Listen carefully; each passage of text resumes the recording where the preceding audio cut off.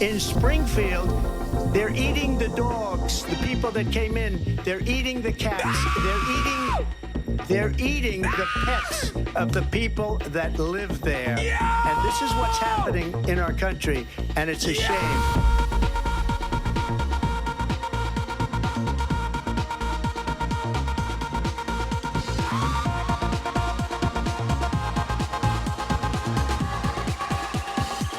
They're eating the dogs.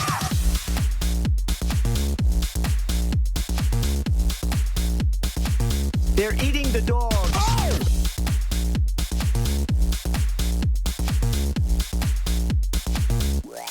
And this is what's happening. Dogs.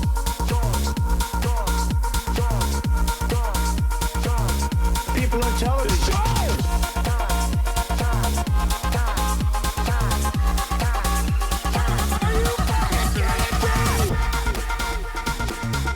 No credible reports of specific claims of pets being harmed, injured, or abused by individuals within the immigrant community. Well, I've seen people on television. Let me just say here, this is the people on television say my dog was taken and used for food. So maybe he said that, and maybe that's a good thing to say for a city manager. I'm not taking this from but television. But the people on television saying their dog was eaten by the people that went there. Again, Springfield city manager says there's no evidence of that. They're eating the dogs.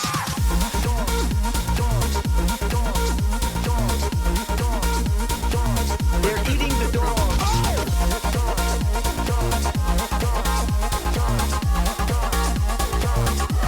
And this is what's happening.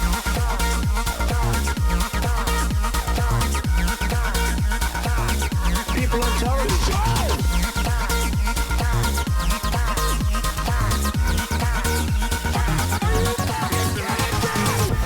In Springfield, they're eating the dogs.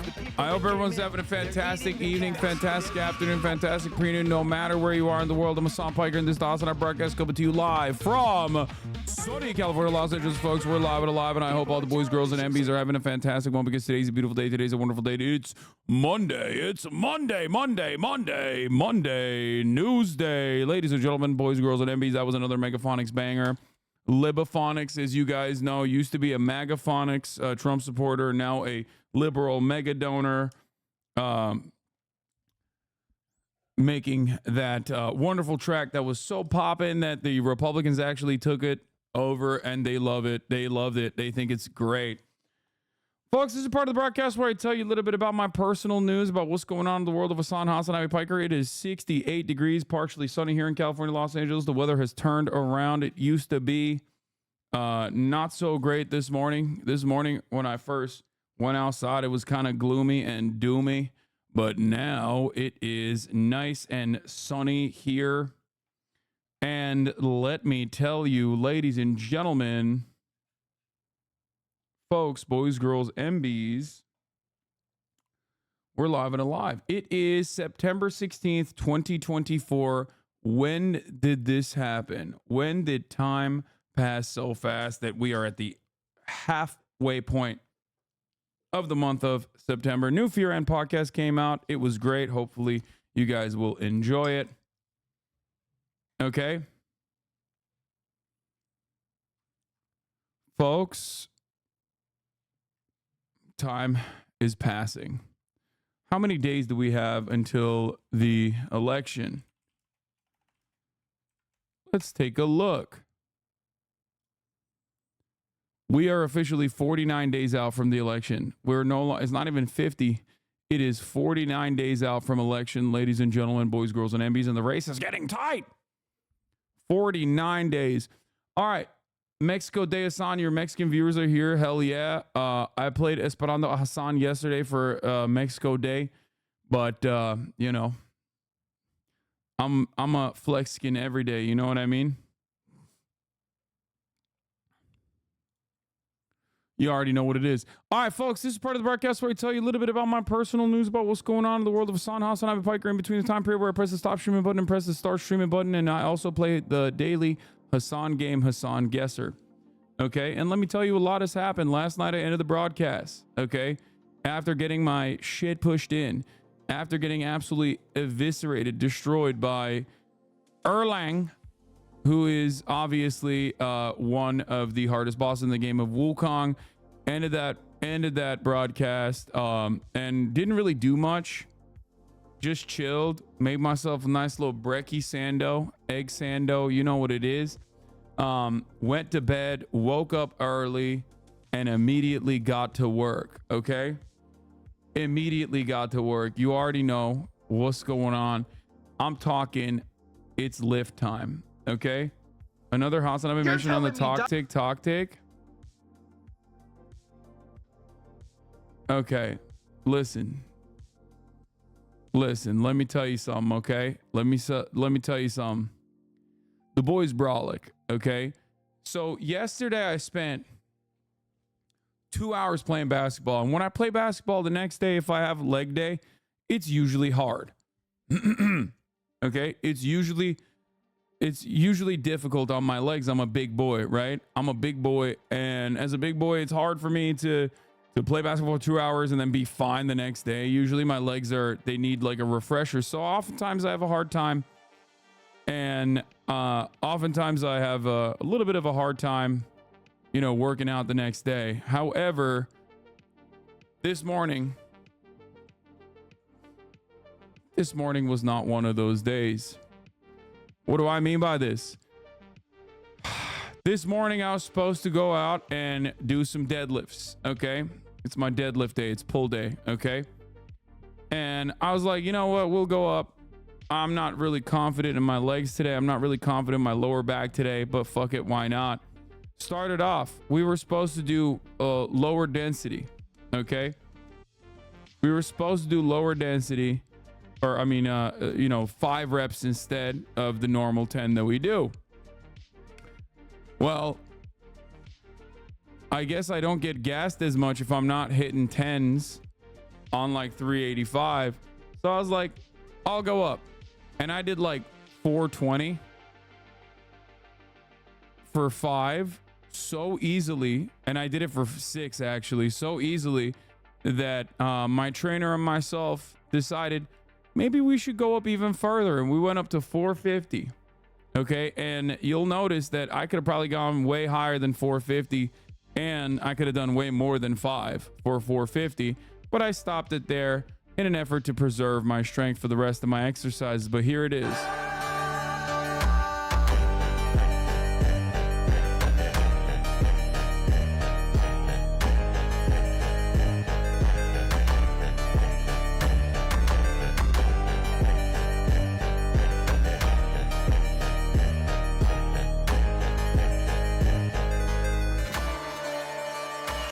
What's up, folks? I'm live and alive. That shit, I'll be honest with you, that's a pretty solid fucking weight that I'm putting up, okay? That's a pretty solid amount of weight to be putting up like that. Okay? I'll say it, you know? 450 pounds by 5, and it was easy too. Like I could have done that for 10. You can do 500, no doubt about it. Yeah, I think I could go up much higher. I think I could go up much higher than 450 on the deadlift. I'm going to slowly pick up the pace there, but I squat 305, but I feel like I can do more too, but I'm nervous to hurt myself on accident. You know, I'll say it. I'm excited about this. You know, it's good. It was, and you can tell. What's your 1 rep max? I have no idea. But if this was to completion, if this like gassed me out, which it didn't, a buddy of mine said that's a 517 estimated 1 rep max, but I can go much higher than that, I think. You were on a fitness TikToker's TikTok?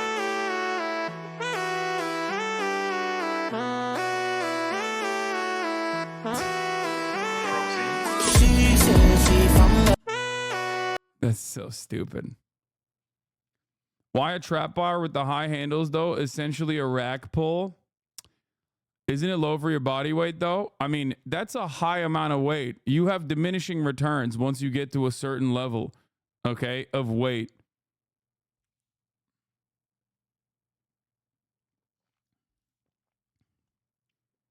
Like,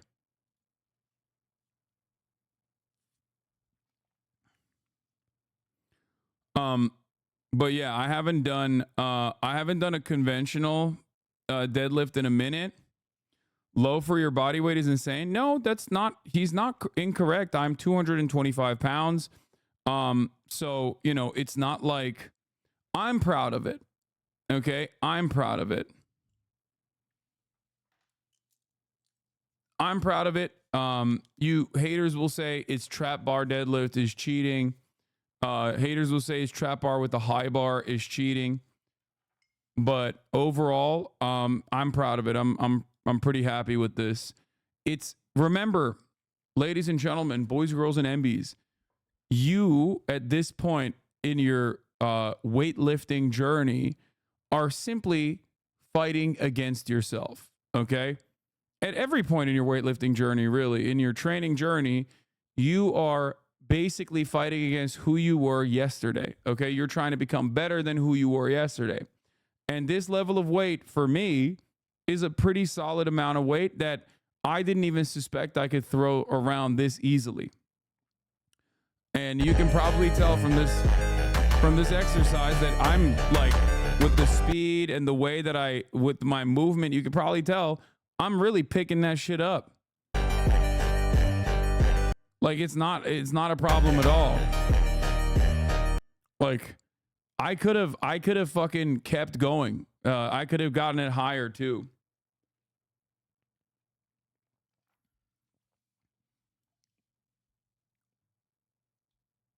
I mean, it's like 2x your body weight and you're saying it's easy. Yeah, but I mean, it is 2 times my body weight, but like,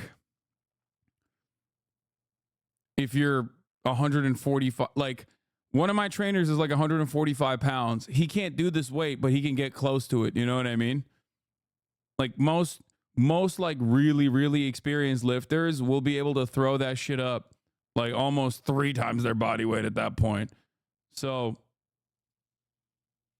what's the squat at? What was it? Like, I did it last week.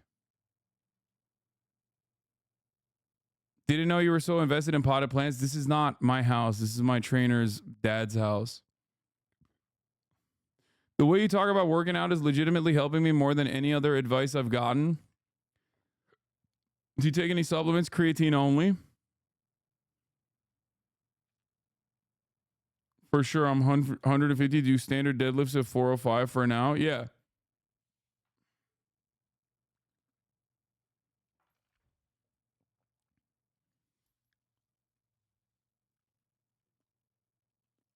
I'm going to start working out today. It's my birthday and I'm old now, but I think it's never too late to start. Yeah.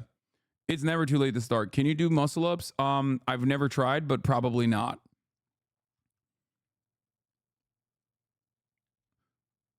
But my deadlift has always been like much stronger in comparison to my body weight than my bench press. You absolutely can't. Yeah, I don't think I can do a muscle up. I didn't say I can do one. Also, remember, I'm 225 pounds.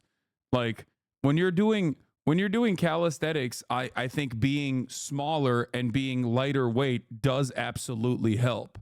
That's why I said there is diminishing returns on a lot of this stuff when you are taller and you are heavier. Okay?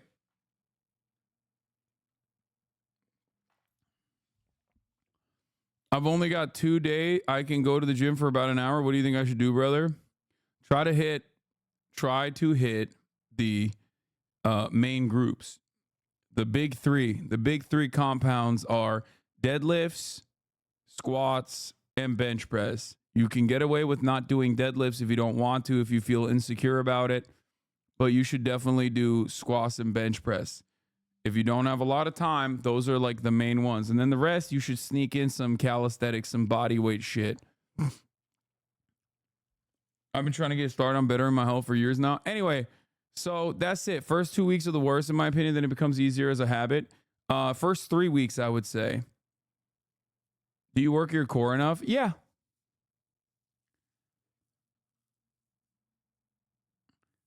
been deadlifting on the Smith machine, and I know it's gonna fuck my back up one day. The Smith machine is probably one of the best ways to do that, though. It's controlled.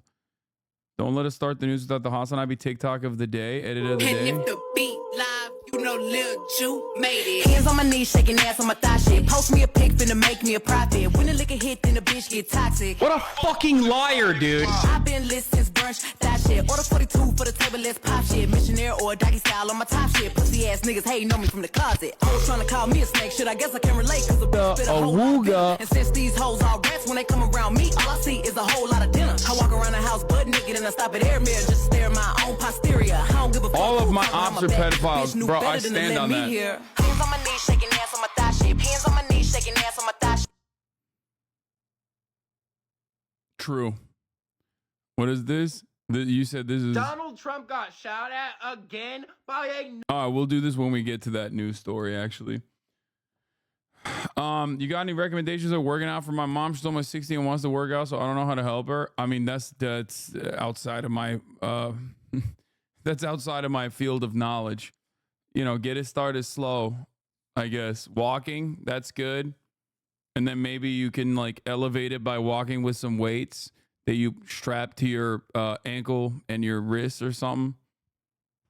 Pool workouts, that's what old people do, I think, if they haven't been like working out for a long ass time.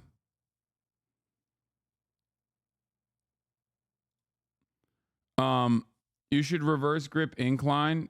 Smith, popularized by Dante Trudell. All my ops are pedophiles is only so crazy because it's empirically true so many times over. Did the CNN doc get moved to tonight? I don't know. This HasanAbi TikTok has 26K likes in 2 days. In my mind, HasanAbi and Asa Show are dating, but Hasan has to stay in the closet because if we were to come out, he wouldn't be taken seriously by his male majority audience. This is the funniest headcanon shit because it's like, dog, you think I would be secretly dating Austin? I would be secretly dating Will. Like,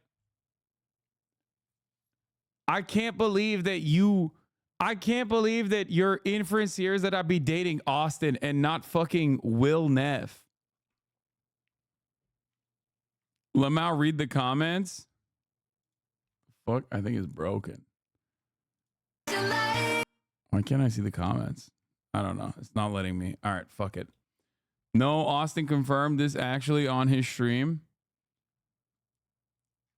Do you watch Dr. Mike for fitness stuff? No. I only watch Dr. Mike for steroid stuff.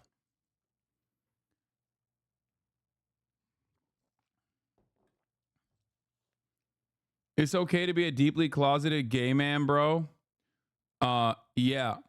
Except there is virtually zero reason for me to not be openly gay if I was. So you think this shit is easy? You have guessed correctly within 2 guesses on the last 3 days. How about you try hard mode then? Turn it on before you make your first guess. You can set the mode for each day. What the fuck? There's a hard mode? Okay, let's turn on the hard mode then. What does that do? Who is this person? Rolled him. He rolled him. Who's the video about?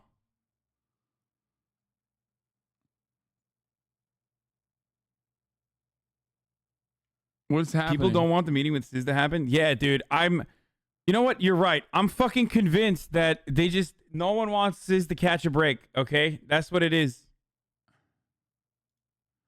It's GTRP days. Oh, that's Atriarch. It's GTRP days, which is 2021. Maximum January. Oh, mid-January? Early? Oh, shit. That's what hard mode is. Fuck.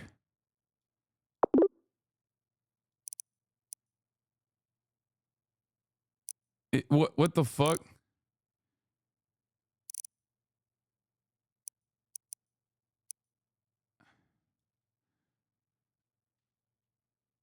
Wait, what am I? Mid-February 2021. Did I go in the wrong direction? It's after early March.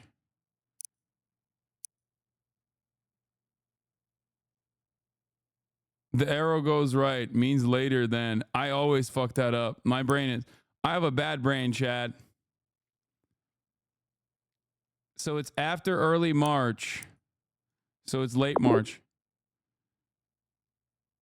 Wait, what? It's before late March. It's mid-March. That's crazy. Well done, comrade. That's crazy.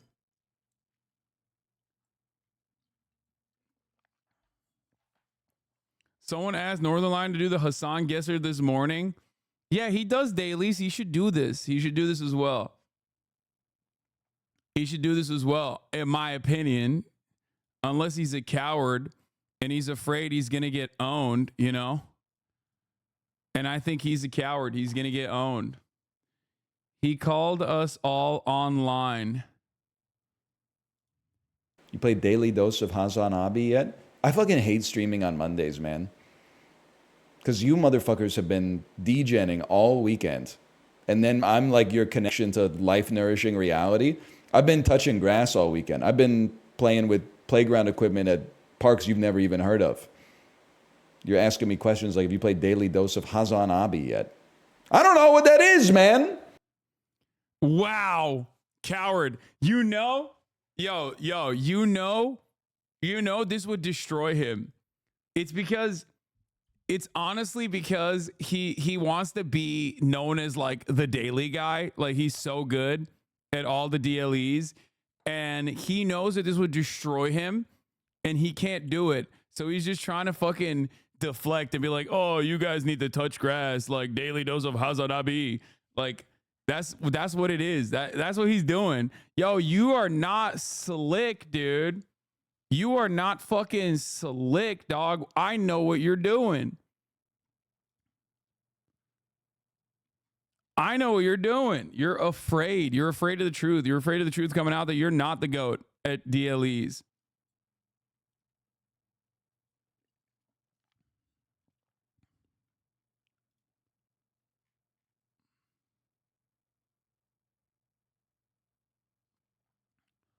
I feel losing at this quiz can only be a good thing. Remember that Zionist cheese girl she caught on podcast? Yeah, I saw. It's awesome. All right, let's blast off and let's get it started, okay? Trump failed assassination attempt redux. Suspect ID'd. How will Republicans cry about this now?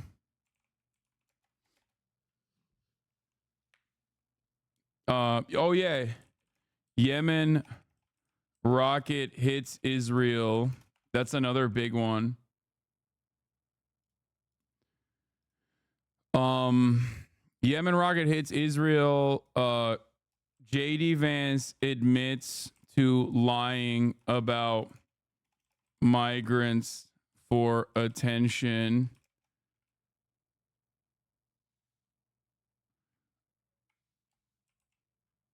NYPD shoots everyone over $2.90 fare evasion. Yemen rocket hits Israel. And I take down the hardest boss of Wukong. Get in now. Twitch.tv/HasanAbi.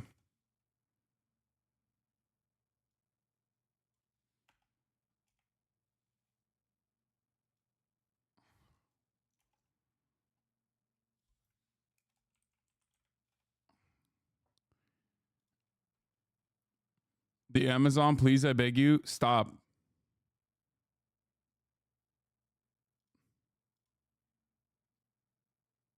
Stop. I'm back on Monday. And the first thing that happens is everyone, much like Northern Lion said, everything over the weekend, you're like, he didn't get to these stories.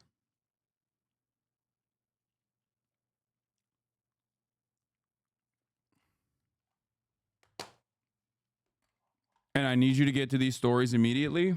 No. The answer is no. I don't know if Misinformation Nation is going to be live today. Okay?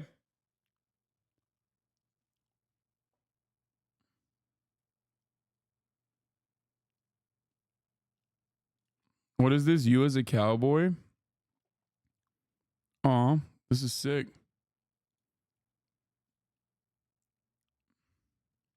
It's a beautiful horse. Any idea when the CNN rescheduling will happen? I don't know.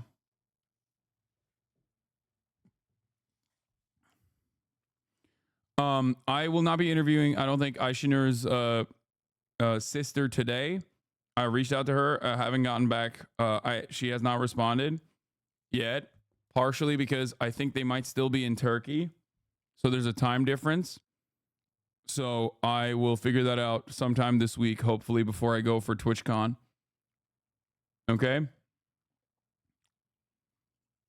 Anyway, let's get to it. We are live and alive, blasting off. We are letting the people know that we are live and alive, okay? Here it is.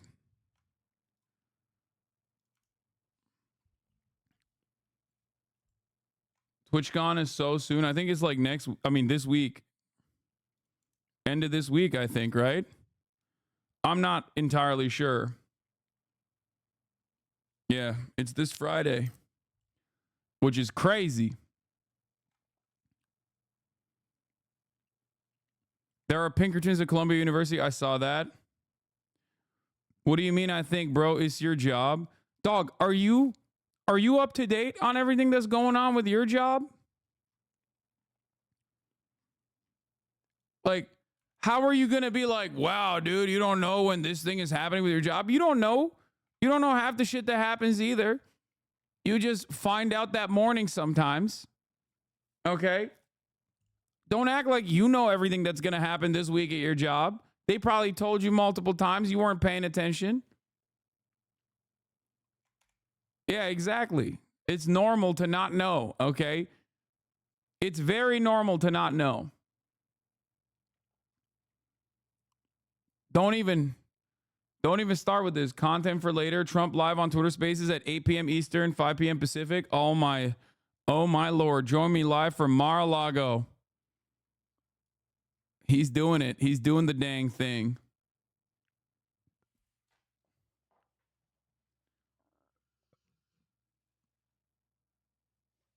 Nah, you didn't play the Mexican song? I did yesterday. And yes, I know that the editor-in-chief of National Review said the N-word. Calm down. I know. I am aware, okay? Holy shit, y'all are out of control today. It's like, it's as though I didn't cover the news non-fucking stop this entire weekend. I did. Yesterday was supposed to be fun day, and half the shit that we talked about yesterday was just... Like, yesterday was supposed to be fun day, and we didn't even do it. We just did the assassination, and we're gonna do it again today. Okay, MSNBC stealing your Gaza takes bar for bar. As this week's debate between Kamala Harris and Donald Trump was less than. I mean, this is like the C team. You know what I mean? No disrespect, but like this personally will not change discourse. Oh my God! Everyone keeps ripping the fucking the National Review. Okay, I know, dude. I know, chat. Please stop. Please, I know. The guy said the N-word. I know. This guy won't shut the fuck up about Javion McGee being lynched. Stop. Okay, stop. Everybody, stop. I am not going to cover what you want me to cover right now. Okay? I am going to cover what I want to cover right now. Please, everybody fucking calm down, okay? What is going on today? Am I crazy? Or is chat just like extra wild today? What's happening?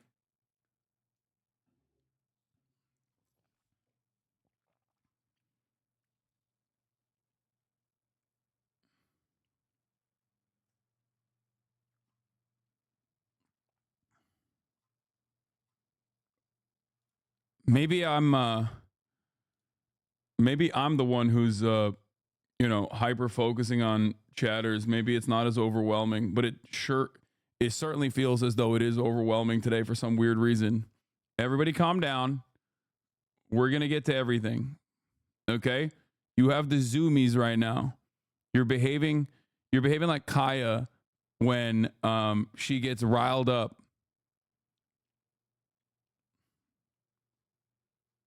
And to all of you, I say place. Okay?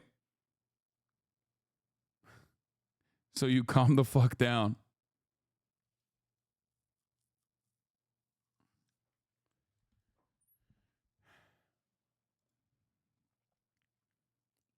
Stop winding up the dog. She's passed the fuck out.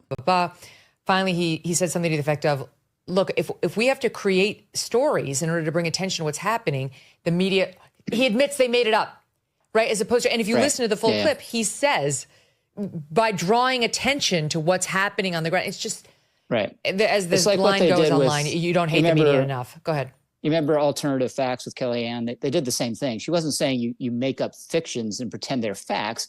You bring other facts to bear in the debate that are being ignored. And that's what he was saying. And I think it was in that interview where Dana Bash says, the police have gone through 11 months of recordings of calls, and they've only found 2 Springfield residents calling to complain about Haitian migrants taking geese.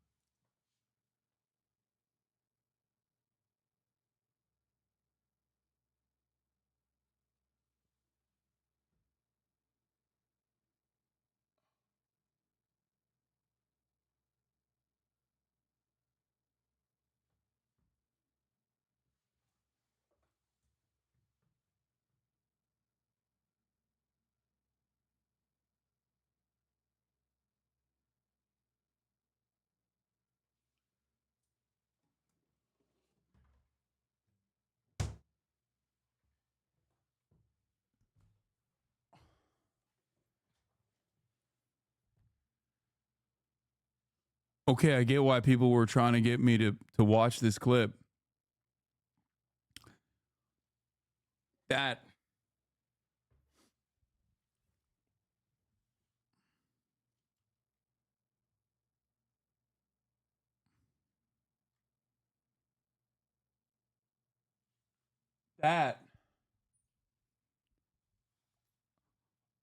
oh my God. Oh my God. That was that. Bro, run it back. Okay, guys. He just says the N-word. He 100% says migrants, not the N-word.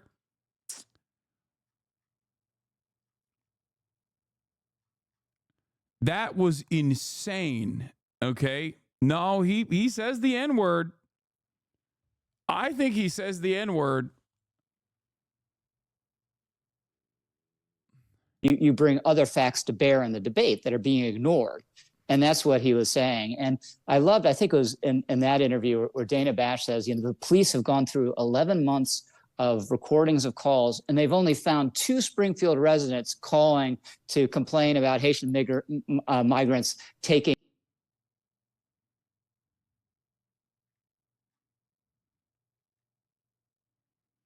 No, he says it. Oh, no. Oh, hell nah. He says it. Normally, in a situation like this, maybe he meant immigrants. No. No. No, he says it. And he said it like that was a rapid action moment. Like he failed the QTE. You know what I mean? He just fucking went boop.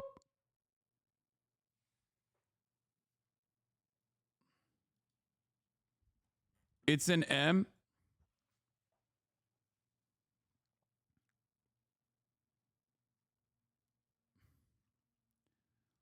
That shit, he just let it rip, dude.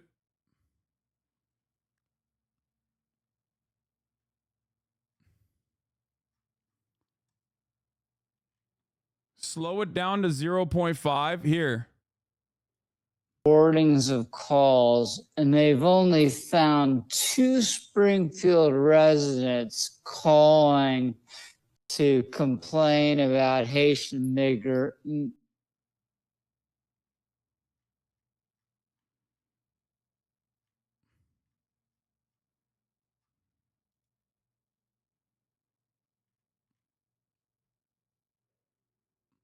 I know what chatters are saying, that he misspoke.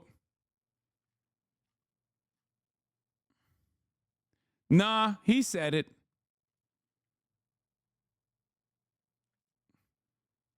He fucking dropped that shit in there, dude.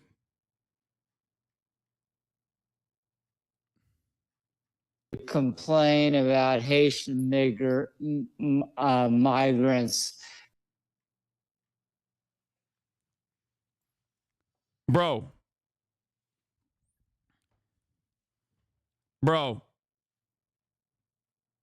I have never in 32 years misspoke and said a slur. No, if you are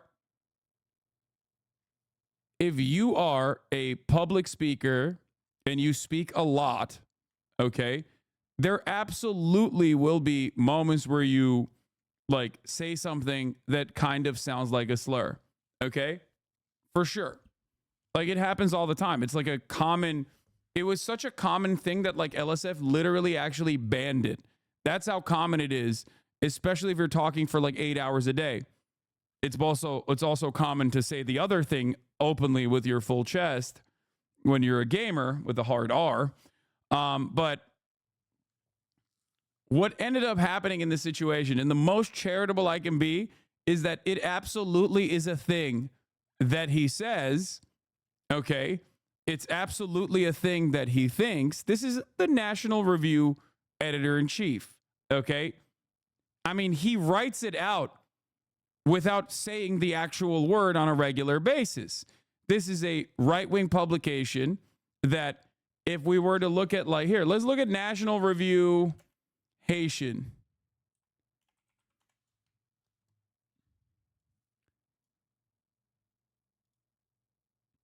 Real scandal in Springfield, Ohio. The cats and dogs may be safe and sound, but it's not all right in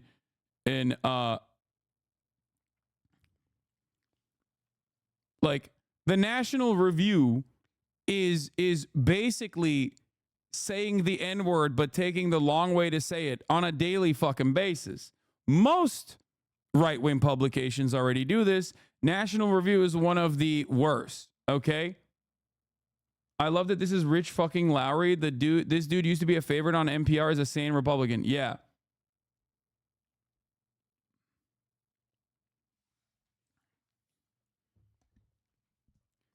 So in the most charitable way, I will say I think in the most charitable way,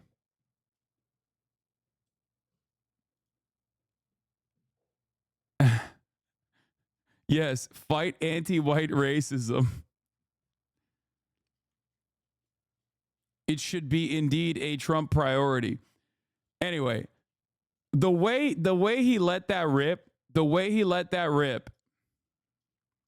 okay, why are people in the chat so quick to defer this racist, but Haitians and black people like myself are still getting villainized? It's called being white. Is whiteness. Okay? That's simply what it is. Okay? I'm telling you right now, he let that shit rip because it's something that he uses. So it's something that he has used in the past, that it is in his like normal setting. In this circumstance, he was trying to say immigrant potentially, and it just swapped out for the other thing. Okay? It's muscle memory. He had that shit locked in the chamber. Okay? People have issues with this, obviously, as a public speaker, myself, and as someone who's like live and speaking for hours at a time. There are certainly going to be moments that you can clip out of context to make it seem as though someone is saying something that they're not actually saying, something that they don't actually say. This is like a very there's a long storied past of this, okay?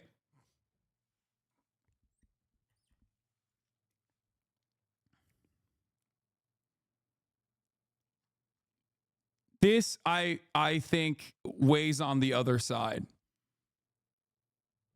Your tripping dog is finally too charitable. No, this is on the other side of it. This is like a guy who dropped it. A guy who fucking dropped it. Okay? That's all I'm saying. He dropped that shit. He did. Let's see how Megyn Kelly responds. Migrants taking geese from ponds. Only 2 calls. And I think one lesson of this whole story, people don't care about geese. People really hate geese. You know, they all things considered, I think people would prefer Haitian migrants to come and take the geese off the golf course, right? So it's pets, it's the cats and dogs has become the... That's cool. I like that. I like that for Megyn Kelly. It's like, it's a breeze. She just breezed past that. Okay? She just breezed past that. It's not even a problem. Like, she just went, haha, yeah, okay. Just another Monday, you know?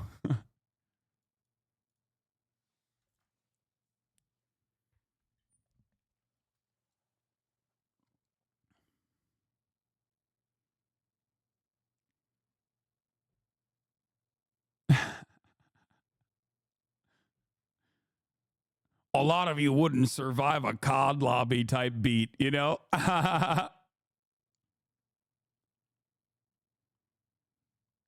That's it. That's what's going on here. Man.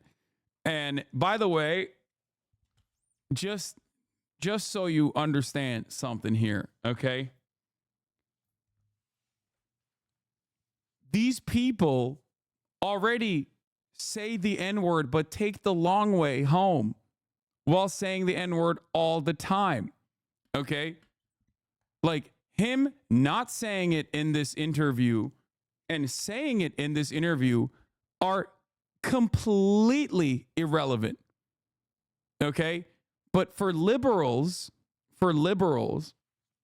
you just hyper focus on the optics in that moment and you're like, oh, I can't believe he said it. It's like, dude, he could never say it for the rest of his life and write all the articles he writes about, like how, you know, black crime needs to be dealt with through violent means, like, or anti-white racism is happening, or BLM is a group of like uppity, that's a word that they use, people that are entitled and hate white people and want to kill white people. Like, there are so many different ways, because it's funny. I was talking to FD Signifier this morning for a lot longer than we were supposed to stream for, which is part of the reason why I was late.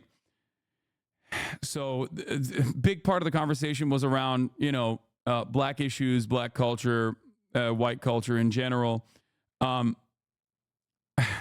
how like white people perceive race or what white privilege is. And it's really funny that for like a lot of white people, especially, like the example I always love using is Ronald Reagan. Ronald Reagan had phone conversations with Richard Nixon. Okay, these phone conversations were unearthed recently, like a couple of years ago, and people were shocked. Why were they shocked? They were shocked that Ronald Reagan was racist against black people. And it's like, dude, look at his fucking policies. What do you mean you're shocked that Ronald Reagan was like a massive racist? For a lot of people, they need to hear, like for a lot of white people, even white liberals in general, they need to hear someone like call, you know, African diplomats monkeys or something, which Ronald Reagan did, right? In that phone conversation, that private phone call, for them to be like, oh my God, he's racist. They have no way of analyzing like the unimaginable construct, white supremacist construct reinforcement that like white Republicans, conservatives, and even sometimes liberals engage in an effort to basically say the N-word without saying it. And white supremacy is so baked in to all of our institutions, to all of our social conditioning, that we have come up with new mechanisms and new methods of like being racist and reinforcing racist dynamics while not actually saying it, okay? It's invisible to many people who don't want to seek it out, who don't want to understand it. And I don't even fault them for not understanding it, because like it is designed to be invisible. It is designed to be quote unquote common sense. Okay? That's it.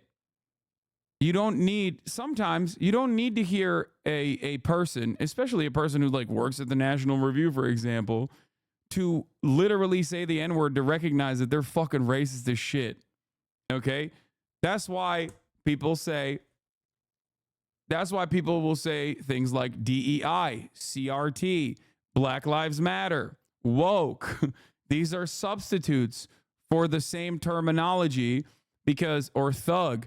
These are substitutes for the same these are substitutes for the same term, specifically just being adopted to reinforce the exact same cultural attitudes and stereotyping. Okay? That's it. That's simply it. Because the N-word is not some special magical word. It has a very specific design and very specific usage. That design and usage is to say black people are subhuman.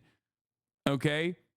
To say black people are aggressive, barbaric, subhuman. That is the design for the actual fucking word. It's to remind everyone what black people's position in society is. So when you say DEI, it's the exact same fucking shit. You're simply saying a black person actually arrived at this position that they didn't belong being in. Okay? It is to undermine a black person usually and claim that they like took the place of a much better deserving white person. That's what it is. It has a lot of baggage. It's not just a nasty word. No, of course. But the difference is I'm trying to explain even the term itself and why it has a lot of baggage, or why like this term is used, right?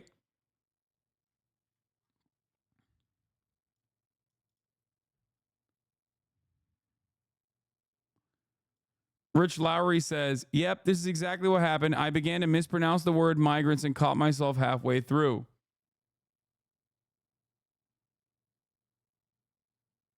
That's it.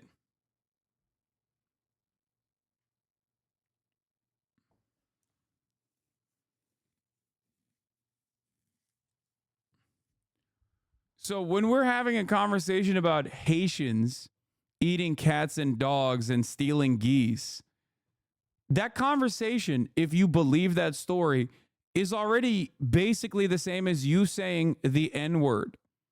Okay? You don't have to say the N-word for at least me or anyone who understands the situation to immediately pick up on what the fuck you're actually saying. Okay? So wake up. Anyone that entertains the story that Haitian migrants with temporary protected status in Springfield, Ohio, or anywhere they are stealing people's pets, okay? Stealing people's dogs and cats to eat them is already literally saying the N-word, but taking the long way to say it. That's it. That's it. He didn't actually have to say the N-word here for me to be like, that's a racist guy. He's saying it every day. He's saying it every day when he's not actually saying it. Okay?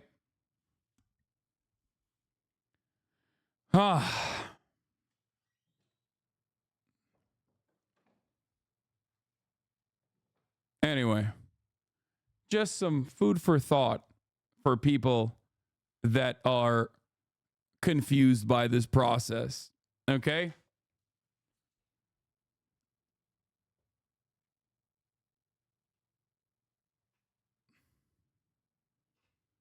Is there really anything that separates this from blood libel? No, of course not. Absolutely not. The problem is we're already there as a society. We're there. Okay? Many people are invested in this. That's the reason why it blew up as hard as it did in a lot of the right-wing circles. It's kind of sad you have to explain this. I mean, it's like 90% of my job is specifically explaining things like this, but especially this. Because, you know, it's just our culture. It is what it is. It's the unfortunate consequence of, you know, living in a white supremacist society.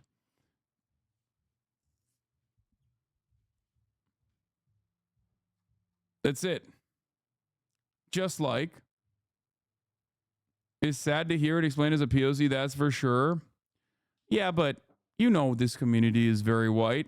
There's always going to be people who don't fully understand it. I don't even fault them for not fully understanding it because, once again, this is being repeated. This is the social conditioning. The society is designed for people to refuse to reckon with these sorts of structures, to take it for granted. You know? Just like the top of the hour ad break. Yes, you got it. Oh my God. You guys are so fucking annoying.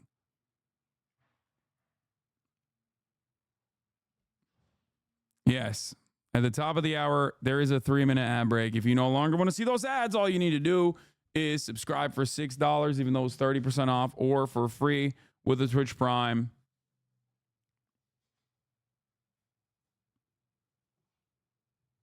You can get that by connecting your Amazon Prime account to your Twitch account to get 1 free Prime subscription a month. Whew. You can also get gifted a sub. Here's a 3-minute ad break. Now, let's get to the FBI investigating the latest assassination attempt on Donald Trump. I covered this extensively yesterday. We're obviously going to cover it again today because it's a big story. Here it is. To our top story, though, for the second time in just 2 months, an assassination attempt on former President Trump. It happened at his golf course in Florida. President Biden said there's no place for political violence. Vice President Harris says she's deeply disturbed and condemned political violence. We have team coverage. Rachel Scott starts us off from West Palm Beach. Good morning, Rachel.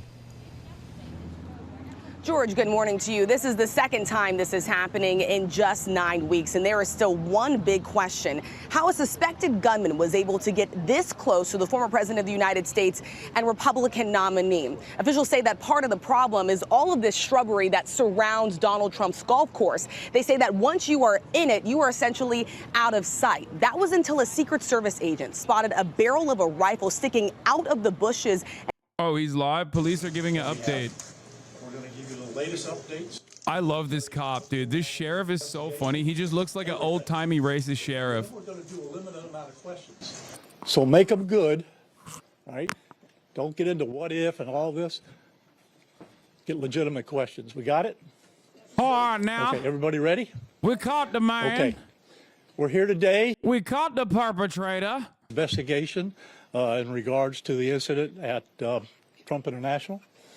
With me is the U.S. Attorney, the FBI, and the Secret Service.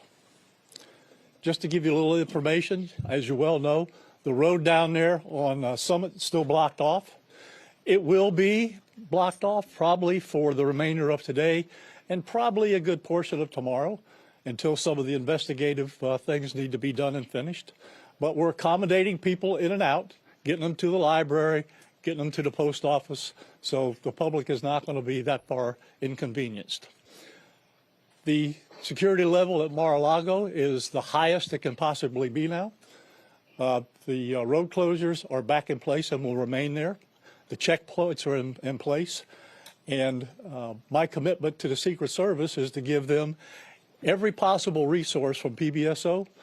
Once they determine the level of security that they need, they will get all the resources possible.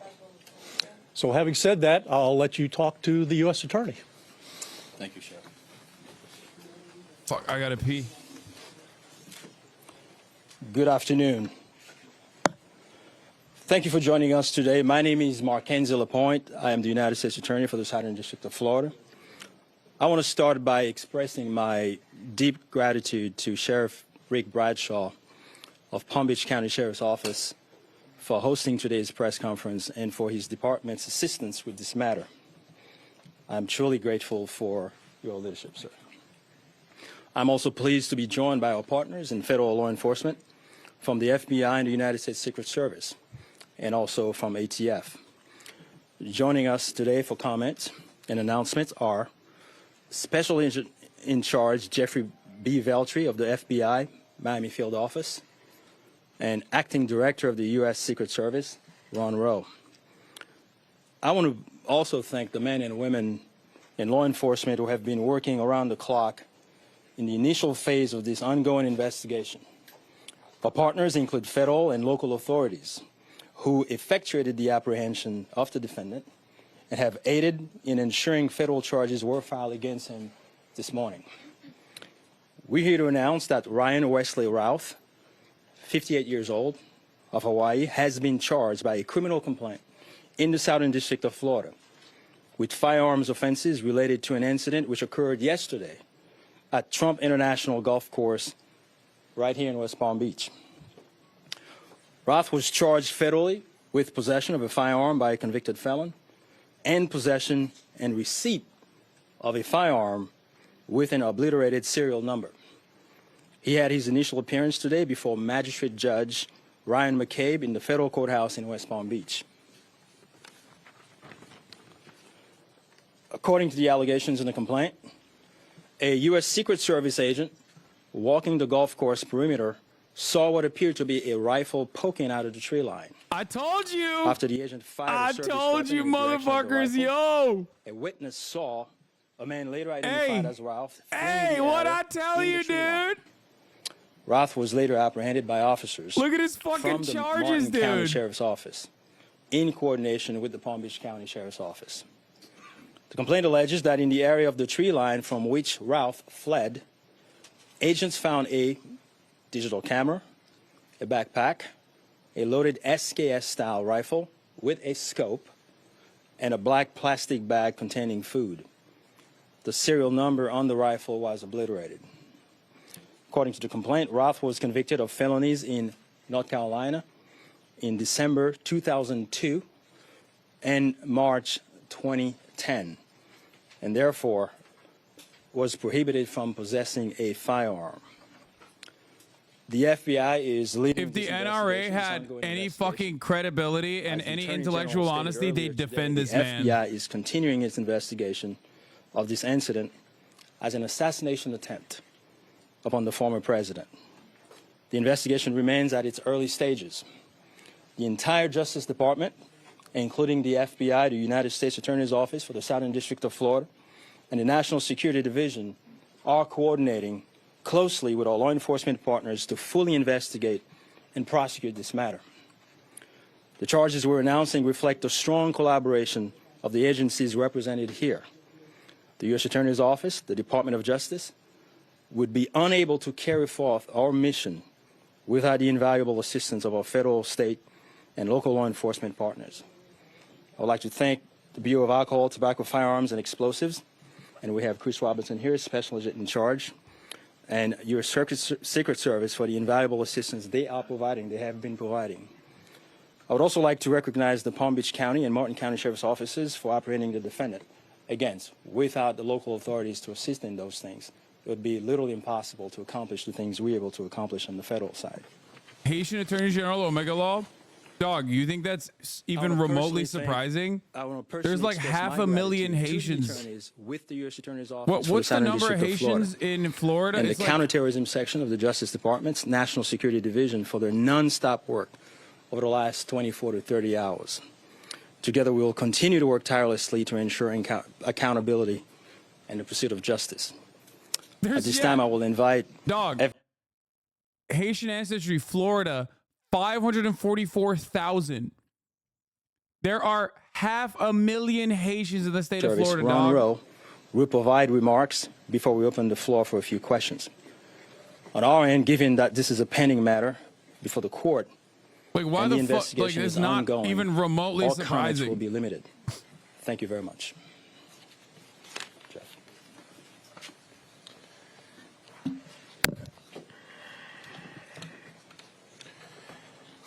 Good afternoon. For a quick introduction, my name is Jeffrey Veltri, FBI Special Agent in charge for the Miami Field Office.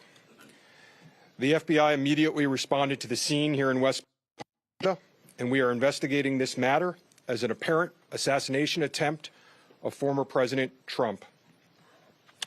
We view this as extremely serious and are determined to provide answers as to what led up to the events which took place. I want to emphasize we're just a little over 24 hours into this investigation, so we're going to provide as much as we can publicly while our investigation is still ongoing. We must also stress that the United States Attorney's Office is pursuing charges, and that limits some of the details that we can discuss publicly. Yesterday afternoon, Martin County Sheriff's Office took custody of Ryan Ralph, and he was transported back to Palm Beach County Sheriff's Office. Our FBI agents then attempted to interview him, and he invoked his right to an attorney. In the last 24 hours, the FBI and our partners have been dedicated to investigating the incident and utilizing all available resources. These efforts have included our investigative team and the United States Attorney's Office for the Southern District of Florida, in conjunction with DOJ's National Security Division, are actively working hand in hand to pursue and subsequently execute search warrants.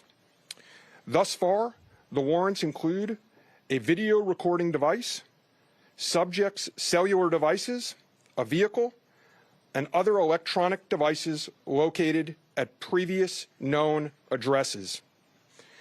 We are coordinating with the United States Secret Service to complete numerous interviews of agents on scene. We have also interviewed 7 civilian witnesses at the scene, and that is just the beginning. Our FBI's Honolulu and Charlotte field offices have initiated interviews of several family members, friends, and former colleagues of the subject. FBI has deployed several specialty teams and assets from FBI headquarters and our lab division in Quantico to include evidence and critical incident response personnel. The evidence response team is collecting and processing multiple evidentiary items. These range from the rifle, which is an SKS model with a scope and obliterated serial numbers, to 2 bags, the subject's electronics, and what appears to be ceramic tiles. DNA has also been collected from those items, which are being sent to Quantico for testing. We will also process the subject's vehicle for evidence. The Cellular Analysis Survey Team, what we refer to as CAST, conducted thorough analysis of the subject's cellular device locations. The CAST analysis aligns with witnesses' account of the subject's presence at the scene both before and around the time of the incident on September 15th. More specifically, we're continuing to conduct analysis and will be compiling the subject's movements in the days and months leading up to September 15th. Cellular data shows that the subject was in the vicinity of the golf course roughly 12 hours before the engagement with the United States Secret Service. Our investigative teams conducted a neighborhood canvass in an effort to collect and obtain relevant video footage. The subject had an active online presence, and we are going through what he posted and any searches he conducted online. In addition, we're going through media reports and public statements he made that he wanted to recruit Afghan soldiers and others to fight for Ukraine. The FBI has sent multiple requests to companies for returns on the subject's phone Dude, I love this and social guy. media accounts. I love this guy so much. We He received is so several insane. returns and are waiting on additional responses. Look, you can't fault a guy for being a go-getter. Okay. Our investigative team is completing analysis of the returns and actioning leads as needed. And we anticipate continuing until the FBI knows the full totality of the subject's social media presence. By way of his background, in 2002, as the United States Attorney mentioned, the subject was charged and convicted in North Carolina for possession of a weapon of mass destruction. Law enforcement checks also revealed that from 1997 to 2010, the subject had numerous felony charges for stolen goods. I can also share with you that he was the subject A weapon of mass destruction is a machine gun, an automatic machine gun. He had routine one. tip to the FBI where it was alleged he was a felon in possession. I'm going to toot our own horn here as a community, but we outflanked the FBI on this shit and mainstream media on this shit. We literally were covering all of this. We literally were covering all of this like yesterday, immediately, like 10 minutes after we found out what his name was. Honolulu. On behalf of the FBI, I would like to thank the Palm Beach County Sheriff's Office and Martin County Sheriff's Office for their incredible work in actioning the witnesses, information, and rapidly apprehending the subject. I would also like to thank the United States Secret Service, the United States Attorney's Office for the Southern District of Florida, the Department of Justice's National Security Division, the Bureau of Alcohol, Tobacco, Firearms, and Explosives, on live TV, and our FBI field offices in both Honolulu. That's really interesting you say that because we do fact checking on law enforcement everything. activity related to the subject. Your continued partnerships have been invaluable. Oftentimes in law enforcement, we tell citizens to be vigilant and aware of their surroundings. Yesterday, a citizen provided remarkable assistance, which led to the arrest of this subject. We appreciate the public's diligence in passing potential tips and information regarding the subject and this incident to the FBI. If you have any information, please call 1-800-CALL-FBI or go online to tips, that's tips.fbi.gov. With that, let me turn it over to the United States Secret Service Acting Director, Ron Rowe. Good afternoon, everybody. Yesterday afternoon, this country was reminded of the heightened and dynamic threat environment that the United States Secret Service and its protectees face on a daily basis. Immediately following the assassination attempt of former President Donald J. Trump on July 13th, the Secret Service moved to increase assets to an already enhanced security posture for the former president. In the days that followed, President Biden made it clear that he wanted the highest levels of protection for former President Trump and for Vice President Harris. The Secret Service moved to sustain increases in assets and the level of protection sought. And those things were in place yesterday. At approximately 1:30 p.m., former President Trump was playing golf during an off-the-record movement to the Trump International Golf Course. A Secret Service advance agent supporting... How'd this guy know he was going to be there, though? God, Trump is so fucking predictable and so lazy and just, like, loves golf so much that this dude was like, yeah, he'll play golf today. It's Sunday. The alleged gunman was on the public side of the fence near the sixth green. A layered approach of security is integral to the Secret Service's protective methodology. Wait, he wasn't even on the private property? He was on public? It's the key to our success. Wait! As former President Trump was moving through the fifth fairway across the course and out of sight of the sixth green, the agent, who was visually sweeping the area of the sixth green, saw the subject armed with what he perceived to be a rifle and immediately discharged his firearm. Okay, he didn't do nothing illegal. Fuck you mean, dude? Yo, this is Florida, baby. He has a right to bear arms on public property. Am I wrong? Excuse me. Excuse me, he's innocent. Detail immediately evacuated the president Free my to a safe location. Free my man. The protective methodologies of the Secret Service were effective yesterday. The former president's protective apparatus allowed for the early identification of the threat and led to a safe evacuation. The increased assets directed by President Biden were in place yesterday. These included the counter-sniper. Oh, it's because he's a felon. Oh, it's because he had a scratched out rifle with the serial number scratched out. Excuse me. I thought this was America, okay? I thought this was America, goddammit. Unmanned aerial system elements. All of these entities were present yesterday. Second Amendment has the highest and priority while all here. of these assets were in place, as I've said publicly, we must satisfy the basic requirements of the Secret Service's protective methodologies. In partnership with local law enforcement, we did just that. And the agents' hypervigilance and the detailed swift action was textbook. And I commend them and our partners for an exemplary response in keeping former President Trump safe.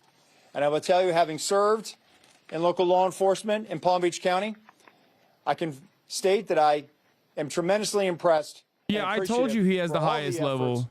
Of the Palm Beach County Sheriff's For the record, of course he has the highest level. He's a former president, and he's already almost been assassinated. Like, what the fuck do you mean? Reaction, the response, that's why the conservatives are being fucking so stupid crying about it. They're like, no, you don't understand. It needs to be even higher. Who since July 13th have been rising to meet an unprecedented and hyper-dynamic threat environment. And they are rising to this moment, and I could not be more proud of them and the way they have executed, not only yesterday, but what they're doing today, and what they are doing tomorrow, and what they will always do, because it is their duty. Thank you. Okay. I didn't realize trying to go out and hunt on public property was illegal. Sorry, didn't recognize that. Didn't know that we were living in communist China, okay? Wow. I thought this was America, goddammit. Knew that Donald Trump would be on the golf course at that time, and was the golf course searched thoroughly before the former president's arrival? So at this time, it was an off-the-record movement, meaning it was not on the. Trump should get the highest protection. He does, and also he shouldn't. He does, but he shouldn't. Why? Because he's not president. The elements and the methodologies of the Secret Service. There was a front element. It did its job in sweeping ahead of the president. That's what identified this individual who was in that wood line. And the swift action of that agent doing his job, pushing out ahead, sweeping while the president was behind him several hundred yards and several holes away, out of sight from the gunman, did his job. And that was what alerted the detail. And the in swift Florida, you action cannot walk around with a gun, or else you will get arrested for attempting to assassinate a presidential nominee. Yeah, it's fucking bullshit.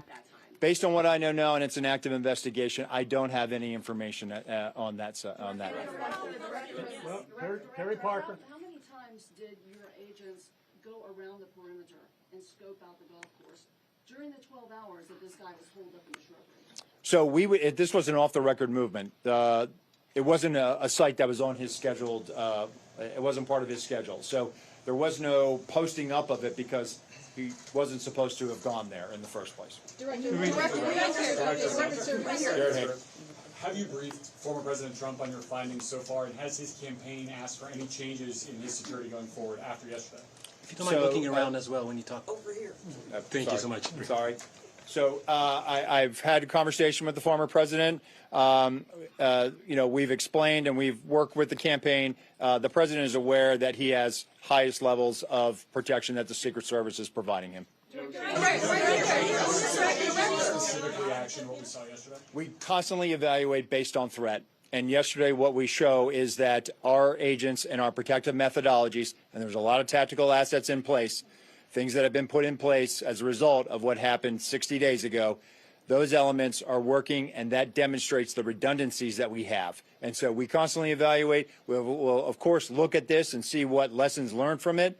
But as of right now, we are constantly evaluating that threat. And if we need to ratchet up additionally, we will. Yes, sir. Do we know when Ralph arrived in Florida in general, when he arrived in Palm Beach, the area? That's a question probably for specifically, and if he's been at the golf course prior to this scoping it out. We're in the process of collecting a lot of evidence, and that will be part of that investigation to determine his whereabouts going back quite some time. Do you have any detail on where he might have gotten the gun? That's part of the investigation as well. Again, that's going to be a little bit challenged until we're able to determine the serial number on that gun. So we're hopeful to be able to do that. We're still looking into that. The sheriff mentioned about the highest level of protection that they would lock down the golf course. Was that a miscommunication then, being that President Biden ordered the highest level of protection? Do you want to take this, Sheriff? Go ahead. Okay. So here's the deal. When it comes to Secret Service protection, we provide the highest level. So, for example, yesterday, counter-assault team elements. I'm not going to go into the number of personnel that we have out there, but we have the highest levels from Secret Service.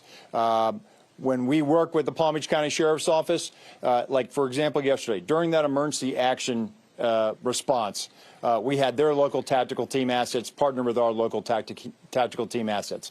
We had their helicopter up in the air, providing us 360 and situational awareness of the overhead for if there were any potential threats coming at us.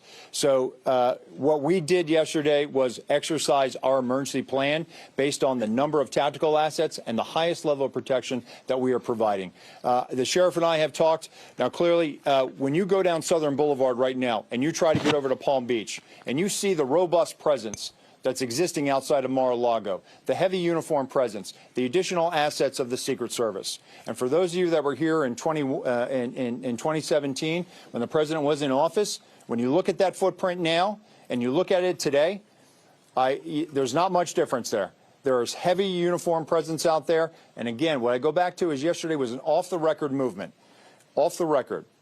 And the president wasn't even really supposed to go there. It was not on his official schedule. And so we put together a security. Yo, why are taxpayers funding all this shit, dude? Why? Special Agent Daughtry, in terms of him being in the vicinity.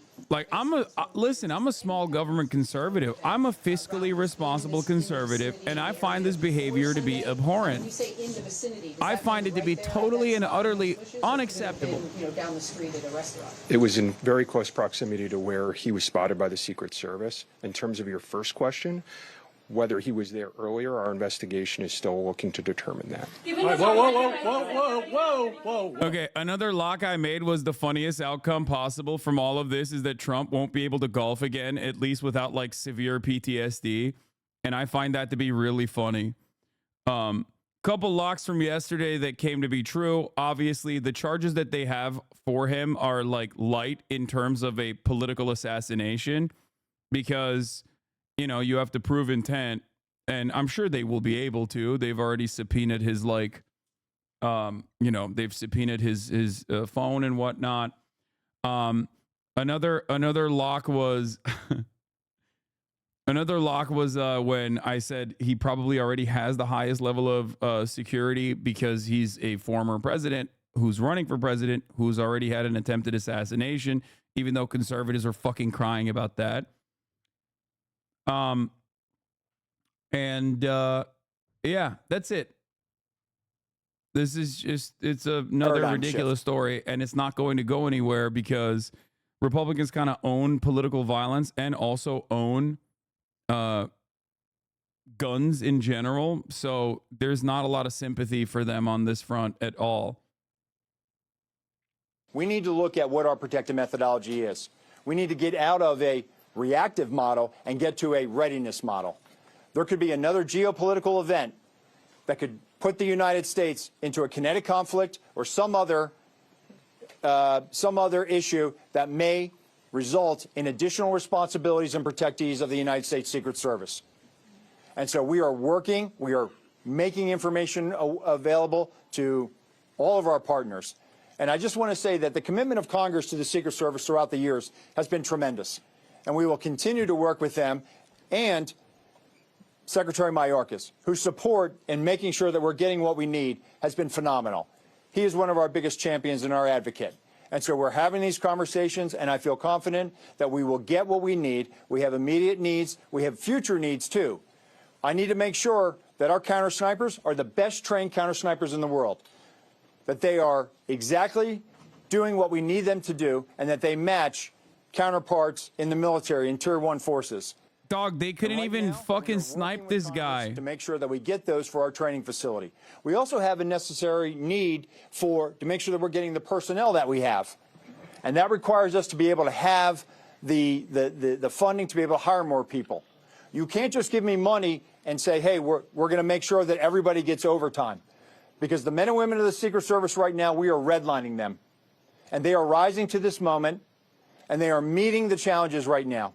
And if you look back at their body of work over the last 60 days, the Republican National Convention in Milwaukee, the Republican National Convention in Chicago, a visit of Prime Minister Netanyahu to Washington, D.C., and to West Palm Beach, which Palm Beach County Sheriff's Office supported.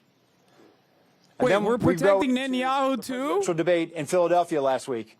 And for those what? in the media that have been to a national special yo, security no event, shot. if you saw the National Constitution Center last week, what you saw was pretty much a mini national special security event with the number of assets that were on that perimeter. And so our folks are rising to this moment, but it requires all of us to be able to have good conversations and make sure that we're getting the Secret Service where it needs to be. And I'm confident that we will achieve that because we don't have an alternative. Success, we have to have it every day. We cannot have failures. And in order to do that, we're going to have some hard conversations with Congress, and we're going to achieve that. Last question, one more. The special agent in charge of the FBI, Yes, sir. did he act alone? Did he have some kind of help? At this point, we're still exploring that, investigating that. Our investigation will determine that. We do not The have Secret information that Service he's been protects all foreign leaders when they visit. I like calling them the Secret. The Secret Service. Our investigation is still determining that. Thank you. All right. Anyhow, nope, that's it. We're not gonna do any more. All right, you got a lot of information there. The last thing I will tell you is, like the director of the Secret Service says, you know, the president called me last night, President Trump. He thanked me for everything that we did along with the Secret Service. He knows we work great together, and he feels safe. That's important because he is. Uh-oh. And what we did yesterday What the fuck? proves that the system can work because the suspect didn't even get close to getting a round off, and we apprehended him and brought him to justice. Oh, We're yeah. very, very Okay. proud of that. Thank you, folks, for being here. Okay, so let's get back to it. This guy's neck is giving Thanksgiving. So is Trump's neck. Okay, so ladies and gentlemen. Okay, Donald Trump, more like Donald Trump. Am I right? He had another attempted assassination, is what the woke mainstream media wants you to think. What I think is an honest-to-God, patriotic American was exercising his Second Amendment rights on public property. Maybe he wanted to shoot ceramic plates. Maybe he wanted to go out and duck hunt. Okay? Who knows? Here at the HasanAbi broadcast, we look at narratives such as this one, and we think to ourselves, is he actually Donald Trump's gay lover?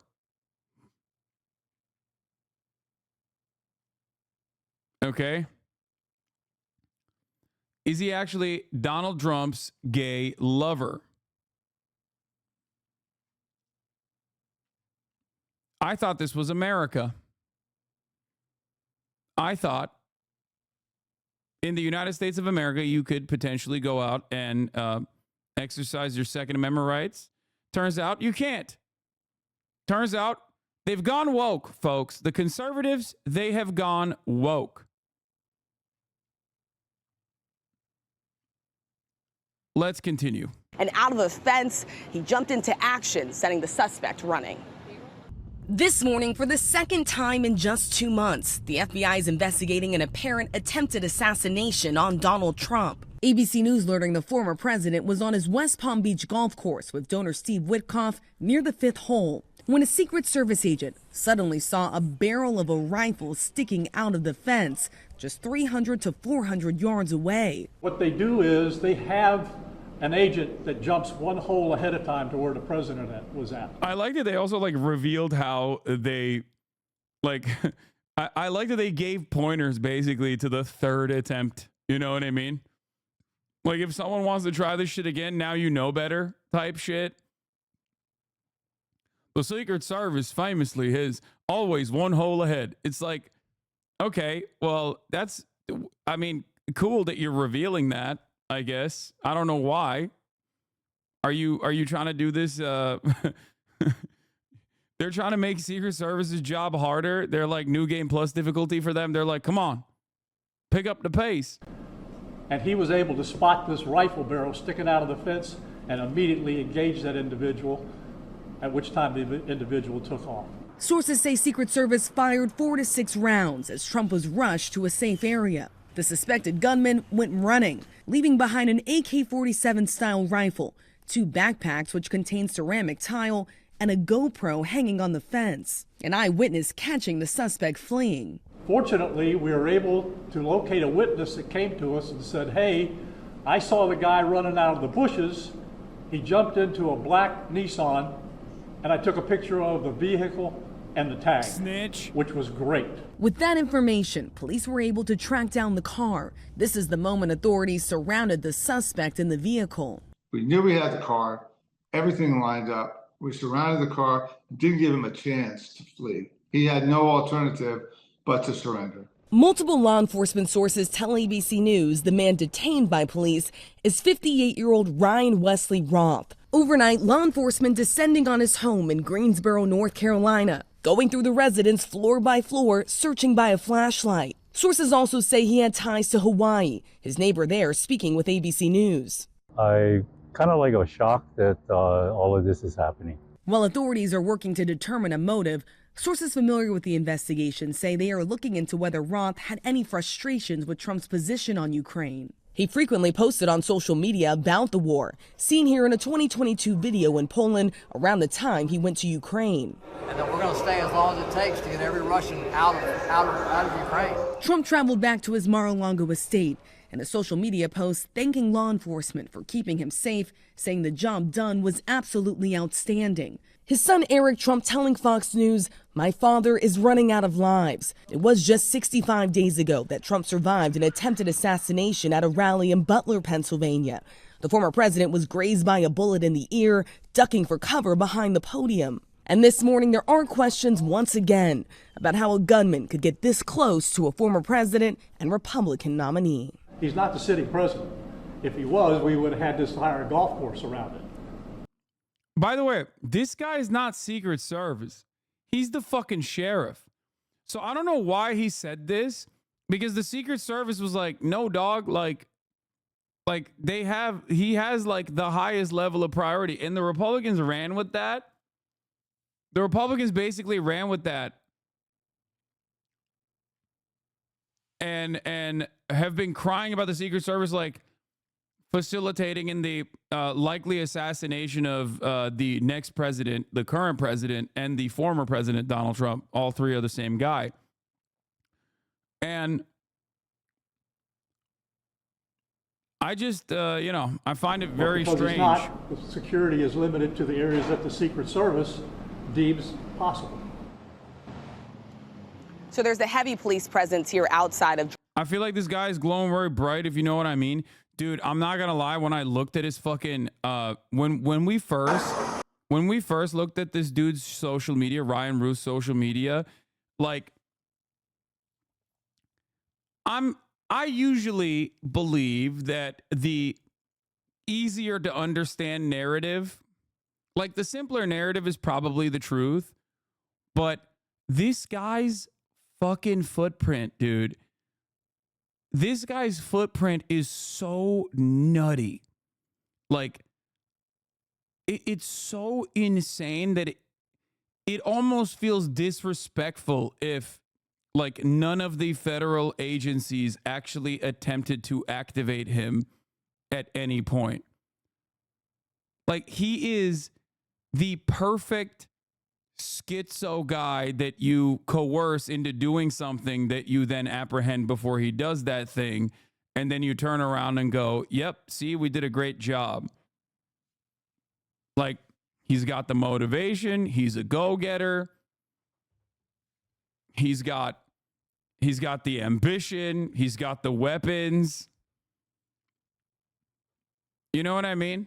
This is gonna get clipped. I don't know why you're saying that. I'm not going along with this idea, but like, it does feel to me as a, this is wee woo speculation alert, but it's just like so perfect for like a patsy. Okay. And it's kind of funny because like it could work in either direction almost. I think it's just shitty timing, like you say, bro was just trying to shoot some ceramics. No. I mean, I think, wait, apparently he wasn't aiming for Trump. Breaking, the suspect in Sunday's apparent assassination attempt did not have a line of sight on Donald Trump and never fired his weapon. Wait, first of all, I said this already. If he wasn't even brandishing, or I mean, he was like if he was like the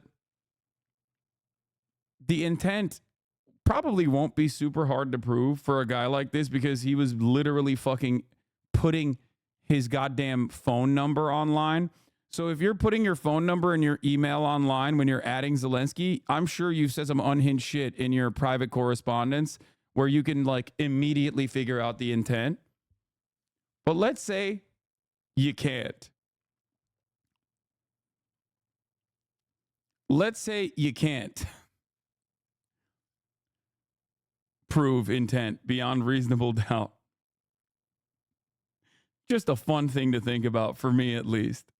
Free my man is what I'm saying. Free Ryan Ruth. He did nothing wrong. He was just exercising his Second Amendment rights in a country where felons should be able to bear arms. Oh, Jesus Christ. Should Biden pardon him? Yeah.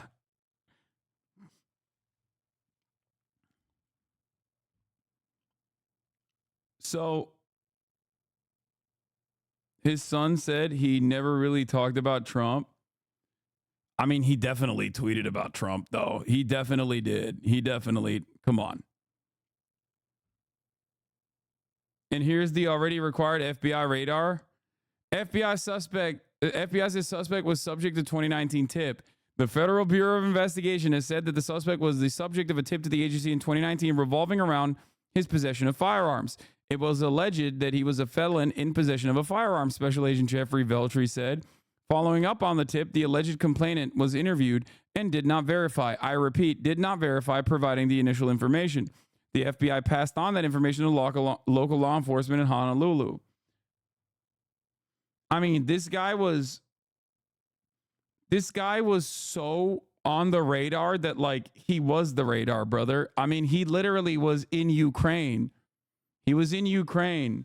He was actively trying to, work with the Ukrainian Foreign Legion. Like, there is 0% chance that there was never a CIA operative that talked to this guy. Like, there's 0% chance. He was trying to recruit Afghan security forces that were NATO trained to go and fight in Ukraine. Okay? Like, it is virtually impossible for the CIA to have not ever talked to this man. I'm telling you right now. That doesn't mean that he's like a sleeper cell that was activated, or if he's CIA or whatever. That's not what I'm saying at all. I'm simply stating that the likelihood, Secret Service says agents are overworked.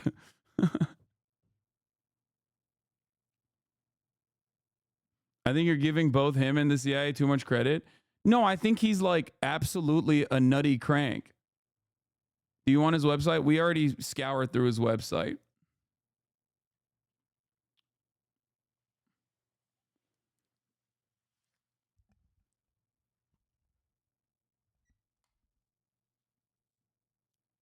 He was a recruiter in his mind only. No, he was too much of a crank. He was too much of a fucking crank for the Foreign Legion to allow him to fight. Okay? A guy like that who has already been barricaded in his place of work before with an automatic machine gun in like 2002, still having access to an arsenal, especially after we just found out that the FBI got a tip about him having a weapon as a felon, is hilarious. Okay? is fucking incredible. It's the perfect American thing.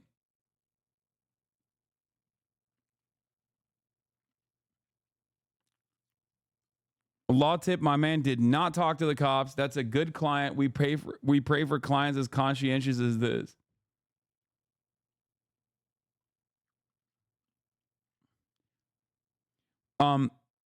Also, you don't have to directly be a CIA sleeper cell or even a confidential informant or working with the CIA in any meaningful capacity to have been visited by an agent in general, especially if you're trying to go to Ukraine and work with the Foreign Legion. I suspect that the American State Department is probably aware of you, considering that he was literally interviewed by the New York Times. That definitely makes it likely. Okay, this guy wasn't on just one radar. I think this guy was on every radar.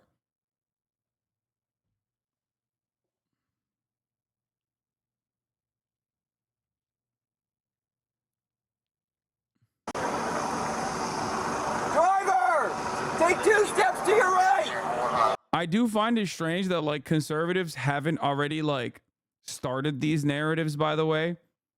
Like they've also lost their 2-step, bro.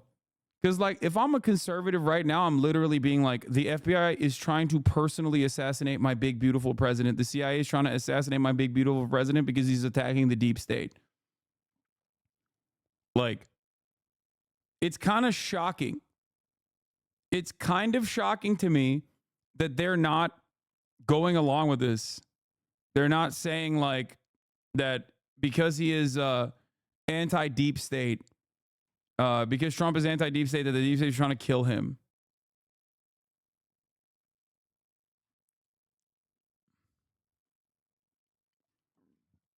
Because his social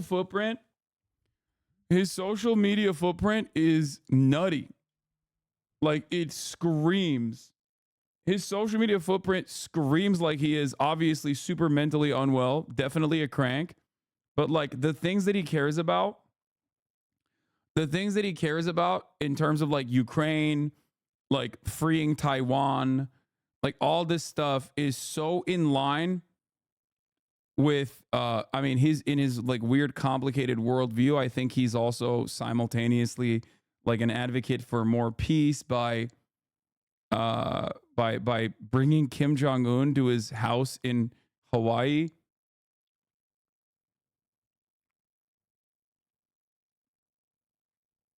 Anyway. Take 2 steps to your right. Come back. Driver, walk straight back.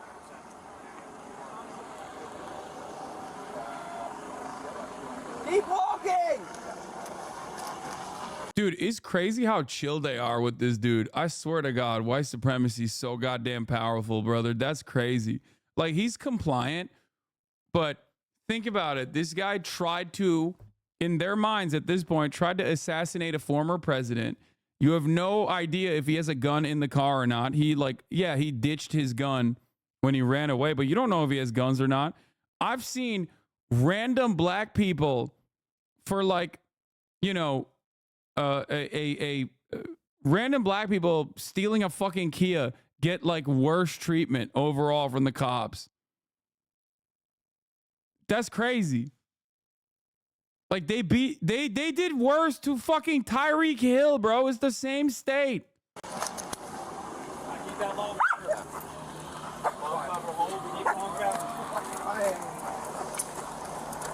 That's crazy.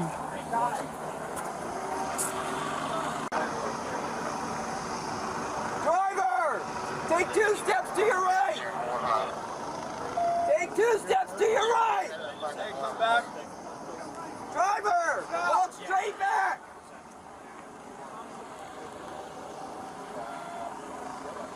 Keep walking.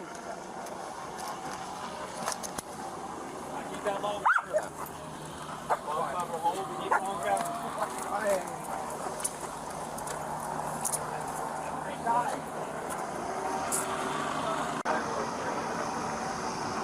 Driver, take 2 steps to your right. Okay, bro, come on with the Now, Dana repeat. Marie McNichol in West Palm Beach, Florida, with more on yesterday's assassination attempt.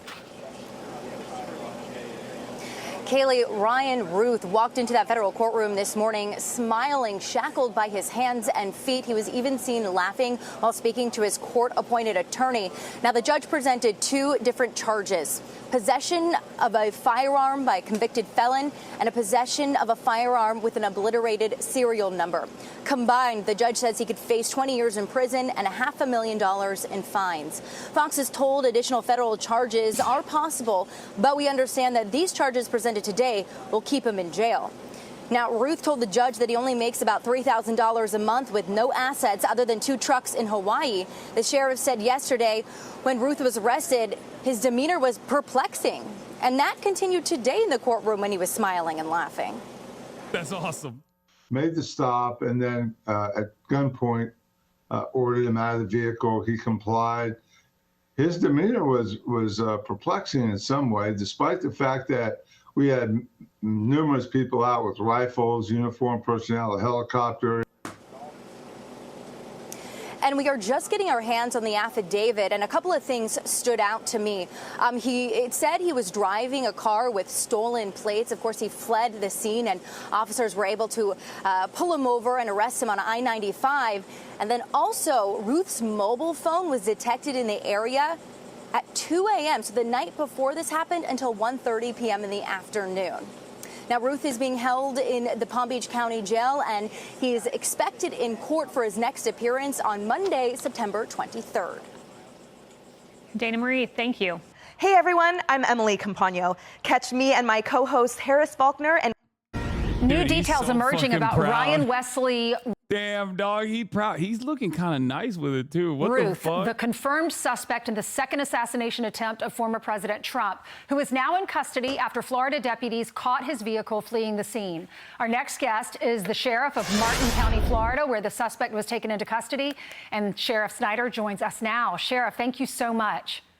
My pleasure. Y'all did a great job yesterday. So proud of the work of law enforcement there, working with both counties together and with the Secret Service. Tell us about this suspect. When he was arrested, when he was pulled out of his car, did he say anything? What was his demeanor? Well, we conducted what you have seen probably 1,000 times, a high-profile felony stop out on I-95 northbound. We already shut the interstate down behind him, made the stop. Dude, okay. Now I'm convinced they do not have a single sober sheriff in the state of Florida. No. There are, I think it's illegal to be a sheriff and sober at the same time. What the fuck, bro? Every sheriff. Why is every sheriff like this in the state of Florida, bro? What the hell's going on, dog? I don't know. He did fucking, hey, man. Hey. We stopped him. He was riding around town, thought it was crazy. And then at gunpoint, ordered him out of the vehicle. He complied. His demeanor was perplexing in some way, despite the fact that we had numerous people out with rifles, uniformed personnel, a helicopter, interstate shut down. He was as calm as if he was going to a Sunday picnic. He looks like it in that picture. I know that you were there when Secret Service interviewed him. What was his demeanor there? Did he apologize? Did he say he was remorseful? Did he even speak?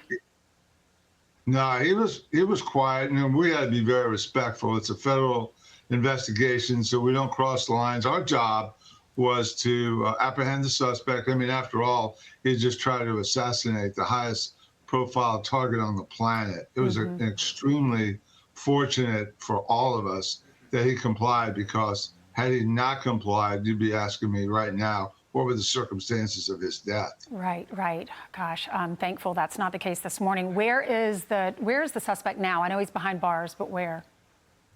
Well, what we did is we turned him over to the Federal Bureau of Investigation and the Palm Beach County Sheriff's Office. So I don't know where he is right now. Okay. Did he say any? How did he know that Donald Trump was going to be playing golf? How did he have access to his schedule? Yeah, that's the $1 million question.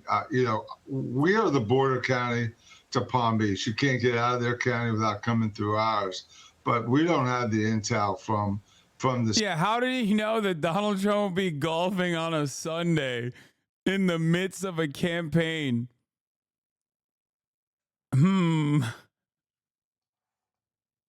How did he know? Who could have foreseen that? A real brilliant tactician this guy was. Scene there. It's hard for me to imagine how he got within rifle range of President Trump. Yeah. Sheriff, what was your day like yesterday? I know you were all over the media. We appreciate y'all being so transparent with us. But when you heard the news, describe that for us. Well, I'd gotten home from church and I was having a quick snack, and I heard the bolo to be on the lookout for someone who had just attempted an assassination attempt on President Trump.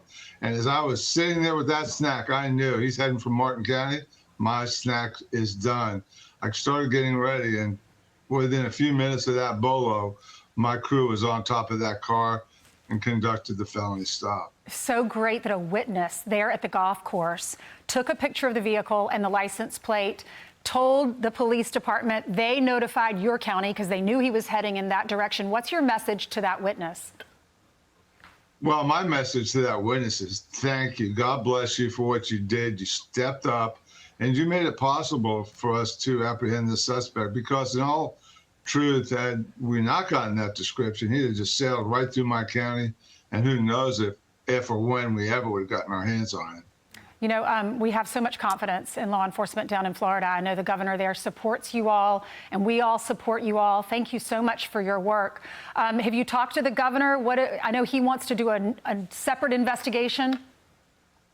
I spoke to the governor's representative, who is the director of Department of Transportation. They're in charge of the Florida Highway Patrol, and he told me that from the governor, we could have any asset we needed. And actually, we had created quite a nightmare out there. We had to shut northbound, southbound I-95. We had to wait for a bomb dog to come and make sure there was no explosives in the car.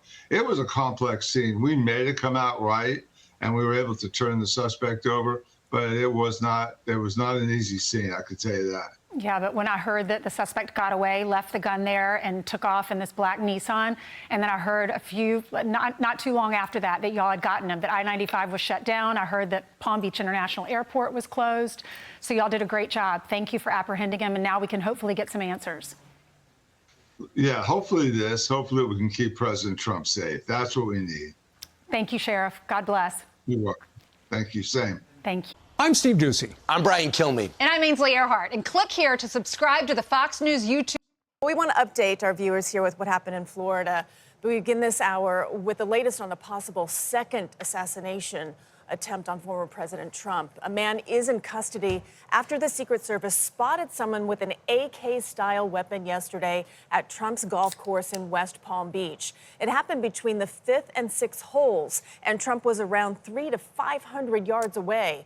Officials say they found a gun, a scope, and a GoPro, among other things, after a Secret Service agent fired multiple shots at the man, forcing him to flee. Later, sheriff's deputies made an arrest about 50 miles away. And here he is. This is the suspect, Ryan Wesley Ruth, who's in his late 50s. He spent time as a volunteer in Ukraine after the Russian invasion. And our Holly Williams was in touch with him when he was overseas, and she joins us now. Holly, good morning. What else can you tell us about this man? Hey there, Nate. Look, when I woke up this morning in London to the news that Ryan Ruth was the suspect in an alleged assassination attempt on former President Donald Trump, I was stunned to recognize the name, because I had been in touch with Ryan Ruth for over a year in the early stages of the war in Ukraine. Like thousands of other international volunteers, he apparently went to Ukraine to help. I do not believe he was fighting himself, but he had put signs up in Kyiv, Ukraine's capital, offering to help other foreigners find places in Ukrainian battalions. And that's how I initially came across him. I spoke with him, I think, once on the phone and texted frequently, and he put me in touch touch with several foreign fighters. Now, he seemed very genuine and passionate about supporting Ukraine. He mentioned plans to bring in thousands of Afghan and Syrian fighters, which I took, frankly, with a grain of salt. In an interview with the news website Semaphore, he claimed he'd been unable to get visas for those Afghan fighters, but we don't know if he was actually in touch with any Ukrainian officials at all. Now, I've met American volunteers everywhere from Syria to Ukraine. Some are experienced soldiers and very clear about the dangers they're facing. Others seem less well informed and their motivations can be quite confused. To be honest, Ryan Ruth did at times seem fairly naive. At one point, he sent me an audio track of a song he'd apparently recorded about the carnage caused by the war in Ukraine. Leak it, leak it, leak it, leak it, leak it. If you don't leak it, I'm, oh my God, I need to hear the song. Oh my God. Oh my God. Oh my God. Oh my God. We have to. This is public knowledge. Like, this is in the interest. This is in the interest of the public. We must hear it. This is the one that I suspect he also, like, tried to get the Dave Matthews Band to also sing. Dude, this guy is awesome. This guy is fucking dope, dude. What a fucking character. Holy shit. What a hilarious character this man is. This is literally like such a uniquely American crank. Like, oh my God. Ukraine. In November of last year, he told me he was back in the US, in Hawaii, and that was the last time I heard from him. Christine. All right, Holly, interesting points there. Thank you for that information. Go to Dana Marie McNichol. She is live from West Palm Beach. Good morning.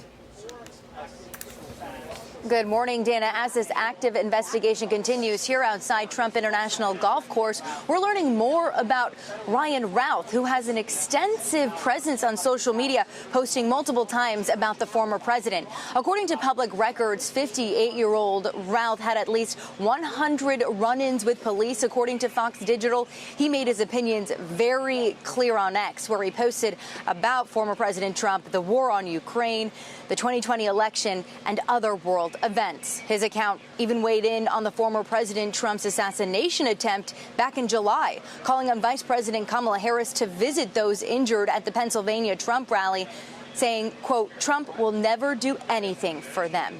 And yeah, he's perfect.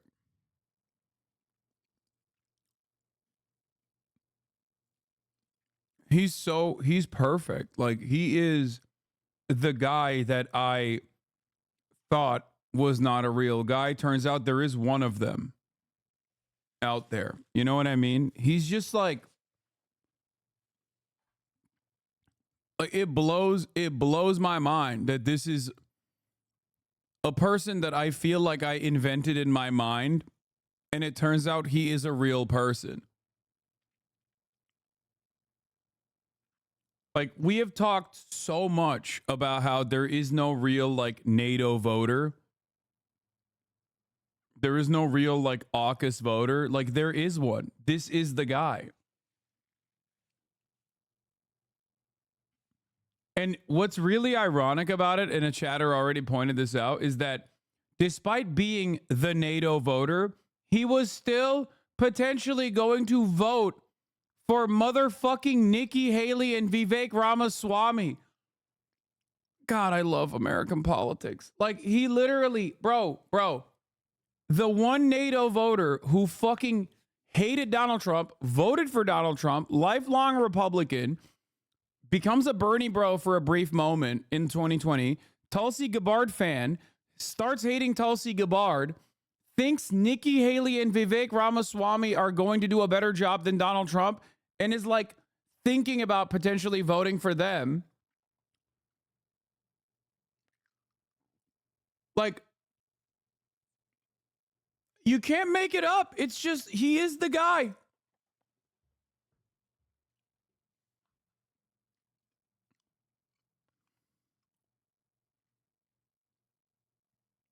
It's so fucking perfect. Like, Biden was trying to desperately win that guy's vote, and he still was like, you know who I want to vote for? Vivek Ramaswamy and Nikki Haley, which is funny because Vivek Ramaswamy was like super pro-Russia, but he was also extremely anti-China.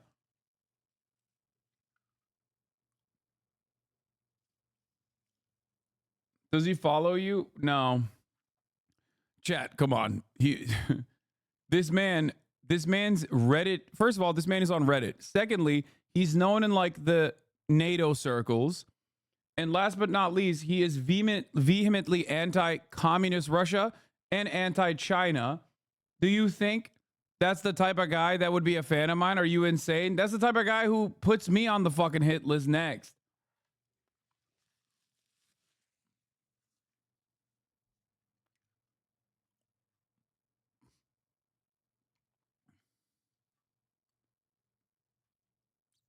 He's incredible.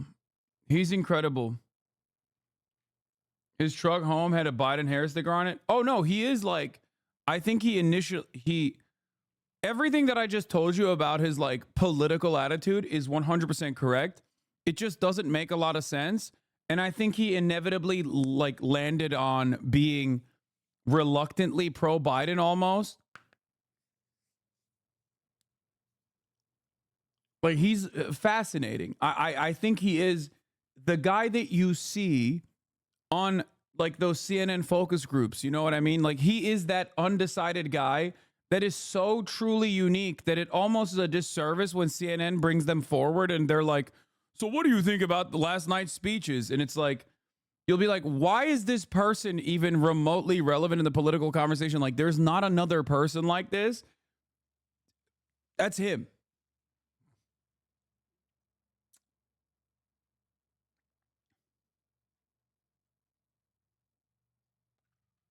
I think he made his decision on Trump. No, he was definitely anti-Trump. But he did originally vote for Trump, which goes back to what I was talking about. I think like when he first originally voted for Trump, he probably considered Trump to be like less militant and more of a peaceful dove than like the establishment, right?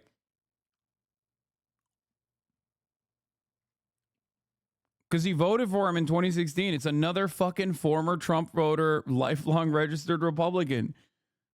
It's awesome.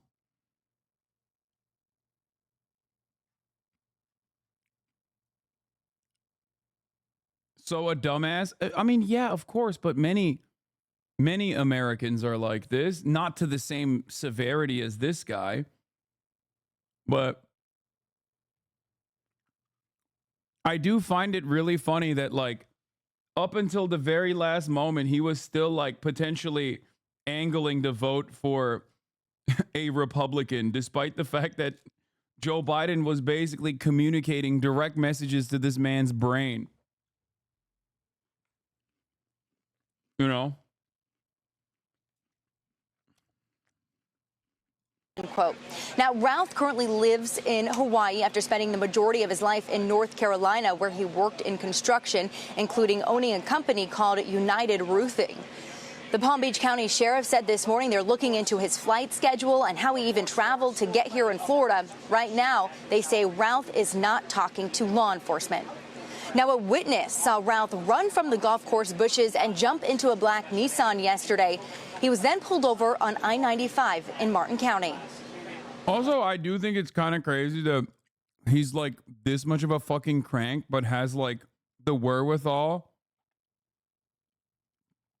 Has the wherewithal to not talk to law enforcement, which is kind of crazy. I don't know. Made the stop and then at gunpoint ordered him out of the vehicle. He complied. His demeanor was perplexing in some way, despite the fact that we had numerous people out with rifles, uniformed personnel, a helicopter. And no charges have been filed just yet, but we do expect that's the next step. We're also looking for details about when he could possibly be in court. Now, we are hearing this morning that the active director of the Secret Service is here on the ground at the golf course and should be doing a walkthrough of the site shortly. Mel and Dana. Dana Marie McNichol, thank you. I'm Steve. The other thing I'll say, the other thing I'll say is because of how uniquely online and how uniquely insane this guy was in terms of his like political opinions, like the broader politics of it all, I am now marginally increasing the likelihood that like he might have been activated by Iran in some way. Okay.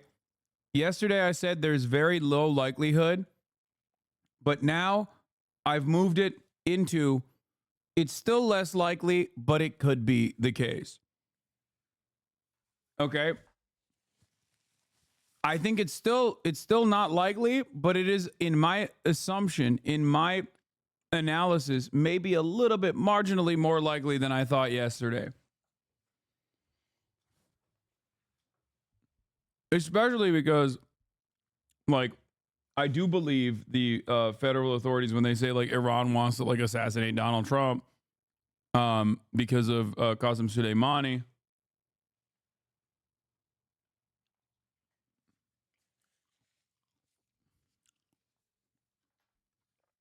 And I believe he has tweeted about, or not tweeted about, but like wrote in his book about how he wanted the IRGC to kill Donald Trump. Then the title of his book is Ukraine's Unwinnable War, Fatal Democracy, World Abandonment of Global Citizen, Taiwan, Afghanistan, North Korea, and End of Humanity. Yeah, he apparently asked Iran to assassinate Donald Trump in his book.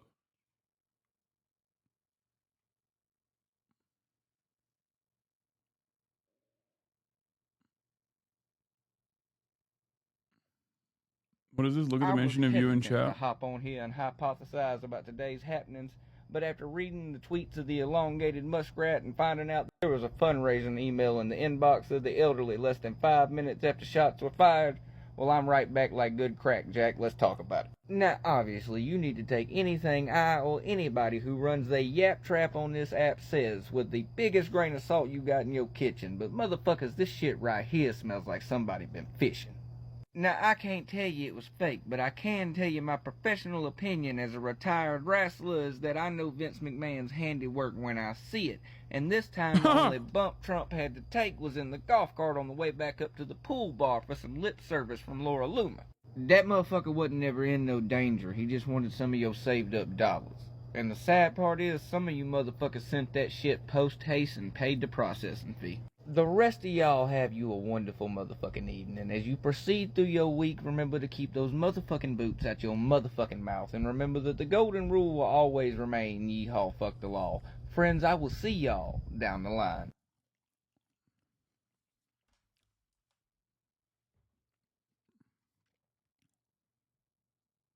Dude, incredible stuff. Man, these are days where I'm like, I fucking love American politics, dude. It's not really that odd. Schizophrenia and other diseases have a myriad of different symptoms and severity. It's common to simply have delusions. Things cannot be disproven to the person. Not every person with schizophrenia is non-functioning. Yeah.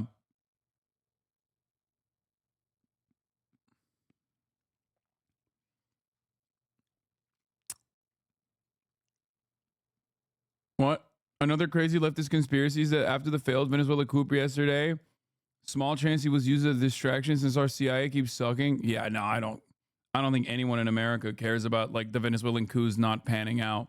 They care way more. In their higher order of priority, Americans care more about the top of the hour ad break coming 18 minutes into the top of the hour than they do about like yet another fucking failed coup in Venezuela.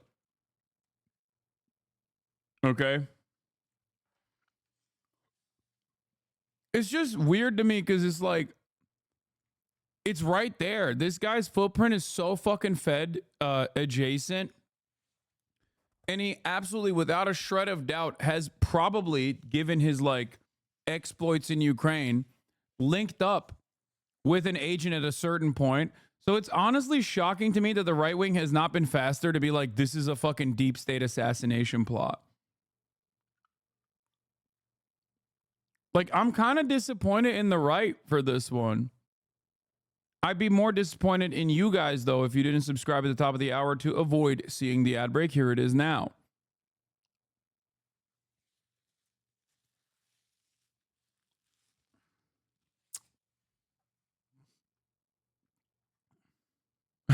He's not talking to the police. He's gone nonverbal. Yeah, he's got small bean autism, dude. I don't know why they're hurting my man like this.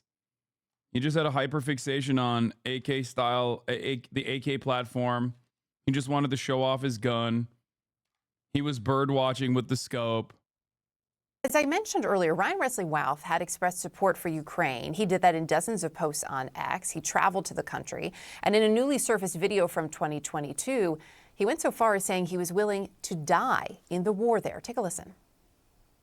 Putin is a terrorist, and he needs to be ended. So we need everybody from around the globe to stop what they're doing and come here now and support the Ukrainians to end this war. Last October, Routh began trying to enlist Afghan conscripts to fight in the war using social media, presenting himself as an off-the-books liaison for the Ukrainian government. Newsweek Romanian journalist Remes Cherna met the man who'd been detained in connection with this apparent assassination attempt in Ukraine, actually met him on several occasions, stayed in touch with him, and told CNN he was surprised by Ryan Routh's alleged involvement in this incident. Saying, for me, it's a surprise because I viewed him as an idealistic, innocent, genuine person without any murderous instinct. And that journalist joined. Bro didn't see his tweets about what he wanted to do to Moscow. He's like, yeah, I thought he was like an idealistic humanist. Yeah, he was, you know how like there's progressives except Palestine? Bro was progressive except Russian civilians. Like, we looked at his tweets. He was literally adding Elon Musk to be like, give me a nuke. Give me a nuclear warhead. I'm going to strap a nuclear warhead on top of one of your rockets, and I'm directly going to hit Moscow.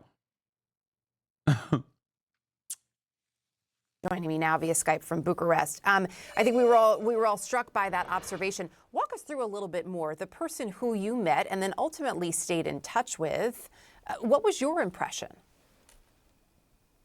I met him in my first day in Kyiv in June 2022. I've been there for 15 times since.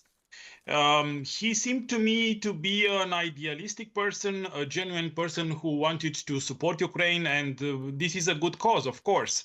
But, you know, sometimes we can see this in history and in many other cases. Sometimes an idealistic person can become a fanatic, open to do horrible things for his cause. And it's important to understand that it's not enough to have a good... I don't get it. If you find me to be like a humanist, idealistic person for like wanting to fucking assassinate Vladimir Putin, for being like a dictator and a murderous like dictator, why does that not extend to Donald Trump?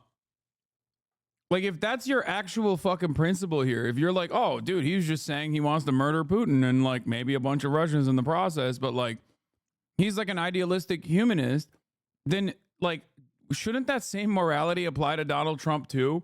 Especially directly as a consequence of Donald Trump openly communicating that he would not help Ukraine anyway, like routinely. I'm serious. Like, I'm not saying I agree with the guy. I'm simply stating that, like, how do you see what he's saying about Putin as not like unhinged, but then also see what he's saying about Donald Trump as like, or what he tried to do with Donald Trump as like an unhinged act?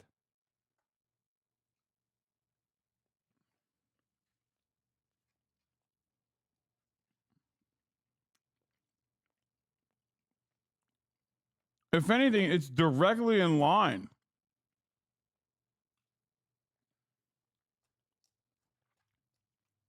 Hasan, we're feeling really protective over Trump right now. Read the room. Good cause. It's also important to serve this cause with democratic tools, let's say. And violence, it's forbidden, it's prohibited in democracy. We have elections. Honestly, I don't like Trump. And if I would be American, I would vote against him. But I want him to be defeated in elections in using democratic procedures, not violence or attempting these kind of attempts of on his life.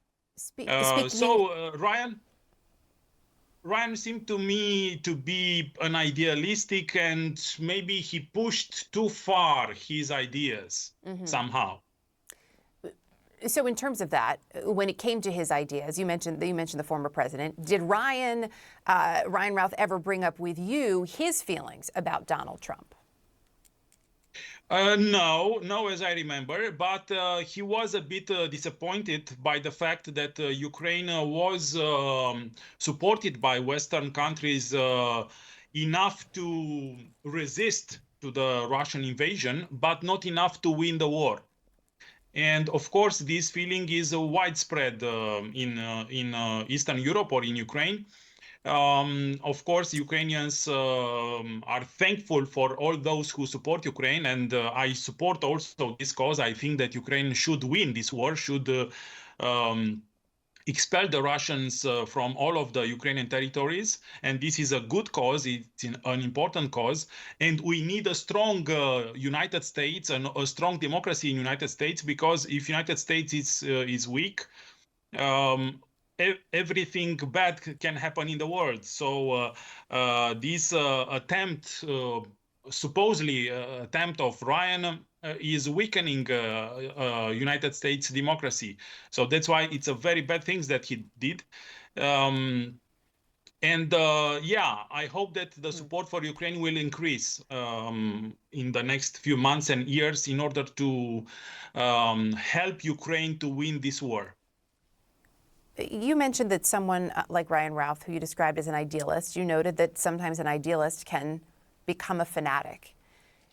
Yeah. In staying in touch with him, in speaking with him over the last couple of years, did you sense that he was becoming a fanatic? No, that's why I was very surprised when I saw in the news what happened.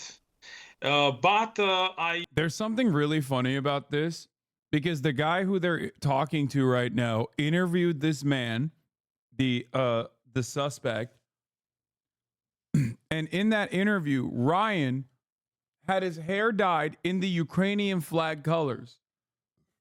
So for him to just be like, I did not read him as weird guy, but good guy, is like, come on, man. You can agree with like Ukrainian emancipation and still be like, yeah, he was a bit of a fucking weirdo. Like, I don't understand why we're just doing this read where it's like, no, he seemed like perfectly normal guy who loved Ukraine a lot. Like, how the fuck did none of the journalists that were in contact with this guy go, yeah, this dude was a nutcase, bro? Like, how? He was. What the fuck?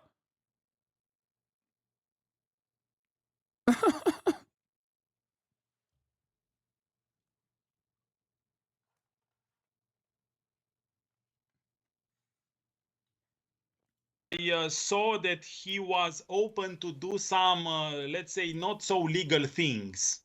You mentioned a few minutes ago his attempts to, he's trying to get some people from... Like, for all anyone's criticisms might be of the way that they operate in Ukraine, like, they saw him and were like, no, dog, you can't have a weapon. Okay? Because they recognized this dude is mentally unwell. So why are like Western or Western adjacent journalists being like, nah, he was like a totally normal dude? Like, there's obviously a reason where the motherfucking Foreign Legion, which is desperate for bodies, looked at this man and was like, you cannot be trusted with a weapon. Okay? You obviously cannot be trusted with a fucking weapon, dude. They straight up was like, yeah, nah, dog, we're good, I think. No, we're good. In 2022, they probably had enough people. No, they didn't. No, they were still looking for help. Like the bar for like the bar for refusing someone's like help in this situation is, you know, refusing someone's help. You got to be really, really fucking like, you got to be putting out the weirdest vibes. Okay. There was a Ukrainian chatter in the chat. It was like, I'm Ukrainian and this guy cares about Ukraine more than I do. Like he was a little bit out there, to say the least. Okay.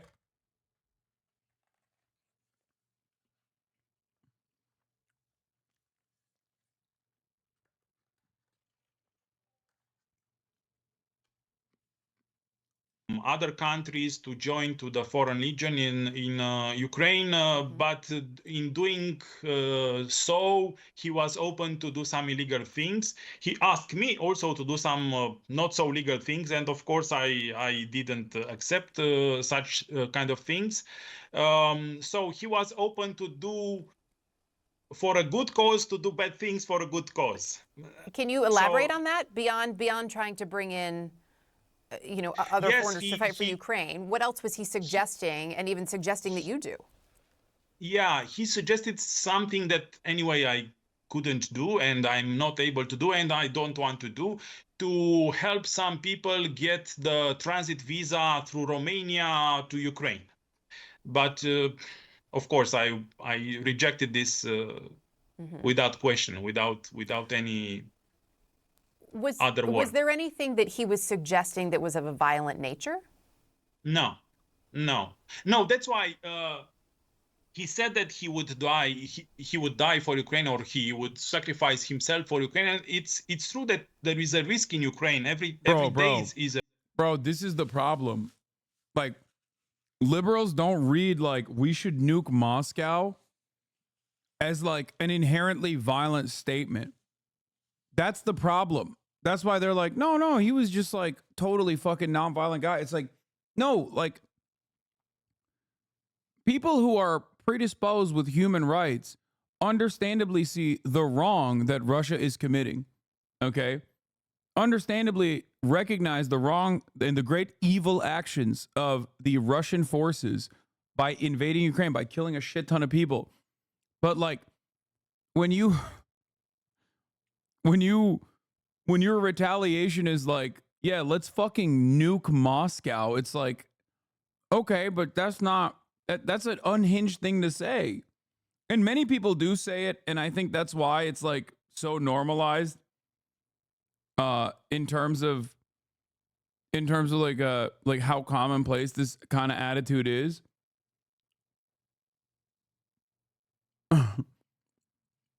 But like automatically, when a guy says that, you're like, I don't know if he's like all there. The risk in Ukraine. There is a saying that it states that you never know if your name is written on the next missile or drone there in Ukraine. But he has no military training. That's why I wonder how he thought that he can shoot someone. I understood that he had a gun because he has no military training. So that's why he wasn't able to join to the International Legion. Was he, when he wasn't allowed to join, did he talk to you about that? About how, was he disappointed? Was he upset? How would you describe him? In that interview that I did with him in June 2022, he told me that he is unable to join International Legion because he has no military experience, no military skills. So it's in that interview.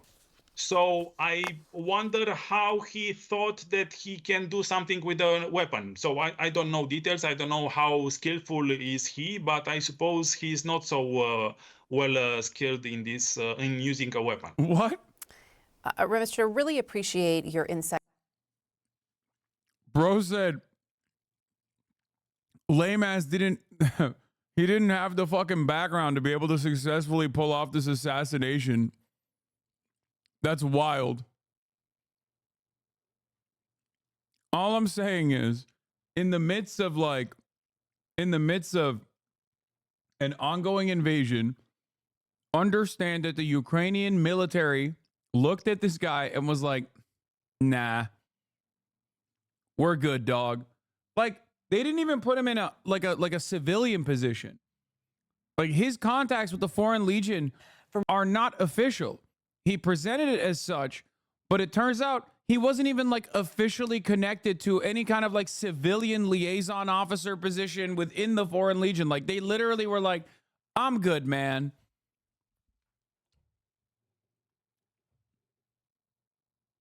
So overall, I think it's funny that like people are making it seem like he didn't like read as like a total nut job. Obviously, I don't condone his action. However, they don't seem to know his Ukrainian soldiers would follow him to their end. His Afghan fighters are at his beck and call, and his friends in Taiwan are awaiting his orders. Wouldn't be shocked if he's just pretending to be detained right now, as his squad could easily free him at any moment. They're playing with fire, and CNN just lit the match. Stay strong. You are our hero, Ryan. I love QAnon LARPing for the fucking Ryan Ruth.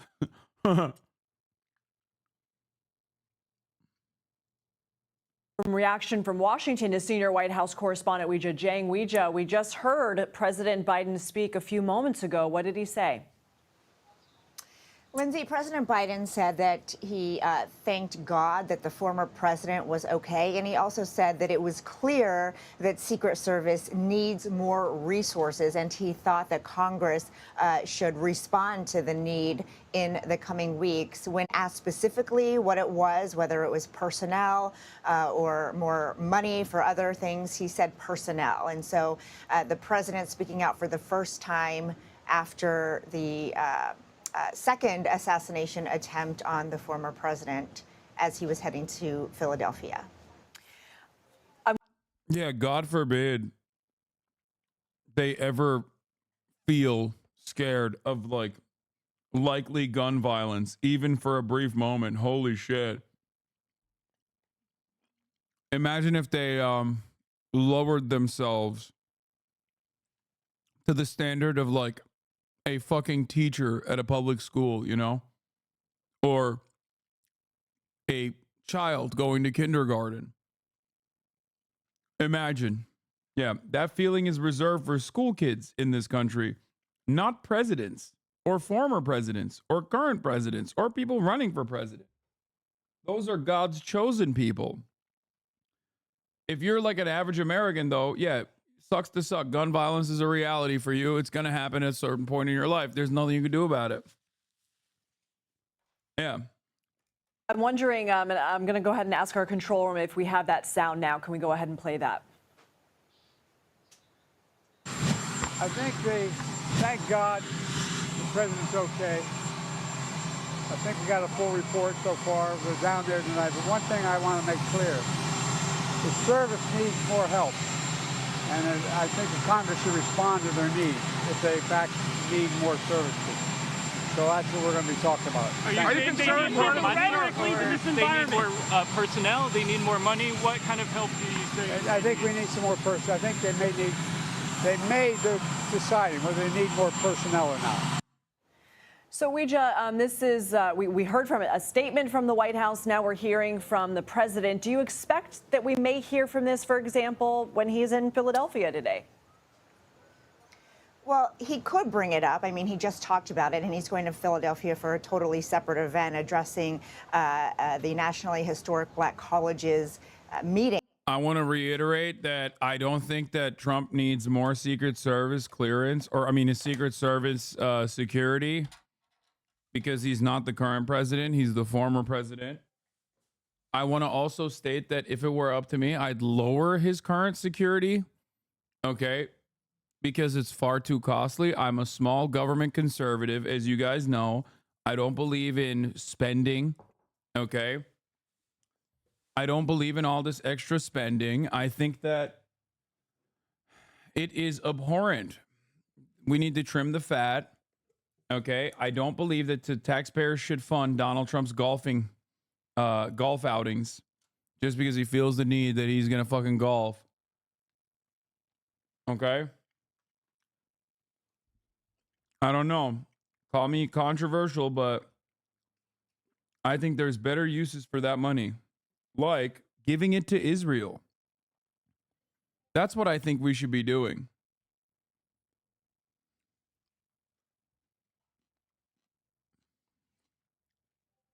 I'm a small government conservative. I don't think Trump deserves the extra funding. I think Israel deserves it. They're the most moral nation on earth.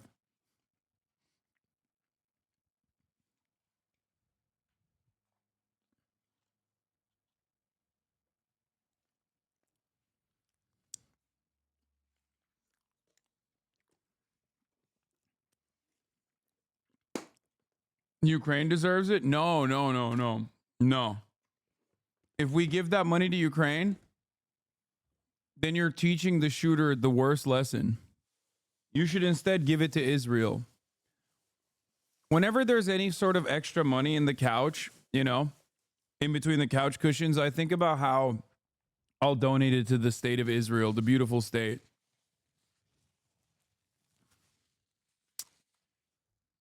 Yeah. And so I guess there's a chance he could bring it up again, but he tends to like to separate, you know, issues unless he hasn't spoken on it already and it's new. So because he made these remarks, it's hard to say, but probably not, because he's addressing, you know, college students and about historically black colleges around the country. So I'm not. So this wasn't actually an assassination attempt, right? Media just saying that as a clickbait? No, dog. It what? Yeah, it was. Like he didn't get anywhere near it, but I mean, I think it definitely was. Now, if I was his lawyer, I wouldn't recognize that. If I was his lawyer, I'd say this is a law-abiding citizen who was exercising his Second Amendment rights. Who the fuck are you to tell him he's not able to do that? But if we're being serious, like, yeah, no, I think he's a fucking insane crank. He's an insane crank who was like hyper-focused on Ukraine, who probably wanted to attempt to shoot and kill him.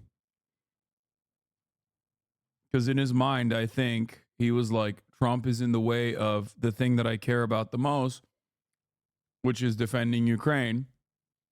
So he was like, I'm going to go and take matters into my own hands. Not sure, but this is obviously going to be an ongoing issue with so many mounting questions about how this could happen again. And the vice president also released a statement saying that she condemns any political violence and that she's just deeply disturbed by what unfolded. It's awesome because Trump is such a bitch. Look, the rhetoric lies as exemplified by the false statements made by Comrade Kamala Harris during the rigged and highly partisan ABC debate and all of the ridiculous lawsuits specifically designed to inflict damage on Joe's, then Kamala's political opponent, me, has taken politics in our country to a whole new level of hatred, abuse, and distrust. Because of this communist left rhetoric, the bullets are flying, and it will only get worse, allowing millions of people from places unknown. I loved it. He couldn't, even for the sake of this tweet, dial back the unhinged violent rhetoric. Like, he couldn't even, to make a fucking point, to make a goddamn point, just not say the quiet part out loud again. And he just could not stop himself. Immediately, he's like, the rapist! Violent communist Kamala! Bringing in rapists! They're raping our daughters. Like, immediately. It has nothing to do with the conversation, dumbass. Our borders must be closed. The terrorists, criminals, and mentally insane immediately removed from America's cities and towns, deported back to their countries of origin.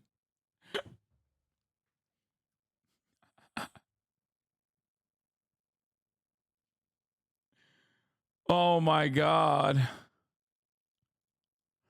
They're stealing our jobs and our wealth.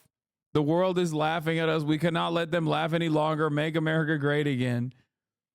It's like, bro, you can't be like, How are you not aware of what you sound like at all? Trump and Biden spoke again. Joe Biden and Donald Trump spoke this afternoon after the second assassination attempt on the former president, per sources familiar with the call.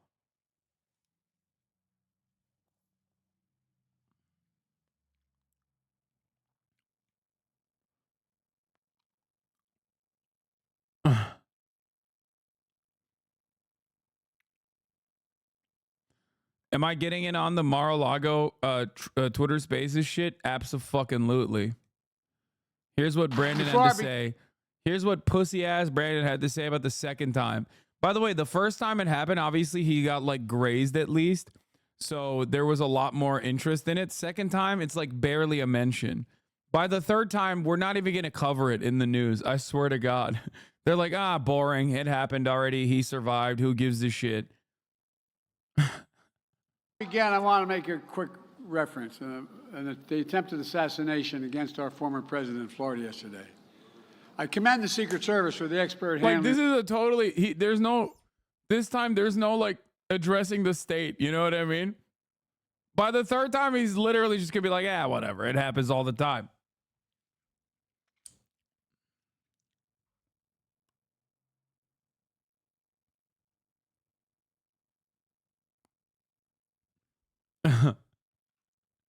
Third time, he's gonna pardon the guy immediately.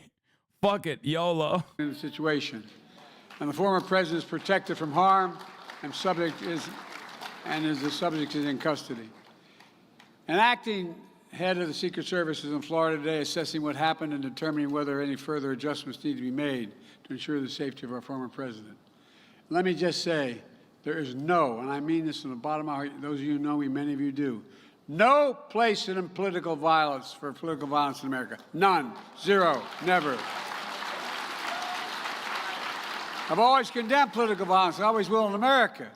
In America, we resolve our differences peacefully at the ballot box, not at the end of a gun. America suffered too many times the tragedy of an assassin's bullet. It solves nothing and just tears the country apart. We must do everything we can to prevent it and never give it any oxygen. Folks, now to today's event. And we have new details on the suspect in the second assassination attempt against former President Trump. The sheriff who pulled him over is speaking out, describing him as oddly ambivalent. I was at the scene, and he had a very, very kind of detached, flat facial affect. Like, it wasn't bothering him. And I was immediately suspicious. I thought, this is probably the guy. How does this guy get to a fence with a tactical rifle and a sight on it, and get a bead on the former president of the United States? Guys, stop saying he's drunk, okay? He's a Florida sheriff. He has to be. It's fucked up. It's his culture, sweetie. You guys are being annoying, dude. He has to be drunk on the job. It's just the natural state of a Florida sheriff.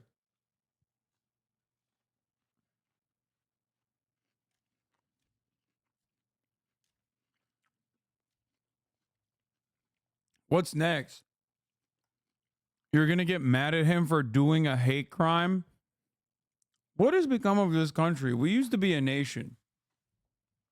A beautiful nation where Florida sheriffs could do hate crimes and drive drunk. And now people get mad when you see a Florida sheriff slurring his speech and shit. It's like fucked up. I'm skipping this part. I don't even want to see it. They recovered a GoPro camera. They recovered bullet deflecting plates, and those plates were hanging on the fence. So we saw that in the images they released last evening. New reaction, Wall Street Journal editorial board. They say, quote, the failure of another assassination attempt against Donald Trump on Sunday, the second in 2 months, is a great relief, but also another warning about our deranged politics. Kayleigh McEnany with us now. Bit of commentary on what she's observing. Good morning to you on this Monday. How do you piece this together, Kayleigh?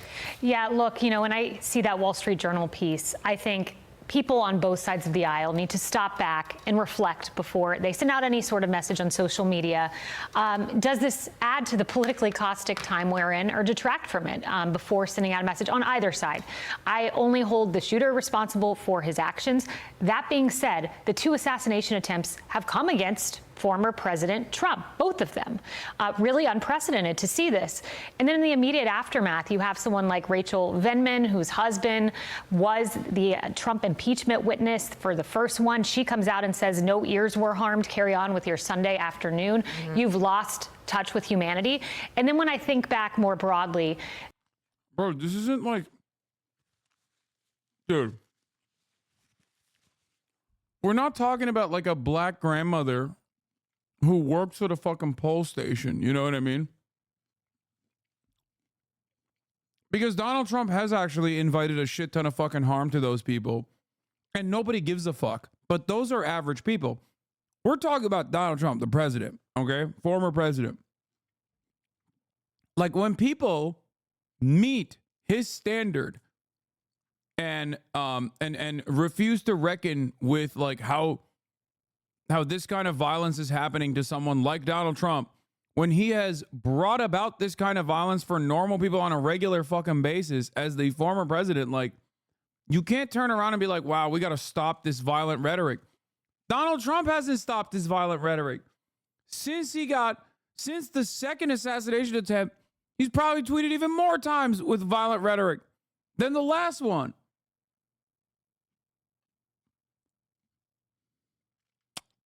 Like, what are we talking about? The times Trump has advocated for violence from Axios, May 2nd, 2022.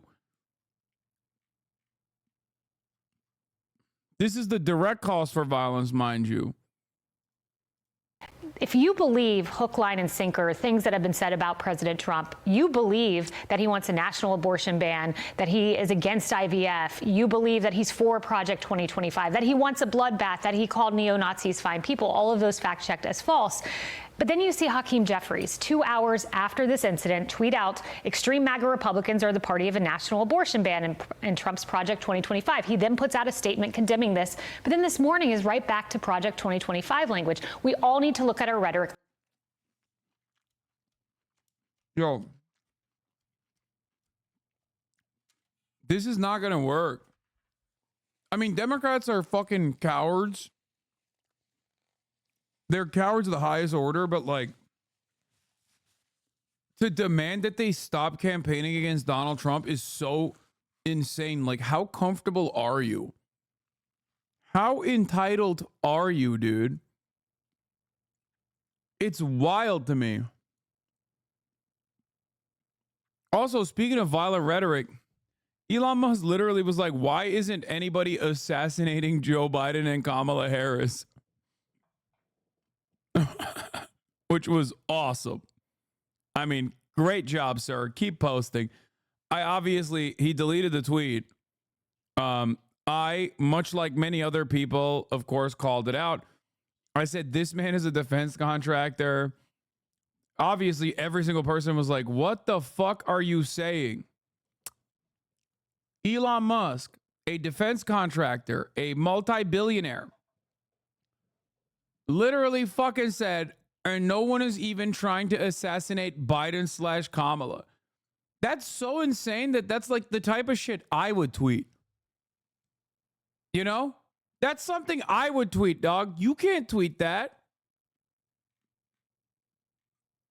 Like, you're Elon Musk, dude. Are you fucking insane?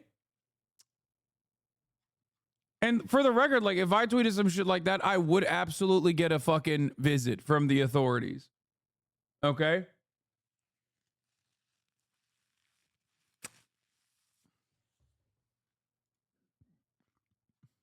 So he deleted the tweet, and then this was his excuse. Turns out that jokes are way less funny if people don't know the context and the delivery is plain text. Yeah.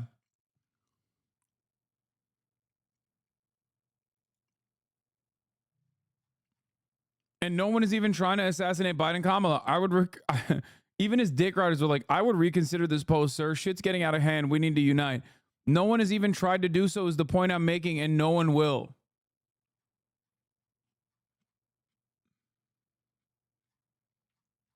He fucking doubled down on it. Like, what do you mean? It's not a joke.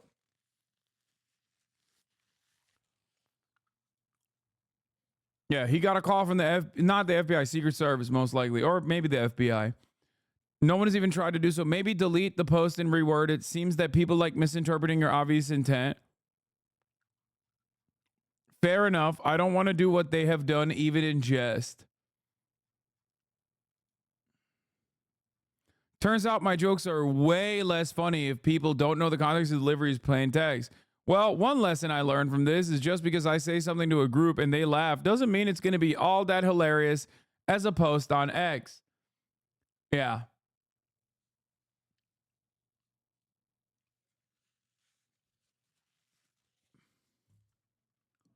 Random guy says this, he immediately gets a fucking door knock. Okay. Elon Musk says this, they maybe gave him a phone call, but he probably did get a phone call to be like, are you serious right now? Megaphonics, this is not your opportunity to send me all the previously deleted Elon Musk tweets, okay? We're done with the Elon Musk portion of this conversation. Let's get back to Fox on both News. sides, not perpetuate mistruths, because we are in a very dangerous time. We are. Let's talk a little bit of politics then. The ABC News poll that came out yesterday showed a little bit of an upswing for Harris at 52-46. And then asking who won the debate, ABC News poll 58-36 as well on that front. But President Trump still up in the swing states, or at least within the margin of error. And in talking to undecided voters who will decide the election, they thought that Trump won, or at least they did on the economy, and that's their most important issue. So what should we... That's crazy. Undecided voters also thought Kamala Harris won the debate. The only issue that people thought Trump won the debate on was the economy. And even then, it was by very slim margins. That's so funny. We make of all this. You know, I think back to these personal anecdotes that are outlined in the New York Times of voters, and one such came from a woman named Judith. She was about a mile outside of the Harris event in Pennsylvania on Friday, and she said, I thought Harris did a wonderful job in the debate, but I need to know more about where she stands economically. This is a woman who works for the school bus system, makes $7.25 an hour. Her rent went from $675 to $1,000, and she finds herself supporting President Trump because of the economy. When you have a universe in that ABC poll of 3% persuadable likely voters, only 3%, on the margins things matter. The economy is in Trump's column, and you have to wonder, when is the game changer moment for Kamala Harris coming? The polls are razor thin. She had her... The funniest part about this is, like, this represents a failure of Trump's, like, bare minimum campaign strategy on all fronts. The fact that the economy is supposed to be a winning issue for him, and like he can't coherently put together a solid agenda or even point to the failures of the Kamala Harris administration, Joe Biden, Kamala Harris administration, is a perfect demonstration of like how these guys have forgotten how to fucking run. Because why? Because they're too busy yelling about like the most unhinged thing you've ever heard of in terms of immigrants. Okay? That's the problem. The problem is they are so invested in their fucking little hug box on Twitter that they have deluded themselves into thinking that like saying Sig Heil and saying that like immigrants are vermin and parasitic is actually going to be great for the election. Like that's the only thing you need to harp on. It is completely ridiculous. Like, bro, run a normal campaign, dude. Run a normal fucking campaign. That's nutty. Biggest audience at the DNC night 4, her biggest audience in the debate, 67 million people. When is she going to get another audience like that? Maybe never. That's a good question. We'll see whether or not they go back and forth in this debate. This is a Fox News update now on what we're hearing from the former president. He spoke with Fox. Yeah, the former president spoke. He said at the top of the hour, there is a 3-minute ad break, and Americans should no longer have to pay $6 to avoid the top of the hour ad break. It was $5 under my presidency. It's $6 under Brandon's. You decide. Well, luckily for all of you, it's actually September, so it's 30% off. You can also get gifted a sub if you are lucky. Here's the thing I'm gonna have right now. Digital a moment ago, and he blames Biden and Harris's rhetoric, Haley, for causing him to be, quote, shot at. He went on to say, let me get the quote here, guys. He, Ralph, believed the rhetoric of Biden and Harris, and he acted on it. Their rhetoric is causing me to be shot at when I'm the one who is going to save the country, and they're the ones that are destroying the country, both from the inside. Lee's capitalistic socialist in 2024. What is capitalistic? Okay, I'm a capitalist. I love capitalism. Did anything change about the things that I'm saying for you? Yeah, I'm a capitalist. I love capitalism. I'm a capitalist, Chink. You know, there you go. Just like my goat, Charlie. All right, two-based. Yeah, there you go.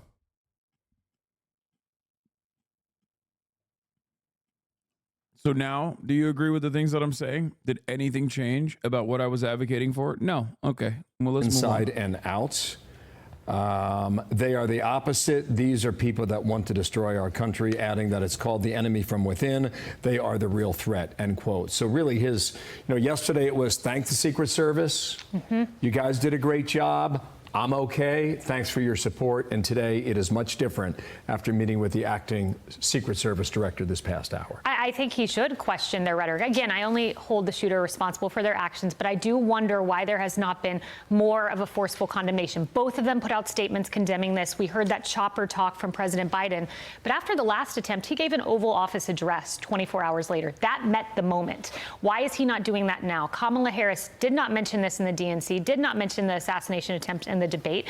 I would love to see her mention this on the campaign trail. Let's all lower the rhetoric. I don't know that their response has really met the moment this time around, despite condemnations of paper statements, Twitter, and chopper. That would be a powerful moment if she were to go. She said, let the chopper do the talking. That's right. Go to a microphone today and say, yes, cool. She may. She also has the power to convene. And I said this the last time. It's pretty funny. It's like they have nothing, dude. They have nothing. They have nothing. They have literally nothing. They're like, oh, why didn't Kamala Harris talk about Donald Trump almost being assassinated at the DNC? Like, really? That's the best talking point you have? This is why I mean, like, if it was like a Haitian dude or some shit, like, oh my God, they would be doing the media circus, right? If it's like a non-white guy, God forbid, if it's like a non-white man, okay, holy fuck, you'll see what the talking points actually are. You'll see what a successful media strategy to weaponize the assassination attempt looks like then. But because it's a fucking white guy, they got nothing. Okay? It's a white guy, former Trump Republican, now never Trumper. Second time a fucking lifelong Republican or a registered Republican voter has shot at or tried to shoot at the fucking former Republican president. But ultimately, they can't do the tone down the narrative, tone down the rhetoric shit because they're the fucking violent rhetoric party. They also can't talk about gun control because they are the no gun control party. They are the gun violence party. So it's like such an awful way for something that is otherwise supposed to be helpful for your electoral chances to happen to Donald Trump over and over again, where he just cannot use this in a tangible way to improve his political outcome. The example that I used was like, I don't know, if like Kamala Harris is fucking, if Kamala Harris was like attacked by a migrant or something, right? Not to say that like migrants are inherently violent, right? Obviously that's not the case. But in that situation, the Democratic Party would not be able to fucking message around that. People would be like, you deserve it. You did this to yourself, right? Even though technically, when you look at the actual fucking data, obviously migrants are not responsible for more crimes than natural born U.S. citizens are.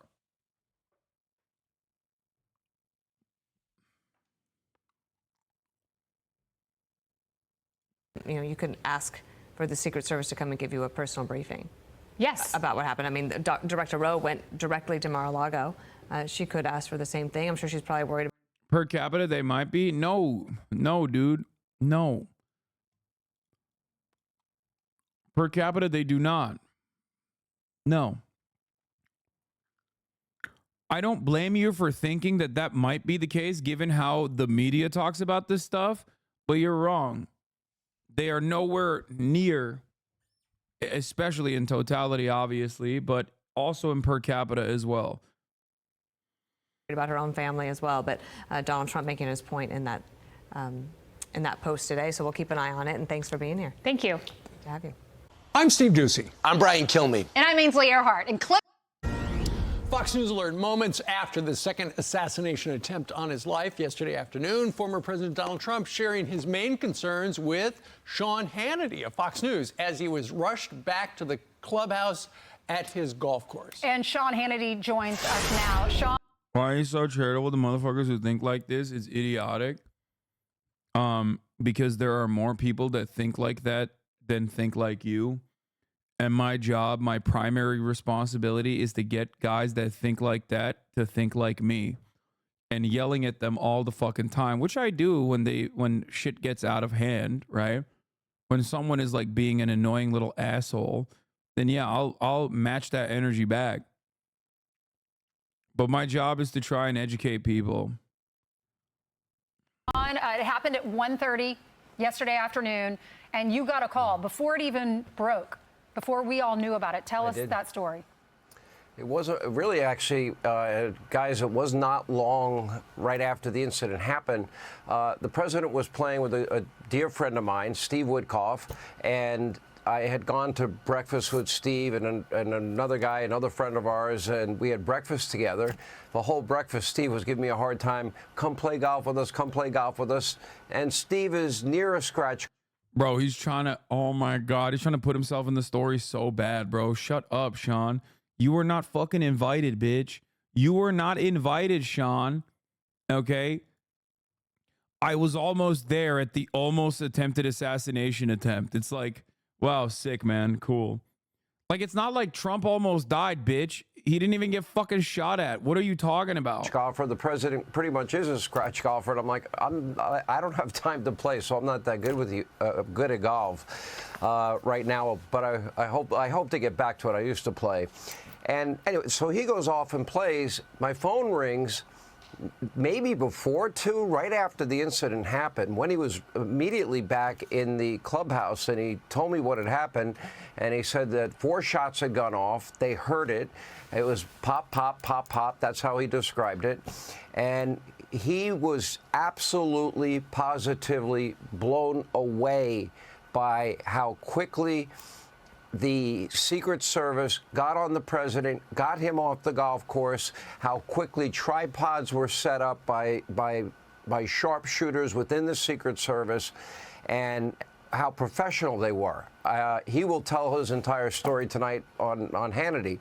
Great. There are a couple of things. I was listening to Brian's interview with the sheriff. The law enforcement in Florida is so much better than it is in New York. They don't buy into this woke, defund, dismantle, no bail law idiocy and insanity. They take law and order very seriously down here, and I praise the sheriff and I praise everybody in the Secret Service. But there is something we have to examine very closely.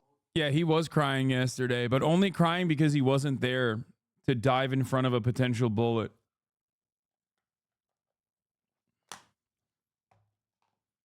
That's it. Closely here. After a conversation I had with Governor DeSantis last night, it really struck me. I said, Governor, you've played that golf course. Tell me a little bit more about it. And he was describing how there are 2 holes, a par 3 and a par 4. The par 4 is a drive. And I told him, Mr. President, I'm nothing but a hole for you. Drivable par 4. And what he described to me, it was the area closest to where this fence is that we keep hearing about, that is surrounded in this treed area. And what is really disconcerting to me, if you go back to Butler, remember, we were told by the Secret Service, the people who are making the decisions what the perimeter around the president ought to be. Not the guys that are willing to dive on the president, put their life in harm's way and die to protect him, but the people that are responsible for making sure that perimeter is closed. There are some real serious questions, more than we had yesterday this morning, because they got within 130 yards in Butler, and they claimed it was a slope roof that turned out not to be a slope roof at all, and that's very troublesome that we weren't told the truth then, and we still haven't gotten to the bottom of it. We know that Connecticut Senator Blumenthal said Americans will be shocked, they will be appalled when they learn about the failures in Butler. But now we have a situation where we have a street about 300 yards from where the president was. And what's very another very funny aspect of this is that he can't keep shitting on Secret Service because Trump keeps loving Secret Service. He's like, the Secret Service is the best. I love those guys. They save my life all the time. They're incredible. They just can't put a coherent, consistent narrative on this. They can't spin it because it's not like a migrant. That's it. They're so one note. What are they going to do? Fucking complain about Democrats and their rhetoric? You can't do that. 0 people believe you. You can't. You are the party of violent rhetoric. You do it all the time. Trump is complaining about violent rhetoric while also immediately packaging that complaint with more violent rhetoric. So it doesn't fucking work, you know? It rings hollow. What is this? You wanted me to watch this? You're telling me Donald Trump got shot at again by another white guy? This white-on-white violence has to end. Nah, I'm just fucking around. I love white-on-white violence. Or else will my girlfriend get all of her favorite true crime dramas. For real, though, isn't it kind of fucking crazy how within like 30 minutes of the shooter's name getting revealed, Hasan Piker's entire community had every single ounce of social media posting that man had ever done in his entire life. And then he tunes into Fox News and CNN and they're like, now, what are the ties that Iran could have to this shooting? What are the causes that illegal immigration had on this particular shooting? Like, dog, fucking none of them. This dude is the craziest NATO motherfucker I've ever seen. The guy who shot at Trump literally went to Ukraine to fight, and they were like, dog, you are over 50. We are not handing you a weapon. And then he came back to the United States and got a weapon. But seriously, though, it is insane that Fox News just does not know what to do with this shooting because it was a white guy. And even though it was a more left-leaning white guy, he voted for Trump in 2016. And he's more of like a never-Trump Republican than anything else. The one thing this guy even ever has to stand on is Ukraine. So Fox News hosts are legitimately out here just being like, you know what? This is what happens when we don't have respect for the police. They like, did dog, say this that. has nothing to do with that. You're so... Yeah, they did say that. That was awesome.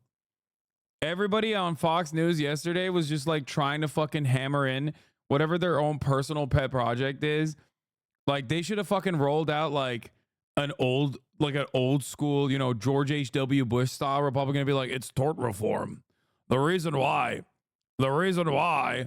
this shooter actually decided to take the action was because of tort reform. These liberals are in the pocket of big law. These big lawyers. They're lobbying the Democratic Party.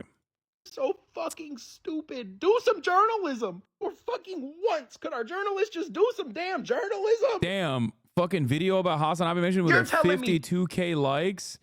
God damn, dude. What is happening to the world right now? You're telling me.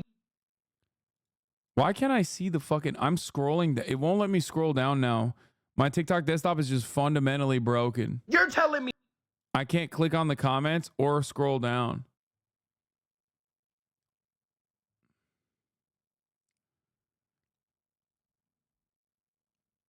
What is this? Maya wanted to ask a politic question during her IRL earlier. He's not live yet, is he? Is she crying? Damn it. I'm always scared to call Hasan when he's live because he's always talking about something tragic and it looks like I'm out of touch. He just says the N-word. Yeah, He 100% said. I'm not calling Hasan. I'm not calling Hasan. Not now. I have to call him when he's offline.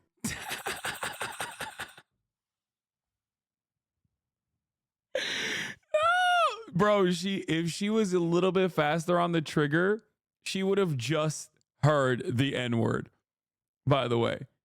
Like, that's perfect timing, honestly. That's perfect timing. But like, she was so close. She was so close to hearing something even more unhinged, okay? Wait, my TikTok might be wonky because I'm not at 100%. You're telling me Donald No, Trump got it's not shot letting me. at again? It's not letting me see the comments.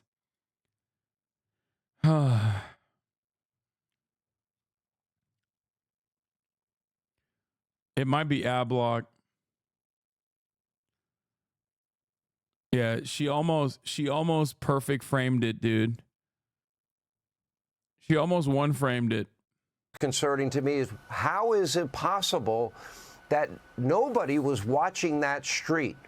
And the way Governor DeSantis described this to me was, if you ever see a picture of Donald Trump playing golf, it's a photographer in that treat area by the fence that we keep hearing about, that's the area where they're going to get the picture. Right. They're not going to get it anywhere else on the golf course. Well, that would also be the area that if you are a shooter, that you have the closest proximity to now a top presidential candidate, former president. And that kind of bothered me during the press conference yesterday when they said, well, there would have been more protection if he was the president. There was a recent assassination attempt just 60 some odd days ago. He's a top presidential contender. We're 51 days away from a presidential election. And you're allowing somebody with an AK-47 that has a scope on it to be literally within 300 yards. I don't get what their solution to this is.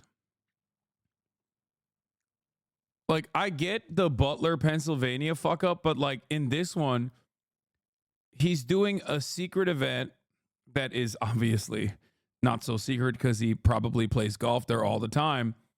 But like it's a fucking. Go back to TikTok Boomer next to related videos on top. Click comments. No, I did that already. It didn't work. Stop. Like, are they taking... I like that they are basically saying what every American is aware of in their hearts, which is, like, there should be a gun-free zone only around Donald Trump. Like, no one should be allowed to have a gun just around Donald Trump, though. Everywhere else, you can be gunned up, okay? But if Donald Trump wants to go somewhere, then gun control, please.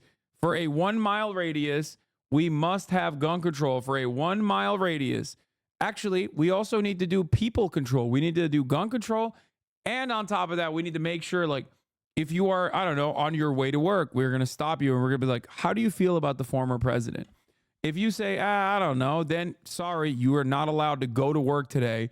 You have to redirect. Okay? You have to redirect your trip away from here because you are not super pro-Trump. Yards, which would be the equivalent, if you want a golf analogy, of a 1 foot putt or a tap-in putt. So there is a major failure here if they're not covering that street and making sure. Like, there isn't. Ask Trump. He doesn't think there's a major failure. You tried to do this narrative last time, and he was like, nah, dude, they fucking saved my ass. It was sick. I loved it.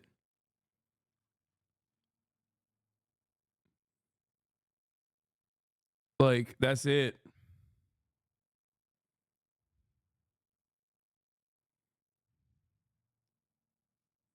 Sure, nobody gets in the bushes, let alone with an AK-47 and 2 backpacks and a GoPro and everything else we know that this guy had. It's scary. I will tell you this. I think as close as Butler was, This is so eerie.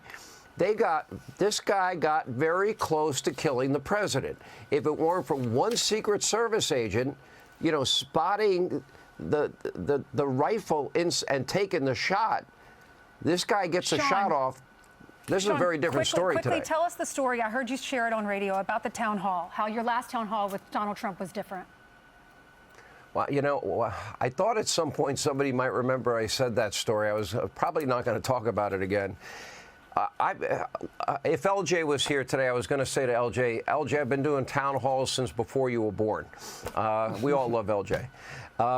And I've done all these town halls all around the country. I've done many with President Trump in particular. I've had events with George W. Bush, other presidents, and other presidential candidates. I think I interviewed all 17 Republican candidates back when they were running in 2015 and 16.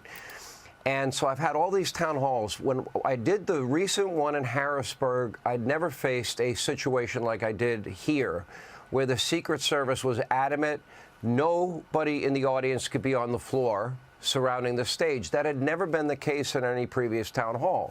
Then we were told, yeah, we're not going to allow you to fill up the entire building. And there was a little back and forth with the campaign, and we were asking why, because that had never happened before. And then one other very strange thing happened that I had never experienced, which was the Secret Service, whoever was in charge of the detail that day, very nicely, great guy. I love these guys. I admire these guys. They're willing to risk their lives for people. He asked for a few minutes of my time to pull me aside, pull me to an area where we were both looking at the stage that I was going to be on, doing the town hall, where I would be sitting, where President Trump would be sitting, and then pointed out on the stage, I don't want to go into too many details, pointed out in the area 2 separate locations I could go if shots were fired at that event. Yeah. In all the town halls I had done over all these many years, that had never happened before, nor had we had audience limitations like we had there. Wow. So that was pretty odd, which tells me, if I was going to make a conclusion, there are actionable threats that probably, this is what Director Wray is talking about every time he goes before Congress. Indeed. Does this guy know what kids go through every day at school? Not his kids. His kids are going to private school. Shouts out to that one chatter. He doesn't have to worry about that. What is this? Pakistani man charged in alleged plot to kill Trump and other politicians. Oh, that's awesome. All right, I'm skipping that. Let's get to some good shit. The 5. Just moments ago, the FBI, Secret Service, and other officials giving... Yeah, Secret Service successfully protects Trump. Maybe even go above and beyond in terms of, like, you know, shooting at a dude immediately and missing. Okay.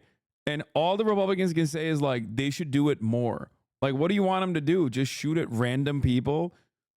They should just start shooting at random white people in Trump's vicinity that are registered Republicans, because so far it's 2 for 2. Is that the suggestion that you guys have? If someone is a registered Republican and is a, you know, white guy from any range, any age range, then immediately the Secret Service starts, they have to start blasting. Shoot first, ask questions later. A major update on the second assassination attempt on Donald Trump's life.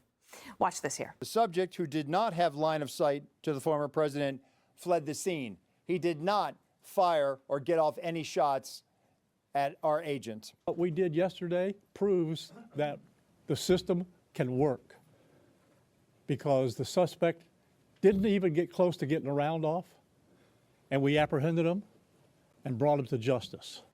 It comes as we get chilling new details on the would-be assassin, including what he was doing right before getting caught. New records show that 58-year-old Ryan Ruth was lying in wait, spending nearly 12 hours hiding in a sniper's nest near Trump's golf course before being confronted. A Secret Service agent opening fire after spotting a rifle poking through a chain-link fence while the former president was golfing, causing the suspect to flee in a car until cops caught up with him. Driver! Walk straight back!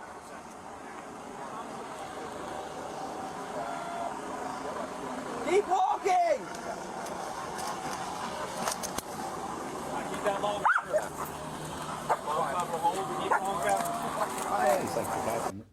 The Secret Service director also addressing concerns that his agency needs more resources. Watch here. We also have a necessary.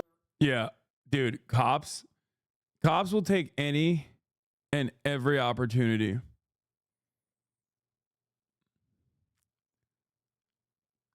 Cops will take any and every opportunity to beg for more resources. It's like, dude, what more do you want? Cops will not stop. It's like cops in Israel. Israel also very cop-like anyway, and also directly does train our cops. It's just like, you have to give us every fucking dime, okay? You have to give us every dime out of your paycheck directly. We need nukes. We need tactical nukes, okay? We simply do not have enough. We simply do not have enough. We need more. We always need more. There's always money that you can give us. You need to give us more money right now. If they're unsuccessful, they say, you need to give us more money. That's why we were unsuccessful. If they are successful, in this situation they're like, you need to give us more money. We are successful, so we need it. We want it. We deserve it. Look at how good of a job we did. That's crazy. 30K viewers. Bet Hasan is wishing for more attempts. Dog, I had 30,000 viewers before Donald Trump got fucking sniped at. Well, he didn't even get sniped. Let's be real. The fuck do you mean? Like, in terms of doing political coverage, like Donald Trump being shot at is such a normal occurrence now that it doesn't actually meet the fucking, it doesn't actually give me a noticeable bump. Like, people just kind of expect it at this point. It's turned into literally the same as like a school shooting. Need to make sure that we're getting the personnel that we have. And that requires us to be able to have the funding to be able to hire more people. You can't just give me money and say, hey, we're going to make sure that everybody gets overtime. Because the men and women of the Secret Service right now, we are redlining them. And they are rising to this. It's like a car chase? No, because when I react in real time to a car chase, I get a fucking noticeable 10K bump. Okay? But school shootings and Trump getting shot at are so normal now that people don't even care. They're like, whatever, it's another, I guess it's another Monday, you know? Moment, and they are meeting the challenges right now. All right, Judge, take us through your thoughts. Why do you watch Fox News? So I know what real Americans are thinking. I went down a fuck Hasan pipeline on YouTube last night and really haven't watched you for over a year. It's insane how much people just make up shit and clip you out of context. Yeah, because there are people like you who go down that pipeline and give them views. That's why. But anyway, no, I watch Fox News because I'm a Fox News watcher. Well, this is the second assassination attempt in 2 months, and you're only lucky so many times. Now, the secret... Judge Jeanine Pirro might as well be a fucking Florida sheriff the way she's always slurring her goddamn words, okay? Yeah, I'm a Fox News dad. Service, you may recall, told us that the protection... Third time might as well be the charm. Our big, beautiful president's under fire again. These liberals are out of control with their rhetoric. They're saying, and I'm going to issue a once-in-a-lifetime trigger warning here. They're saying he's a meanie bobini. They keep using his words against him, like how he said he's going to be a dictator for one day. They keep saying that because he said that. You can't do that. You're not allowed. of Donald Trump was upgraded after we received the Iranian intelligence of the threat against him based upon his takedown of Soleimani as well as Abu Bakr al-Baghdadi. And but what we saw in Butler was a fiasco of finger pointing by the Secret Service as well as incompetence and reluctance by the Secret Service, although I would point out that we still haven't gotten the final report on this. But on yesterday, thank God that there was one Secret Service agent who was able to see the barrel of that rifle coming through a gated fence and was able to shoot. And God bless him for the fact that he had the ability to see and stop that. But I also want to be clear that I don't know that the attempted assassin, would have been caught, but for a civilian who took a photo of the car and got the plate number. So the first question I have is there really communication, or is there communication at all, between the local police and the Secret Service? Now, there also is, why there's still question as to whether or not Donald Trump is getting presidential level protection. There were no drones, okay? There were no dogs. And, he's talking about either they need more people or they need more money. And the Secret Service said yesterday that Secret Service is, quote, limited to areas that the Secret Service deems possible. So why doesn't the group that is so into reimagining the police and reimagining everything, deeming that it's possible for someone to be able to see through that hole where people all the time, including the press, take photos of President Trump playing on the golf course? Everybody knows that that's an area that is capable. It's a major thoroughfare. And at the same time, don't tell me that you don't have the ability to secure outside of that fence. And they say that they can't close that particular spot. I'm not so sure that they couldn't have done that. Now, Biden says Secret Service needs more help. Congress should give him more help. I have an idea. Biden could simply assign more help. He can redirect funds. We had $7.5 billion toward electric vehicle chargers. I think 8 of them are working. We have billions of dollars. Yeah. No, I think they're wrong. They're wrong. And I'm unafraid to say it. They're wrong. Brave take, I know. I think that they should take all of those funds that they would allocate to the president so he can play golf again and give it to Israel. Okay? I think that Judge Jeanine Pirro does not have her priorities set. We should be giving it to Israel. That's really fucked up. Every year that are going towards illegal. We don't even know how many are coming, but we got the money for them. And so don't tell me you can't redirect funds. And finally, what is the mission of the Secret Service?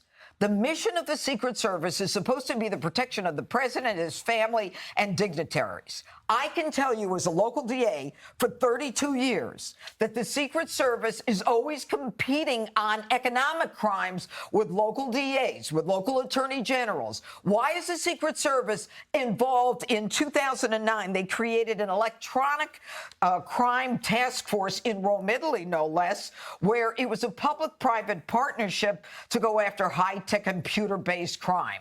Why are they doing everything that local DAs and attorney generals are doing, as well as every other 3-letter agency is doing? And finally, get out of our business. Don't tell me you don't have the money and you don't have the time. Hire merit, based upon merit and not DEI. And the final thing I'm going to say is if you don't have the right people, go to the military. You've got military. Dude, you're like a brown woman. What do you mean DEI? Like, do you see yourself? What? I don't even know what Judge Jeanine Pirro is, but like, I don't think she's white, is she?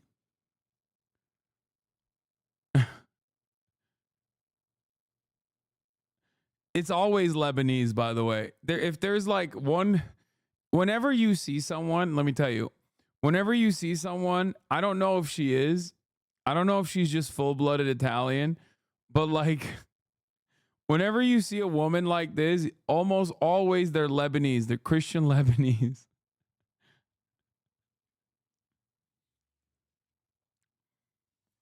What ethnicity is Judge Jeanine Pirro?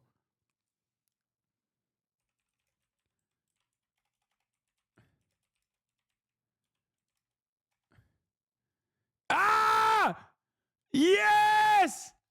Yes! Fucking called it, dude. Yo, I'm telling you, dog.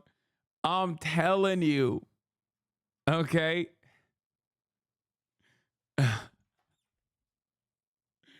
There's a lot of secret Lebanese people out there, okay?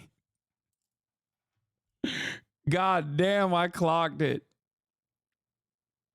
Yeah, specifically Christian. Or Persian? Nah, Persians can't fucking hide like this, okay? Persians don't read. No, you're wrong. Persians wish they could read white like this, okay? Some Persians, not all. At least the ones that are in my near vicinity. Listen, I didn't just, your next level white races, I didn't just tell you that she was Lebanese. I told you exactly what kind, okay? This is a very specific thing that you see, all right? Military men who would jump at the chance of this, have the clearance that's needed to do this, then have the mental and physical ability to do it. Yep. And Harold, I think that Secret Service, they started 1865 under Treasury Department. So financial crimes were a part of their remit at the time. But at this point, you have two things happening. One, the golfing expedition was off the record, not on the schedule. But apparently, Ruth was in the tree for 12 hours. Yeah, I've heard the same thing. First, I hope everyone had a good weekend, as good as you could have, and glad to be back around. I agree with some things the judges said, and I disagree with some things. I agree wholeheartedly, based on what the sheriff said, and the sheriff of the county said that President Trump phoned him and thanked him and all of the law enforcement for their efforts. And I understand that President Trump, at least according to the reports, has told the Secret Service, "Thank you for your efforts." I won't tread over things that the judge has already said, but there are a couple questions that I still have, and I hope we'll get from. I thought the press conference was constructive. They told us what they knew and what they don't know. Hopefully they'll come back and tell us when they do know these things. And one of 2, 3, 4, 5 things I want to know is, when did the guy get to Palm Beach? This guy sucks. Like, he sits on the lip seat, but he cannot hold a candle to my goat, Jessica Tarkov. God, I'm such a fucking Fox News dad. Like, I'm unironically 100% a fucking Fox News dad. I have my favorites, dude. I just like that's when you know we've gone beyond the point of no return, okay? Like, I have my favorite Fox News hosts, and I get upset when they're not on.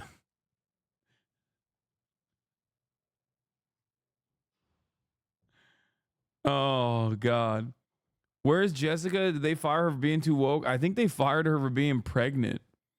And by that I mean I think she might be, wasn't she like pregnant or some shit? I think she's like might be giving birth. They didn't fire her, by the way. I'm just saying. She might be on maternity leave. Or maybe she's just like doing less appearances for that reason. How long had he been there? Was he ever at Bedminster, or for that matter, any other? Her ex-husband, Albert Pirot, spent 17 months in jail for tax evasion. And even though he was well past his jail years, he was still pardoned by Trump law. Place that President Trump has been over the last 6 to 12 months. And I think if we get answers to these questions, we will get the answer to, I think, the question that is reverberating in my mind when we learned that the president was safe, and that a fire, I did learn in the press conference, no shots were fired, the guy did not have a line of sight. Mm-hmm. But the real question is, was he working with an adversary, a foreign adversary? And we don't know the answer to that yet. People say that the guy is perhaps low level and not sophisticated enough. But normally those are the very people who sometimes may be either knowingly or unknowingly working with people they shouldn't be working with. Finally, this notion of resources, where I differ a little bit with Judge, and you certainly have a strong theory around this as well. I just think whatever resources you want to know why this guy sucks? Because Jessica Tarkov actually presents like solid cases, and when she does, the content is better. this guy's also a man, so Jesse Waters isn't saying like gross ass shit about women enough. He will still say some gross ass shit about women. Obviously, it's Jesse Waters, but like he's not kind of directing it in his direction, right? They may need, whether redirecting something from one thing to the other. If the Congress wants to come back, and I think that everyone would vote for an emergency supplemental to provide whatever the Secret Service may need in terms of more training, more people, whatever more munitions, whatever it may be. And one of the things we may know is if indeed, if it's an off-the-record thing, which we learned this was, we know the president likes to go there. So maybe they should just sweep these things anyway. And if they need more resources for this kind of thing, that's what we should not only perhaps give them, that's what we should absolutely give them to make sure we don't have this problem again. But that's the nation Boring. we've ever Move suffered. on. Shut up. You're saying the same shit that all the fucking dummies are saying. Jesse, You're supposed to at least present yourself as a dummy-crat, dumbass. You're sitting on the dummy-crat chair. Fuck. the FBI special agent in charge of the Miami field office said that the attempted assassin was the subject of a previously closed 2019 tip to the FBI that Ruth was in felony possession of a firearm, which means that he shouldn't have had it. So he's all over the FBI's radar. He was all over the media's radar. And he was all over the State Department's radar. The State Department got a tip about him when he was in Ukraine. Dana, what's a poor roofer from North Carolina doing flying to Ukraine?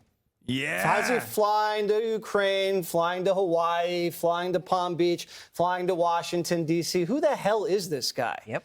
You know, you've seen he's wearing like an expensive pea coat with some preppy tie, and he's got a Ralph Lauren shirt on. The next.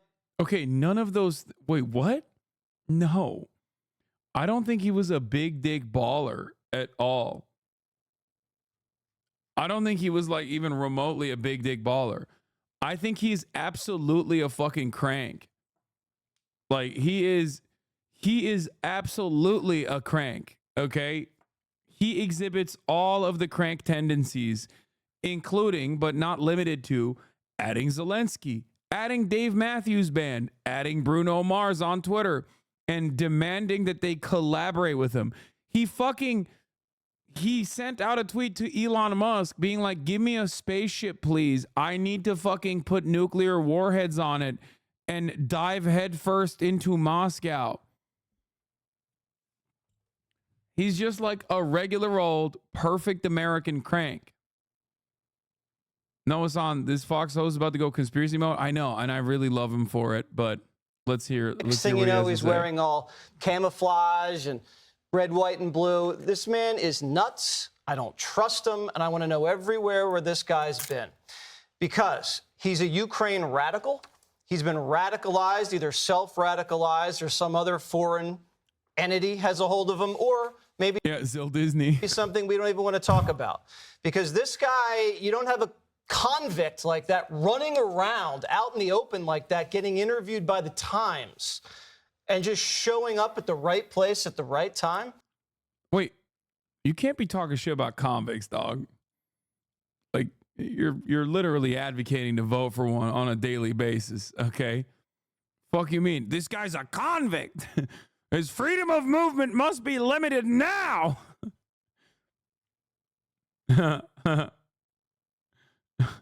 We got lucky. They didn't even sweep the perimeter until he was already on the course. Right. They didn't pre-sweep it, and they're patting themselves on their back. They better be kidding me. And this isn't about money. Joe Biden just spent like $20 trillion. There's plenty of money. He wants money. They can have the money. They have as much money as we can print. When has it ever stopped this? We just print it. This is about priorities. The Biden-Harris administration has not been able to protect their rival. Either they're reckless. Is he dead? Did he die? No.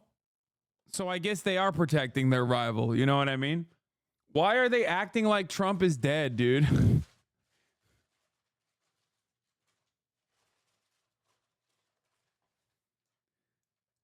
He had to do a jab in there, throw a little jab in there about printing money too. It's so funny. They're printing money like it's no tomorrow. I think, controversial opinion time, I think they're protecting Trump too well. I think they should protect Trump less. Make things a little bit more interesting. That way you get to save taxpayer dollars, which we can give to Israel. Okay, that's my priority. I'm a normal American guy, okay? And as a median voter, well, one, I'm already a NATO voter, as you guys know. I'm an AUKUS voter. So I think he did nothing wrong, Ryan. He had all the good positions.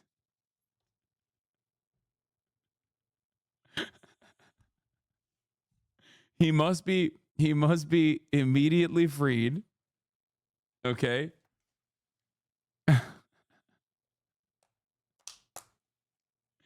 I'm sorry. I'm a NATO voter.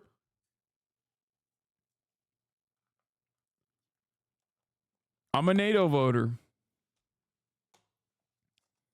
Or they don't care that much. But this guy, do you realize how extraordinary to have 2 attempted assassinations on one guy with huge security lapses in the span of, what, a couple weeks? That's insane, Dana. Joe Biden came out and was listless. If I was president and this would happen on my watch, I'd fire someone. I'd fire someone. If this had happened to Obama. Wait. Dude, they succeeded. Like, the dude didn't even fire off a shot. What are they complaining about? Do you need time off or something? What? Why? Because I said that we need to spend all of our dollars on Israel. You can't, in good conscience, think I'm being serious, right?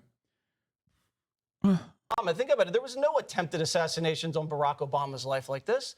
And if there was, Fox News would probably be out of business. Rush Limbaugh would probably be yanked off the air because they said something critical. Wait, what? Dude, Bill O'Reilly is responsible for the direct assassination of a fucking doctor who he named by name every night. He called him Tiller the baby killer. Okay? Like, what are you talking about? It did nothing to Fox News. Also, Rush is already burning in hell, so I don't know why he's talking about Rush Limbaugh.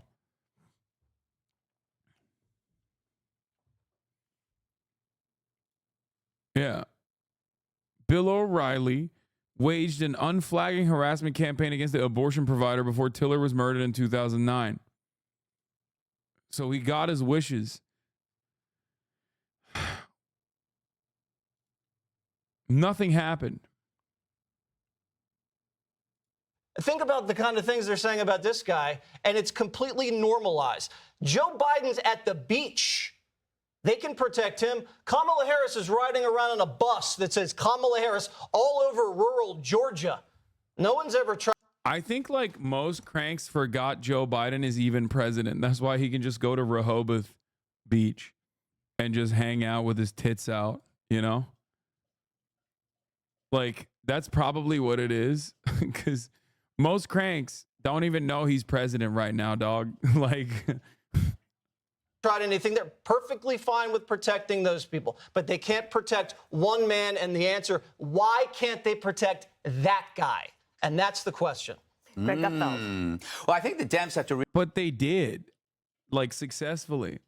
And it's so funny because Joe Brandon, being the pussy that he is, immediately was like, we got to give more money to the Secret Service, Jack. Like, not only did they successfully protect him, but they're probably going to get more funds. Realize there is a risk in amplifying the message that this guy has to be stopped at all costs. On the plus side, you get a lot of people believing that Trump is an existential risk. On the negative side, you get a lot of people believing that Trump is an existential risk. So that activates, it's a pretty genuine way to brainwash somebody. It activates those on the margins of society to fulfill your implicit directive. You see, when you brand somebody Hitler, that has a long-standing effect. You know, you see the media trying to tie this to the rhetoric about Springfield. Well, A, this guy isn't from Haiti. And B, that is not how brainwashing works. Brainwashing is created through a sustained repetition of messages for a long period of time. It wouldn't happen in a few days after some kind of outburst, after a story appears. It happens after months or years of specific ominous rhetoric targeting the object for elimination. In this case, you could say it's cause and effect. It's been 4 or 5 years of this. It's interesting to me. It's really fucked up. I can't believe they're correctly calling Trump Hitler. It's the same people who push the concept of hate speech in its most absurd form, using the wrong pronoun as hate speech, employ it in its purest shape for years. And then you got to wonder, why are pundits blaming Trump's rhetoric for this assassination attempt? I can only think it's to improve Democrats polling with abusive husbands, because it's no different. It's not Trump's rhetoric.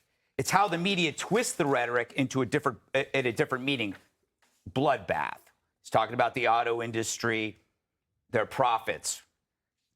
Do most people know that? Probably not. Drinking bleach, the fine people hoax. It was never Trump's rhetoric. It was the hoaxing of it that created this kind of umbrella notion that Trump is an existential racist, and that encouraged violence. That is the brainwashing. I watch a lot of Dateline, so I understand motive and opportunity. And in both suspects, you have He watches a lot of Dateline to see if one of his cold cases ever comes up.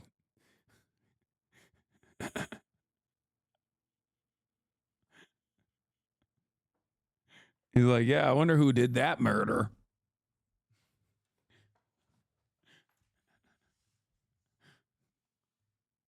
motive and opportunity. You have white male misfits who are very similar. They're perfect to be triggered. In this case, you have somebody who was seeking the. Why is this coverage so stupid, HasanAbi? This is ridiculous. Dog, it's Fox News' premier daytime broadcast. Of course it's stupid. I just like watching it to see like what the Republican message is going to look like. Okay? And honestly, their narrative is so bad. I can't believe the fucking Republican candidate got shot twice, the former president. Or not shot, but like had two unsuccessful assassination attempts, and they just can't even fucking message around it. Like, they did this the first time. It fucking fell flat, and they are just trying it again. I feel like the old Republican Party would have figured out a better way to communicate it. I can't even think about anything that would like be somewhat successful here. I don't even know how you would be able to successfully message around this. I don't know. Maybe the conservatives are a little right. Did some Democrat supporters go too far? Oh my God. Shut the fuck up, Neek Skit.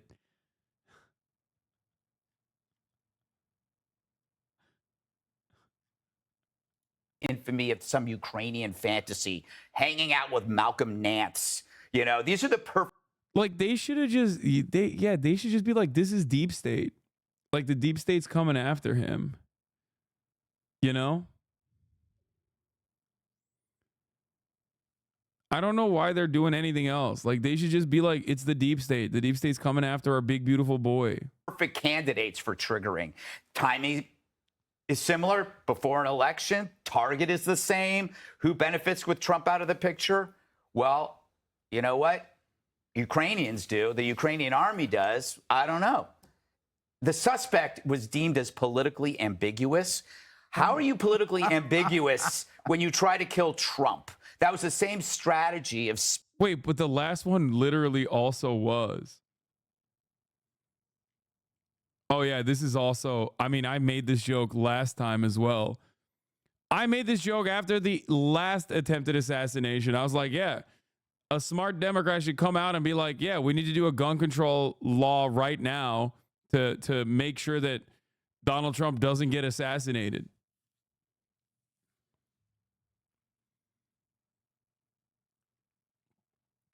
It's smart. I'm not even joking about it. I think it's a smart thing to do. spin that was used on crooks. Well, he was looking at other places as well. That's as ambiguous as my good looks.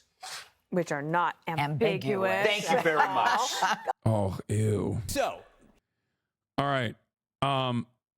We will now look at the new polling results after the debate to see what kind of a bump Kamala Harris got. And then we'll talk briefly about J.D. Vance and the Haitian migrants and the lies that he's told that he openly recognized and the fallout from that.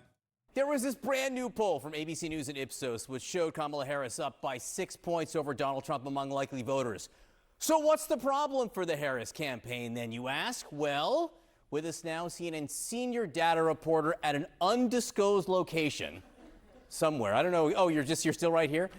Harry is at an undisclosed location to explain to us why this poll in and of itself isn't either A, surprising, or B, that great news for Harris. Explain. All right. So, it's not that surprising, Mr. Berman, from my undisclosed location. You'll never guess where I am. So take a look here. National polls in the last month, including leads within the margin of error. Look, Kamala Harris leads in pretty much every single national poll. She's led in 9 of the polls that have been released over the last month. Trump has just led in 1 national poll over the last month, and we've had 1 tie. So the fact that a national poll shows Kamala Harris ahead, not really much of a surprise because, John, pretty much all of them do.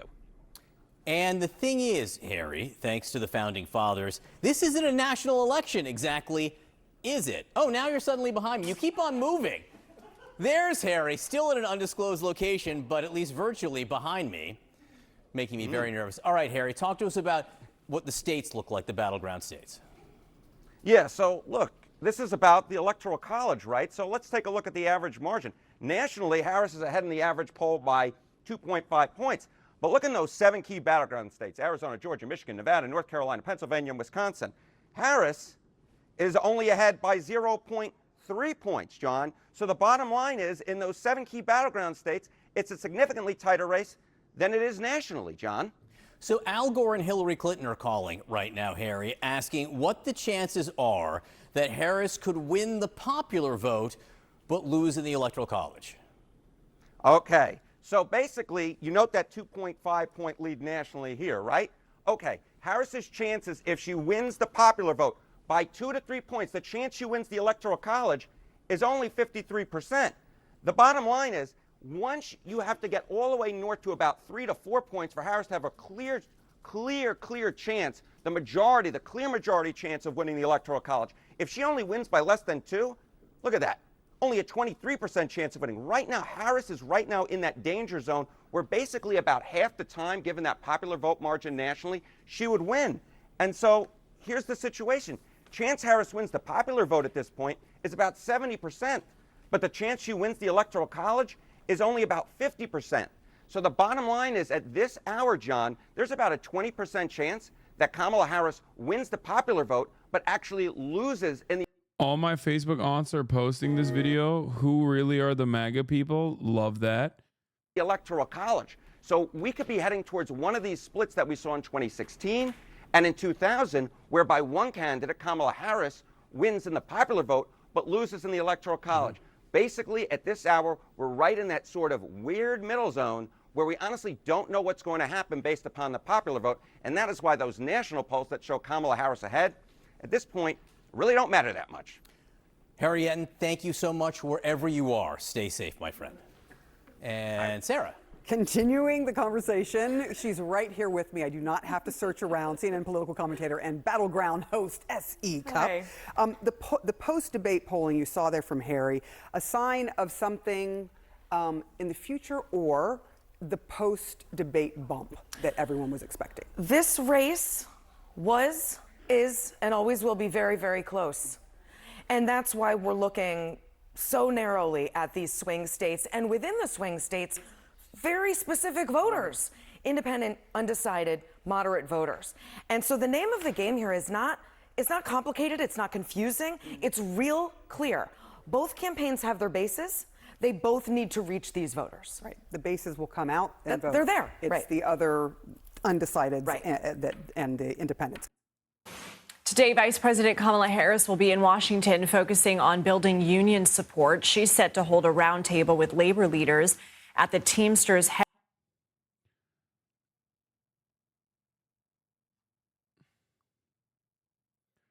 CNN seems like a fun place to work when they're not covering genocide. No, it's not. Oh, it's not. Trump posts, I hate Taylor Swift. That's 8 hours. That's 8 minutes of coverage. The analysis has been torn apart on Twitter. There have been under 5 state polls spread across the states since the debate, but over 8 to 10 national ones. Lots to know more soon. More polls coming in an hour, by the way. All right, let's do. I want to watch the fucking. Oh, a couple things I want to say. 80% say that Trump's comment about immigrants eating pets is weird. 64% say it's very weird. Okay? Just so you understand.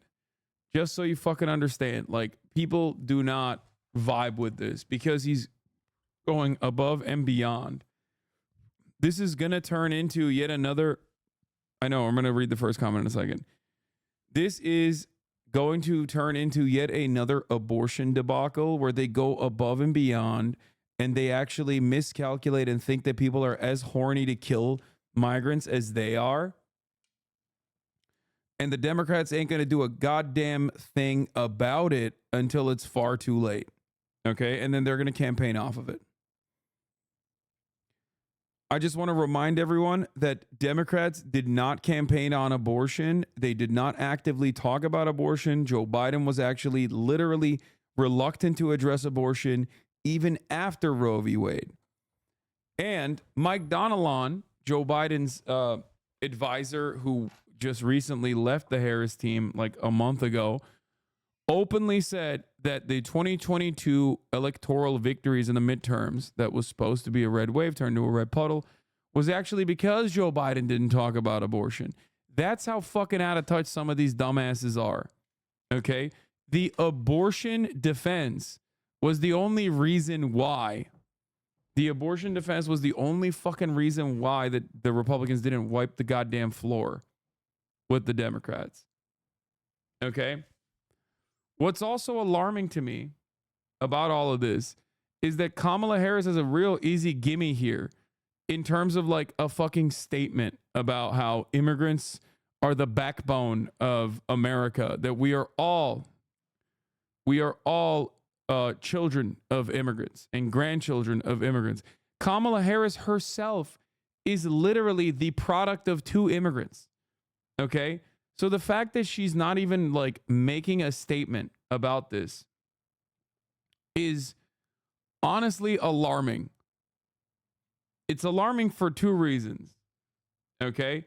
Reason number one, it's alarming because it, one, totally shows that they don't give a fuck about migrants at all, even a little bit. Okay?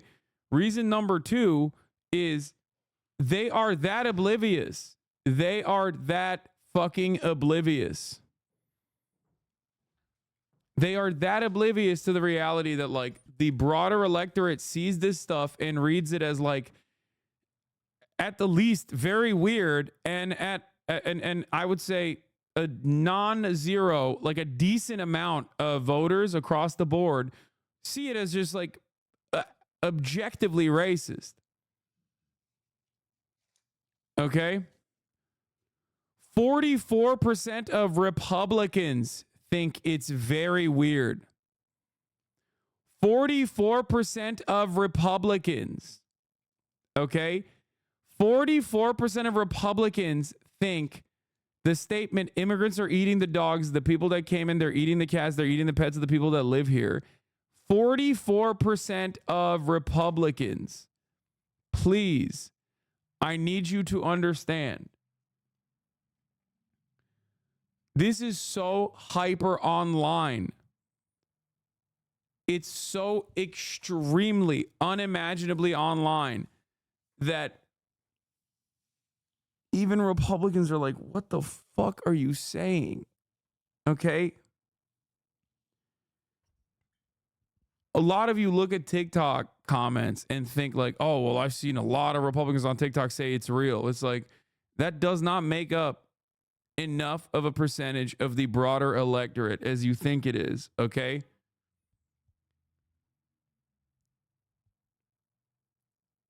This is, yet another instance. It's like begging for anything here. Like any minor defense against the top of the hour ad break. Just a little bit, you know? Bare minimum. Subscription. Twitch Prime. Gifted sub. Anything. Because at the top of the hour, there's a 3-minute ad break. And if you no longer want to see those ads, all you need to do is subscribe, which you can do for $5 or for free with Twitch Prime. Here's a 3-minute ad break now. My mom is a hardcore one-issue abortion voting Republican, and thankfully she thought it was completely ridiculous. Remember what I told you. Remember what I told you.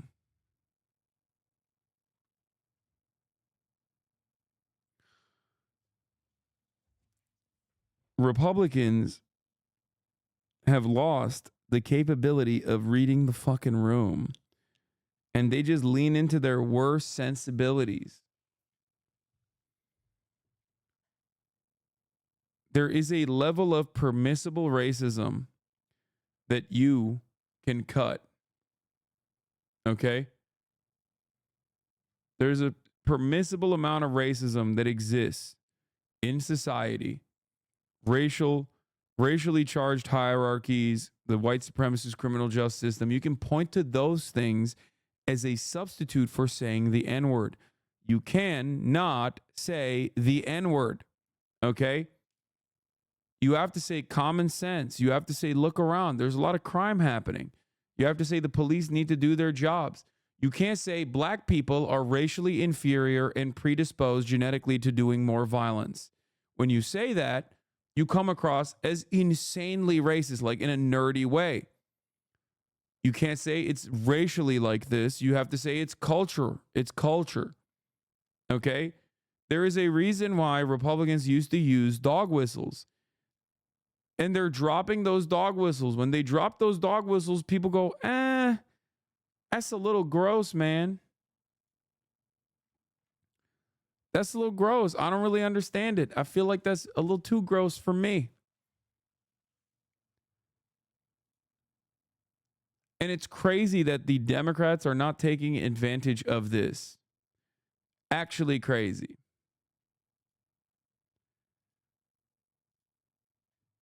Shocking, alarming, worrisome.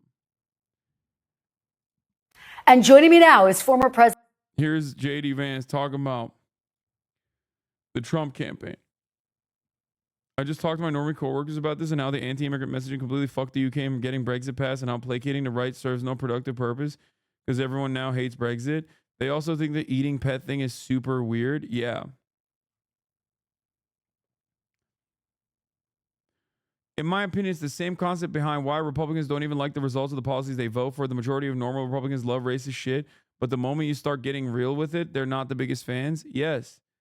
They never imagine the understandable, foreseeable outcomes of the incredibly violent and very bad policies that they push for until they are left responsible with those policies. Then they're like, oh, fuck.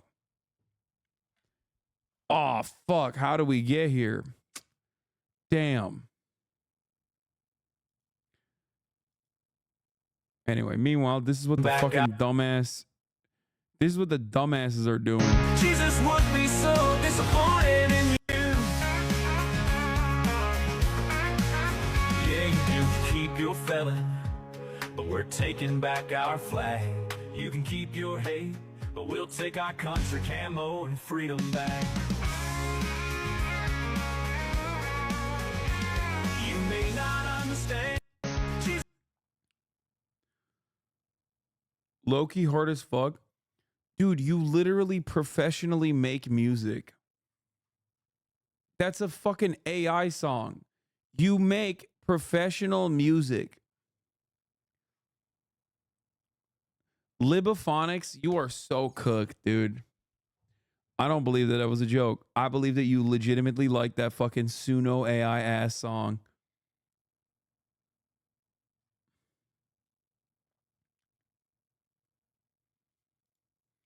Excuses everything but Taylor. Yeah, Brittany Mahomes questioning her support of Donald Trump after his blistering takedown of Taylor Swift left her shaken to the core. That's awesome, dude. Man, white women are the best, dude. Actually. Congratulations.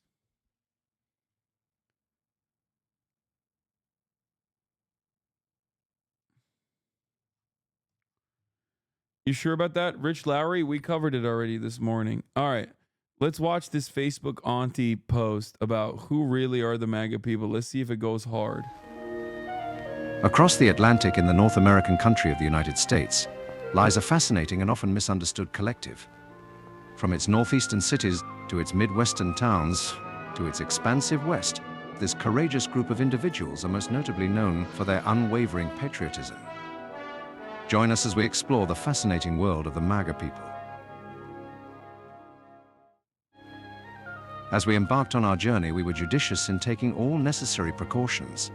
Our media had warned us that these were a vicious, radical, and even deplorable people.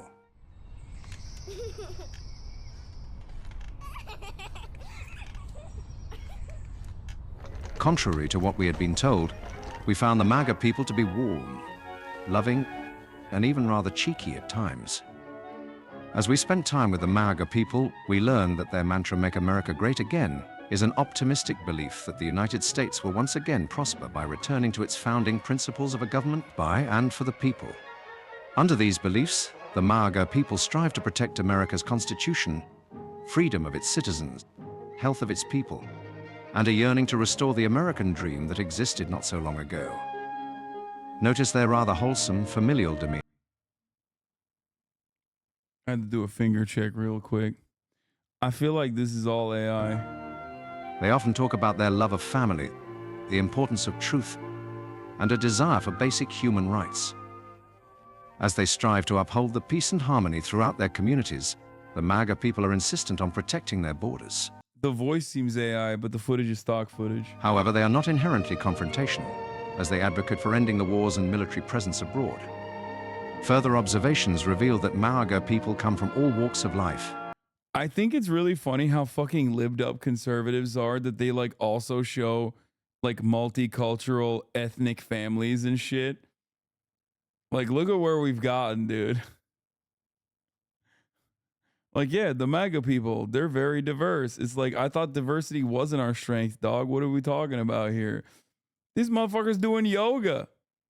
This looks like a goddamn Gap ad, Observations dude. reveal that MAGA people come from all walks of life, including farmers and ranchers, family-owned businesses, entrepreneurs, health advocates, blue-collar workers, and military servicemen. And just recently... You just said there's no interracial families? Boom, there you go. And just recently, the MAGA people joined forces with another group, the Maha people. Together, the MAGA and Maha have started a movement to make America healthy again. As we departed back to our native land, we couldn't help but reflect on all that the MAGA people had taught us. Once perceived as a dangerous and barbaric group, we found ourselves feeling enlightened by the MAGA's moral, ethical, and honest ways of life. One could only hope that a similar movement would eventually emerge for us.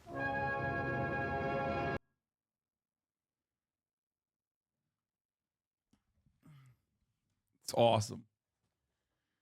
So Facebook aunties are posting this, being like, this is a perfect way to describe our movement. Yeah, they have it. Yeah, it's called the English Defense League. This has to be satire. No, fuck no. This is unironically how these fucking hogs view themselves, dude. Anyway, let's watch what JD Vance is saying. Yesterday, he got straight up on the timeline, did the Sunday fucking specials, and went on Dana Fash on CNN. And Dana Fash absolutely fucking ethered him. Okay? Where in the convo with Dana Fash, JD Vance unironically, openly admitted, yeah, he sometimes makes shit up. You know, to get media attention around real issues. He said, yeah, I make stuff up. I tell stories. I make up stories because you guys aren't paying attention. We are motivated, in other words, by living our faith and ensuring that our public policy promotes the common good. And I think that at this moment in time, in 2024, with all the violence and all the negative political rhetoric, we need to remember above and beyond that we must love our neighbors, that we must treat other people as we hope to be treated, and that we must love our God and let it motivate us in how we enact public policy and how we live our faith and how we govern our nation. And that will make America a more prosperous and a healthy. That's crazy. Unless your neighbor is black, in which case I will absolutely advocate to deport them. Healthier and a more sane and, most importantly, a better nation.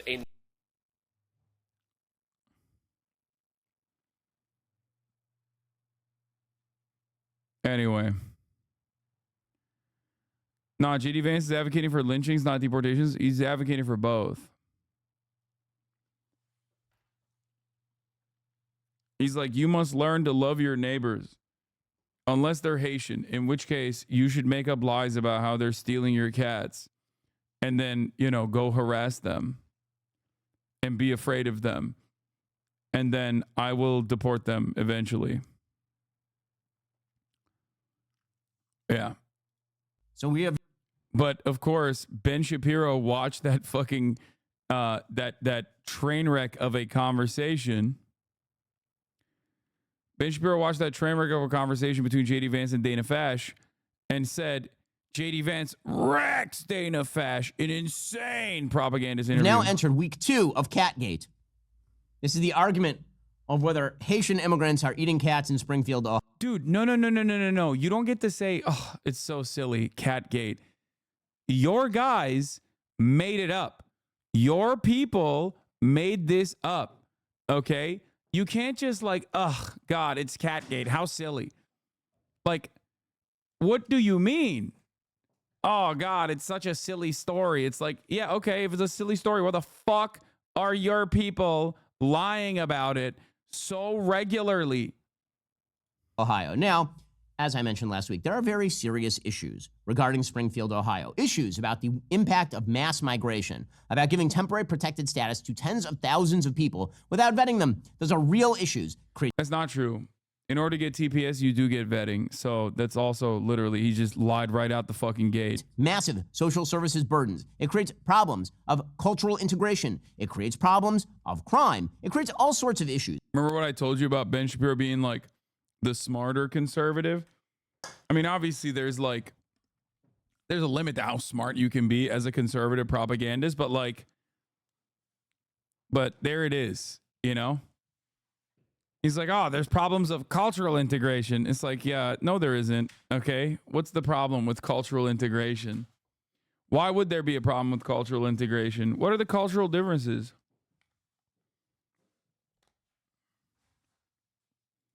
When you take a town of 60,000 people and just add on 20,000 migrants from Haiti because you want to staff up the local factories as though you couldn't. For reference to fact check Ben, yes, people interested in TPS must file an application with the U.S. Citizenship and Immigration Services. All individuals applying for TPS undergo security and background checks as part of determining eligibility. Of course it has fucking background checks.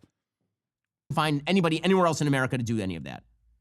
Now that's kind of a problem. However, it seems to me a distraction to be talking about whether they're eating the dogs and eating the cats. Now remember, that started off as kind of originally mentioned by J.D. Vance because some of his constituents had mentioned to him reports like that. And then Donald Trump took that and ran with it during the debate and expanded it to not only eating the cats, but also the dogs and also apparently other household pets. And that, of course, became the living meme from the actual debate. There's a remix of the Trump eating the dogs, eating the cat song that absolutely slaps. My kids love it. I'm not even kidding. That's a real thing. However, it would be about time right Are they talking about megaphonics?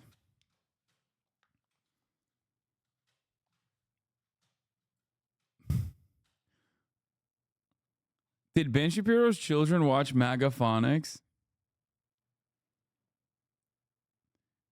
Did Ben Shapiro's kids watch the MAGAphonics remix? I really hope there's a noticeable bump in the polls for Donald Trump. I really, really hope there's a noticeable bump in the polls, and it's single-handedly caused by MAGAphonics.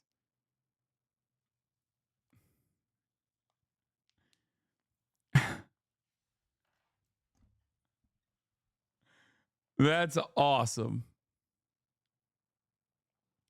My 65-year-old dad showed me MAGAphonics' remix and I was dying. Oh my God. He's probably talking about this. Hello and welcome to the first, the second, the first. Nihilism is now cringe and boring. I don't care. Tonight. But prices got out of control. I don't know if this is the one.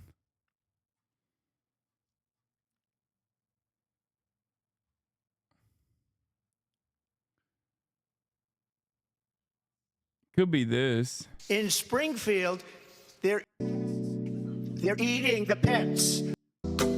They're eating the cats. They're eating the pets.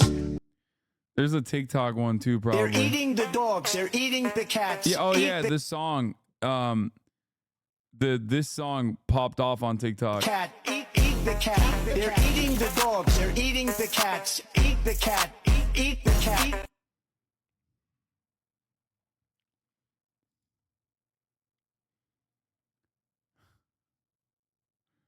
I had at least 4 MAGA gym rats blasting it at the gym.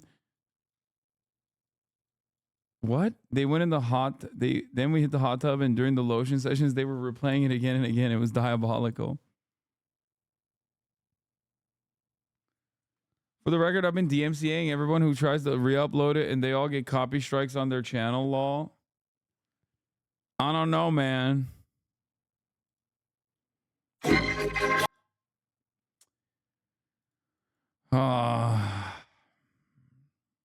Take a day off, chatter.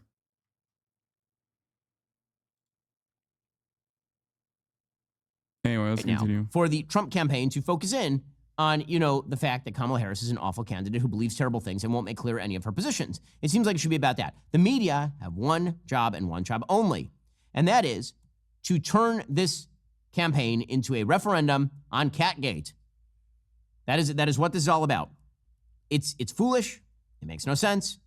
The media have decided that this is a major issue that they're going to push over and over and over. They're doing it largely as a distraction. So, for example, J.D. Vance yesterday was with Dana Bash. And Dana Bash, for like 17 minutes, asked him about the eating the cats and the dogs thing. And Vance just wrecked her. I mean, he really did. Really? So you're upset about Donald Trump having a policy-free candidacy? You're upset about him not calling to attention how bad Kamala Harris is? But then you're also personally saying that he did a phenomenal job. Bro, Forgiato Rose? What? Oh my God. Well, true love always finds a way.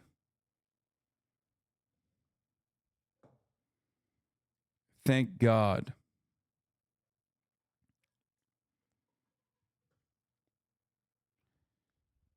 Thank God she found true love again.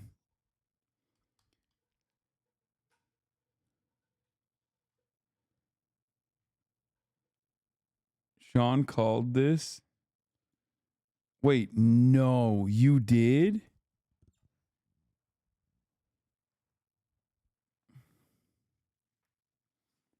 She only dates the best rappers? True.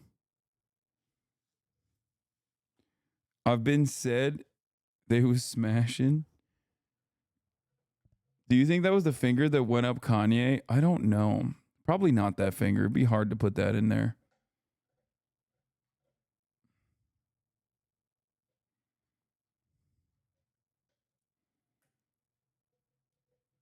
I always assumed that she was using her thumb inside of Kanye's booty hole.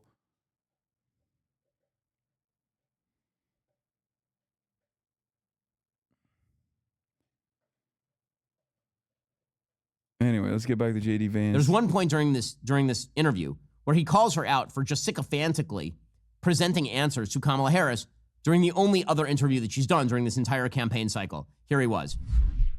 Would you like to ask me questions and then let me answer them, or would you like to debate me on these topics? I noticed that when you had Kamala Harris and Tim Walz, you gave them multiple choice answers to the questions that you asked, and you allowed them to answer the questions. I'm happy to be here to talk about policy, but if you're going to interrupt me every single time that I open my mouth, then why am I even doing this? Okay, so that happened to be a really, really good point. But she wasn't there to ask him questions and get answers. She was there to browbeat him. So the same day that somebody allegedly attempted to shoot Donald Trump again, Dana Bash spent 17 minutes implying that JD Vance was responsible for bomb threats in Springfield, Ohio because of Catgate. Nobody is disputing that the town of Springfield, Ohio needs help. But you're not just a bystander, you're the senator from Ohio. So instead of saying things that are wrong and actually causing the hospitals, the schools, the government buildings to be evacuated because of bomb threats, because of the cats and dogs thing, why not actually be constructive in helping to better integrate them into the community? Dana, first of all, let me just respond to a couple things that you said, but I want to start with something you said, which I think is frankly disgusting and is more appropriate for a Democratic propagandist than it is for an American journalist. There is nothing that I have said that has led to threats against these hospitals. These hospitals. Is he gonna show the fucking most important part that like the media is talking about?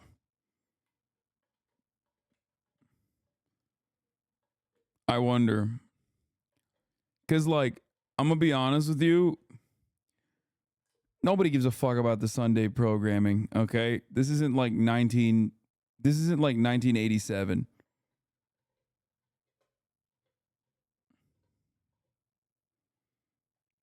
They care about the highlights. And the highlight of this conversation is JD Vance openly admitting that he made it the fuck up. Hospitals, the bomb threats and so forth. It's disgusting. You just accused me of inciting violence against the community when all that I've done is surface the complaints of my constituents, people who are suffering because of Kamala Harris's policies. Are we not allowed to talk about these problems because some psychopaths are threatening violence? In the middle of this interview with Dana Bash, the media attempt to swivel away from Dana Bash having an awful interview with Kamala Harris and JD Vance calling her on it, to focus on this clip. While the media are fact-checking Donald Trump on eating dogs and cats, the Harris administration continues to claim that illegal immigration is not a big problem at all, because they're lying, just like they're lying about not coming after you for taxes. Are you still struggling with back taxes or unfiled returns? Handling this alone?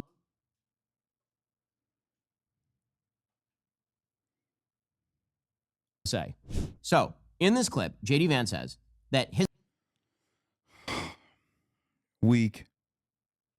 constituents have been complaining about the eating the cats thing, right?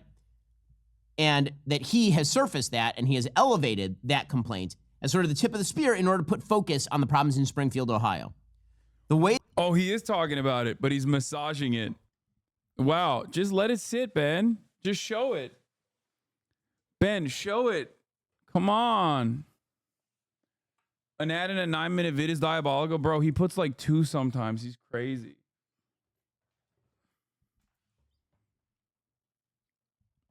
He's got to be pissed, dude. There's just...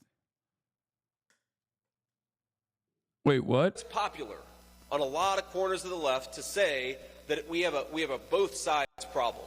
And I'm not going to say we're always perfect. I'm not going to say that conservatives always get things exactly right.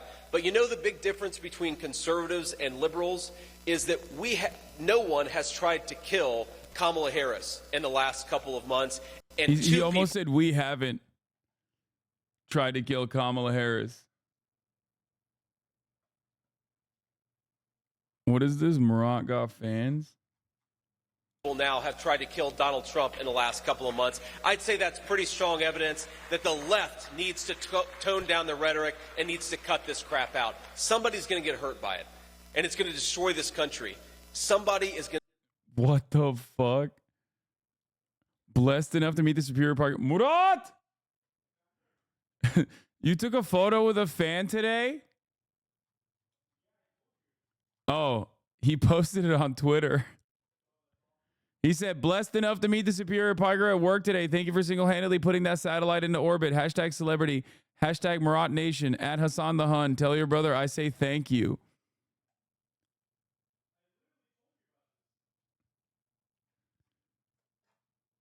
That's crazy. Murat is the GOAT. Undisputed champion. Anyway, getting back to this conversation of him just being like, nobody's trying to kill Kamala Harris. That's a crazy thing to say. Okay? That's a crazy thing to say. I can't believe the vice presidential candidate for the... I mean, I can believe it. JD Vance says dumb shit all the time. Out. Somebody's going to get hurt by it, and it's going to destroy this country. Somebody is going to get hurt, and you think about what an incredible wound it would open up in the United States of America, all of us. And I promise I will do my part to tone down the rhetoric, but in... Bro, by the way, ain't nobody tried to kill Kamala Harris is wild. Like, on our side, he's like, on our side, nobody tried to kill Kamala Harris. Is like, bro, both of the shooters were registered Republicans, dude. Like, what are you talking about? One guy was a registered Republican who couldn't have voted for Donald Trump because he was too young. The other guy did vote for Donald Trump in 2016. It's like, I said this last time when we found out that the shooter was a registered Republican. I was like, these guys are so used to being one note and doing political violence that they inevitably do it to themselves.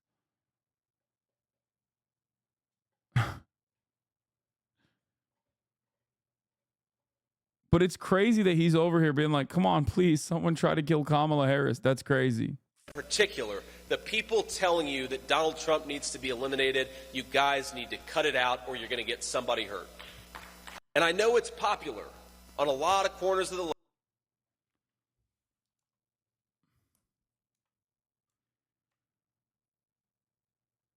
Is there actually militant anti-Trump shit on the right? Not necessarily, but there's a lot of militant people on the right, and there's a lot of cranks on the right. The way that the media decided to interpret this is that J.D. Vance made up out of whole cloth the claims about people eating cats in Springfield, Ohio. That he made up a story in order to get attention. That's not what he's saying. He did say that. And everybody heard him when he said it. Just play the clip, man. They're lying about what J.D. Vance said, and it's pretty obvious from what he said that they're lying about what he said.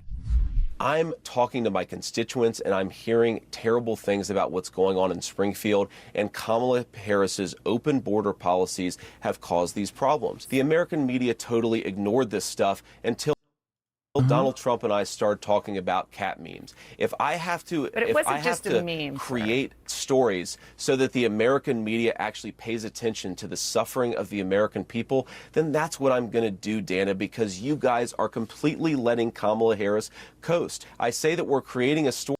Wait. Why is he jumping through? Why are you jumping? No, point to the moment where he got caught. Come on, man. That's the good stuff.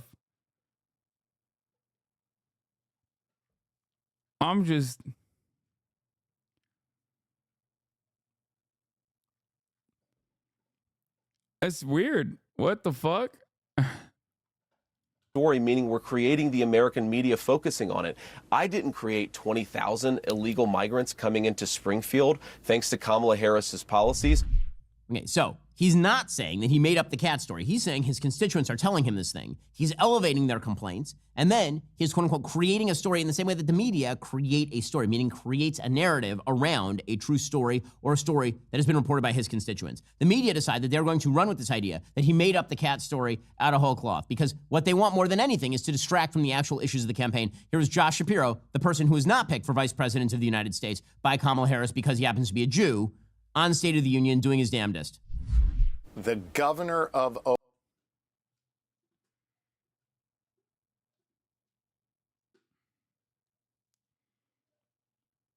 Dog, you're a Republican. Like, why do you even care about the Democratic Party's like snubbing one vice presidential candidate over the other?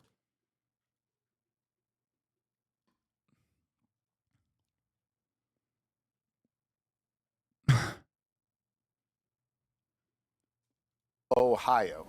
The mayor of that town in Ohio has said this is all made up. These are all lies. There's no truth to it. And the United States Senator from Ohio just came on your show and blamed his own constituents for his own lies. I mean, this guy's so pathetic, but the thing is, it is dangerous. There is a causal connection between the BS that J.D. Vance and Donald Trump spew and the safety and security of the American people. And so, again, they're going to try and spin this into another Charlottesville hoax or into another bloodbath hoax. This is what they're going to try to do. It's nonsense. Don't fall for the propaganda. Another Charlottesville hoax? Like, dude, you're such a cowardly little bitch. It's so crazy. Being an Orthodox Jewish man who simultaneously has the ride for Donald Trump and the Republican Party is so funny. He's just over here. He's over here being like, yeah, the guys that said Jews will not replace us, you have to defend the president who defended them.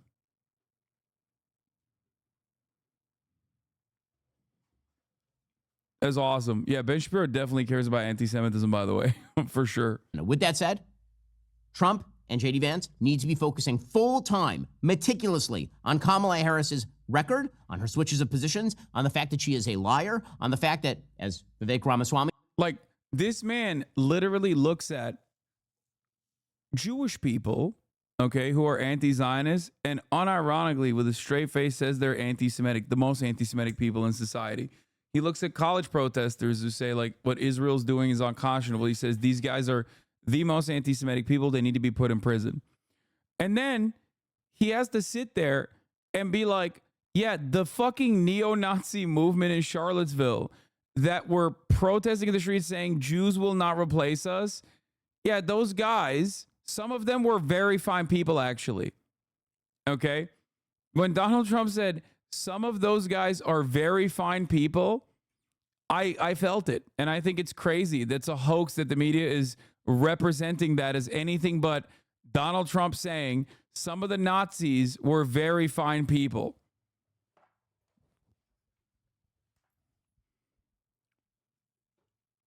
Cool stuff. He said on the show last week, she's the face of the machine. That is what they need to be focusing on. And if they do that, they will win. And they need to be focusing, obviously, on the hardcore ground game that Democrats are so good at. That's going to be the election. But the bottom line is this. Today, I think we should all be, once again, thanking God that Donald Trump was not shot. I think today, once again, we should be recognizing that we are one bullet away from a vast cliff that no one knows what. I don't understand why they say it was a hoax. Can you explain it? Yeah. After Charlottesville, when Nazis protested in the streets, and then one of those Nazi terrorists actually killed a counter-protester, an anti-fascist, Donald Trump came out and said there were very fine people on both sides. Okay? This was a very famous moment in his administration because people were like genuinely shocked that a sitting president openly fucking caped for Nazis, right? Like straight up Nazis, not even like regular old like suburban Hitlerites. I'm talking like dudes who got swastika tattoos, dudes who were like waving the swastikas, and you know, just regular old run-of-the-mill neo-Nazis like out and about, right? Like the kinds that are in Ohio marching, okay? And it was truly unique to have a president in recent times openly look to that and be like, yeah, there's some very fine people on that side as well. I thought that was about a Confederate flag statue protest. Yes, that was where that happened. Yes, the Nazis Unite the Right was a neo-Nazi rally put together by neo-Nazis, and their goal was to protect a Confederate statue. In that protest, they were chanting, Jews will not replace us. Okay?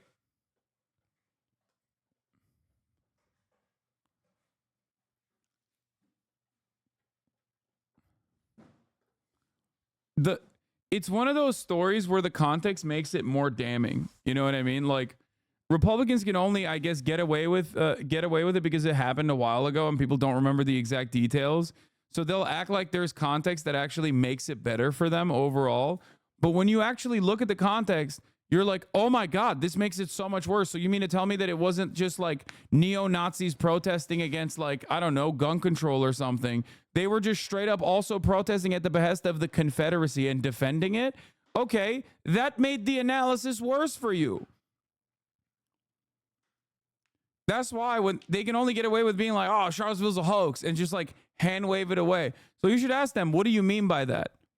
What do you mean by how it was a hoax? Like, they weren't out there fucking protesting against breast cancer. They were out there to protest against a Confederate statue being taken down. Okay? Like, so, you know, you can't even do this like liberal style debunking that liberals love doing. Like, the fact check, please. What the Sigma? Can we get a fact check, please? Like, you can't even do that. Republicans can never do that. Because when you look at the actual facts, you're like, oh my God, it actually seems even worse than before. I forgot some of the details of the story. And now that I know some of the details of the story, I have realized that it's worse than I thought it was. What's going to happen if we fall off of it? I mean, I felt this way on July 13th. Thank God Donald Trump avoided that bullet. It was an act of God that he avoided that bullet, July 13th. Yesterday, he avoided another assassin. You know, this is a country that feels like it's on the precipice of something quite terrible. And there are only a couple of things that can be done to prevent it. One is obviously better Secret Service.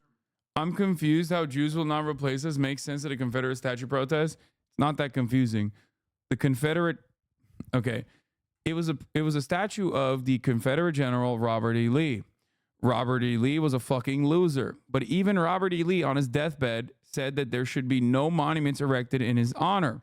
Robert E. Lee's great-grandchildren also are very much anti-Robert E. Lee statues being erected. Many of the Confederate statues and Confederate monuments and Confederate schools that were named after generals weren't actually named in the immediate aftermath of the Civil War. Many of them were actually erected in the Civil Rights Movement. Now, do you want to understand why someone in a southern town would actually erect a Confederate statue during the Civil Rights Movement?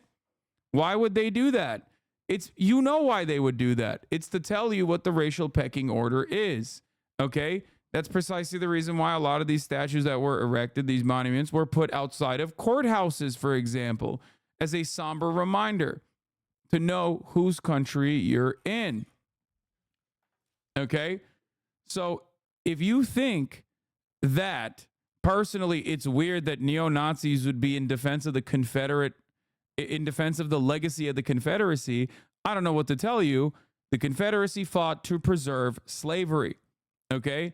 They fought to preserve slavery for white people to be able to own black people as humans, or not as humans, sorry, but as chattel. Okay? Why didn't I know about this? Well, because you don't watch my broadcast. Well, I guess you do. 23 months. You should know about this. I've definitely talked about it a lot, both in the past and continue to do so. But the other is people need to stop proclaiming that people on the other side of the political aisle are going to full-scale destroy the country and are Hitlerian figures. They should not do that, because the more you say that, the more you are making it real. And that is something that, unfortunately, the media seem to have no intention.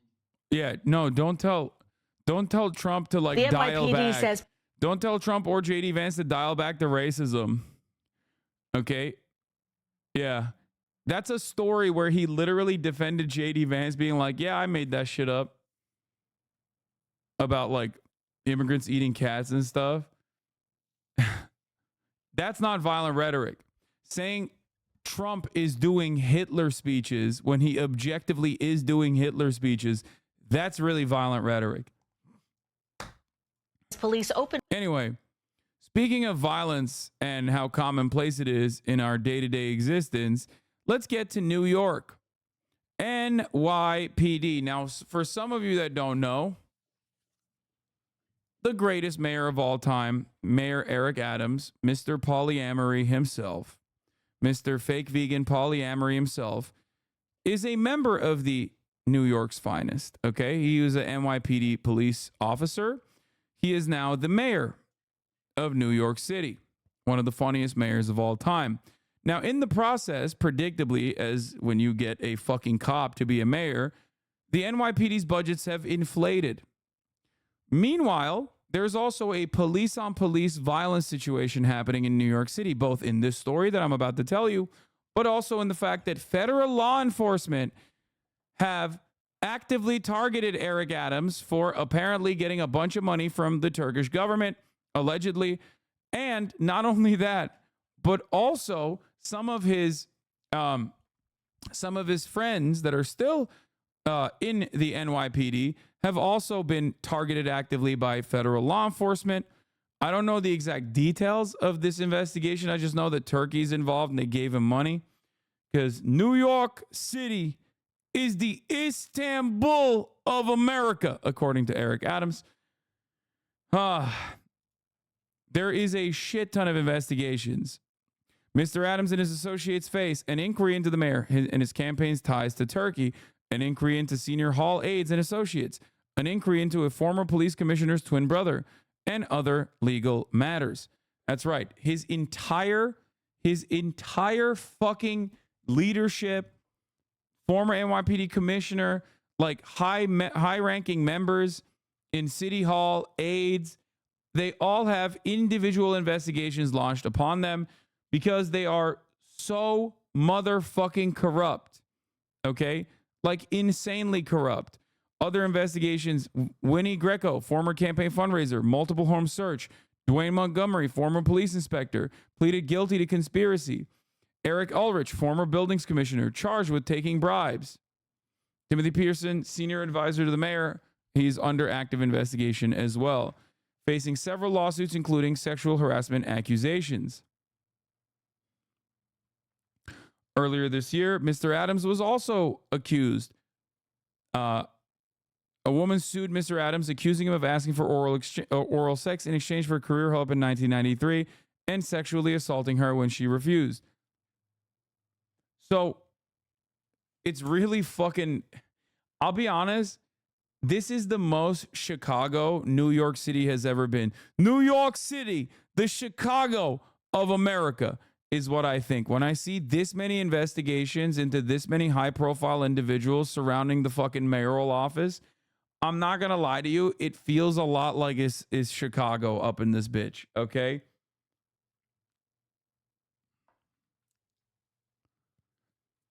In the time frame, NYPD also expanded its budgets for its PR team, an 86-member public relations team, more than double its size 2 years ago. I wonder why so much money is being spent on the PR side.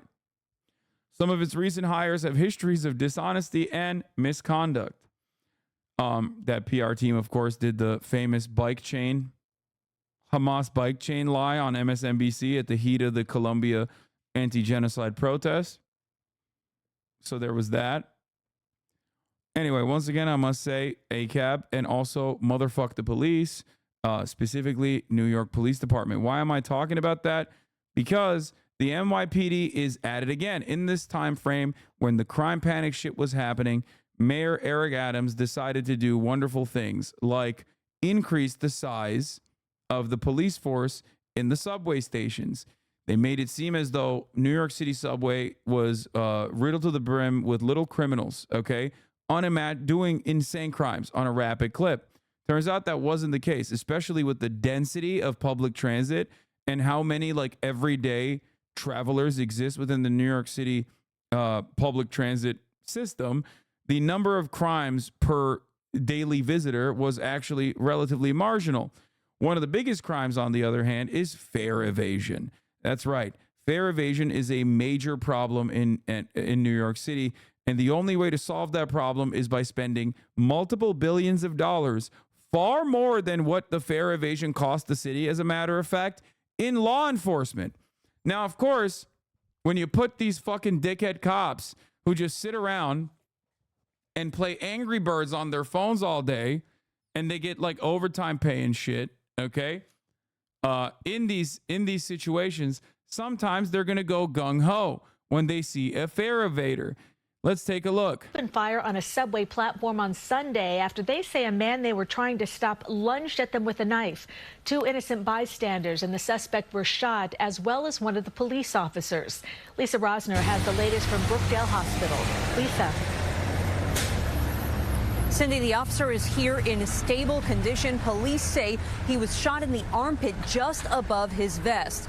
Now, as for the innocent bystanders that were shot, a 26-year-old female is in stable condition at Kings County Hospital, and a 49-year-old man was shot in the head. He is in critical condition at that same hospital. As to be accurate, police in the subways play Candy Crush. I apologize for my mistake. I said Angry Birds. They're playing Candy Crush instead. well as the suspect, who we're told is a male in his 30s that was shot in the abdomen. Exclusive video shows a man in handcuffs on the floor of the L train who appears to be the suspect. Police say this all started just after 3 p.m. Sunday at the Sutter Avenue station when the suspect evaded the fare. The NYPD says 2 officers told him to stop multiple times. They also tried using tasers, which didn't work. Police say the suspect advanced on one of the officers with his knife, and that is when they drew their guns. They're subduing him. One of the officers realized that he's... Dude, local news coverage on the matter is so insane. They are such pieces of shit. They made it seem like these brave heroes, okay, were, you know, in the line of fire and got shot by bullets. Who knows who actually shot the bullets? Oh, wait, they're using passive voice. They don't normally use passive voice when talking about how a cop got shot. Why are they using passive? Oh my God, the cops shot each other. Oh my God.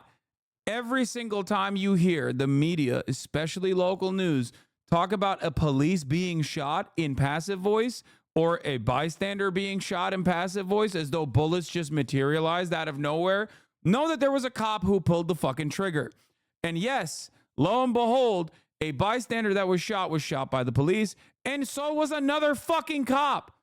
What sparked this insane mass shooting that occurred at the New York subway? Oh, that's right. $2.90 in fare evasion.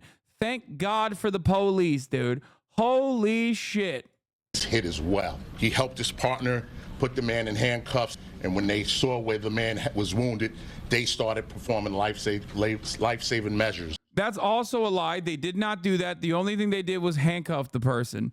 They shot him, and then they handcuffed him. Okay, shot by NYPD bullets. 4 people were shot by NYPD bullets, including a bystander who was struck in the head. No, Gothamist doesn't LARP for the NYPD. I feel like I feel like they're not doing. I don't think Gothamist does passive voice. They're just openly saying, like, you know, the NYPD shot 4 people.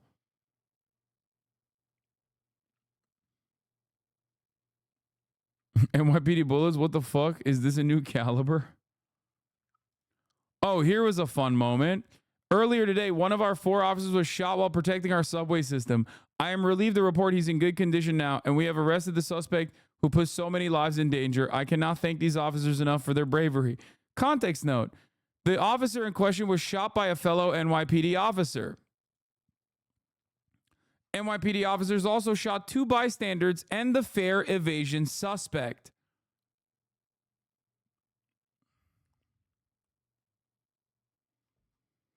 Officer and 3 others injured by police gunfire and subway station clash. When officers shot a man wielding a knife on a platform in Brooklyn, an officer and 2 bystanders were also hit.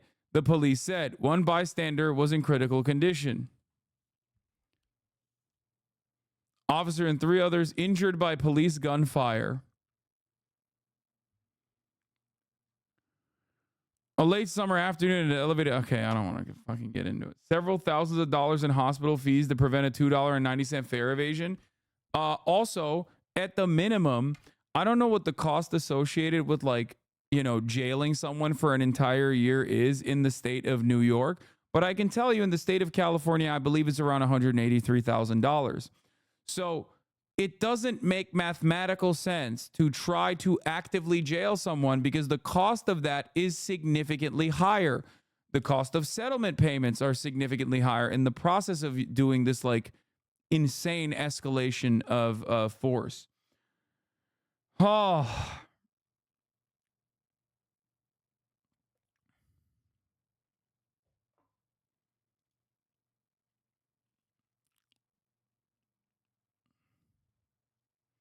I'm wondering if journalists have any interest in doing journalism anymore, or they just want to be stenographers with the NYPD. You're all embarrassing. It started because somebody wanted to come to the transit system with a weapon. Somebody who, as the mayor said, had a history of crime and a history of violence and even gun charges, Lieber said. Great. Did they know that? No, they didn't.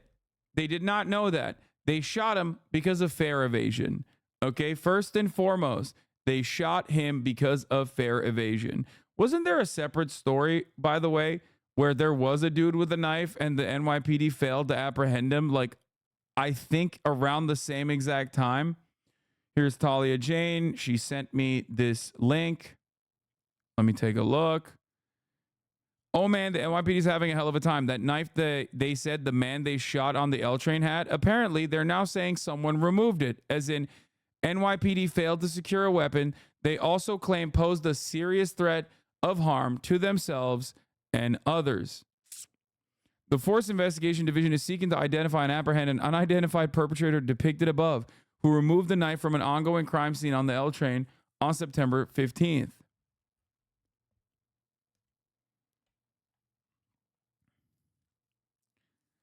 The subject was last observed on September 15th at approximately 15:35 hours in front of the Brooklyn, New York, within the confines of the 75th precinct. NYPD is trying to arrest someone they claim removed the knife they failed to secure from a man they shot, who they shot because said knife posed such an incredible threat to their safety that they had to shoot multiple other passengers and each other. Violently incompetent. Below is the picture of the weapon recovered from the scene of today's incident. NYPD says officers recovered a wrong knife from police subway shooting in Brooklyn. So to recap, NYPD is hunting for a man accusing him of removing a knife from the scene. NYPD claims they recovered the suspect's knife with a photo of it in his hand. Now they say they recovered a different knife. Did they steal that guy's knife? Is there no second knife?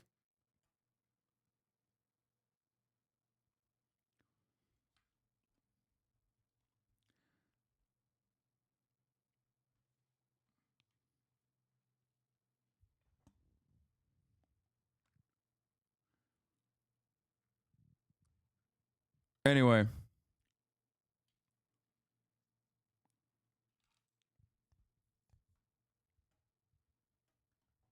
You don't get it. It's about sending a message that regular people aren't allowed to rob the city of $290, but the NYPD is allowed to rob the citizens of a year of their life in the city $150,000. Yeah.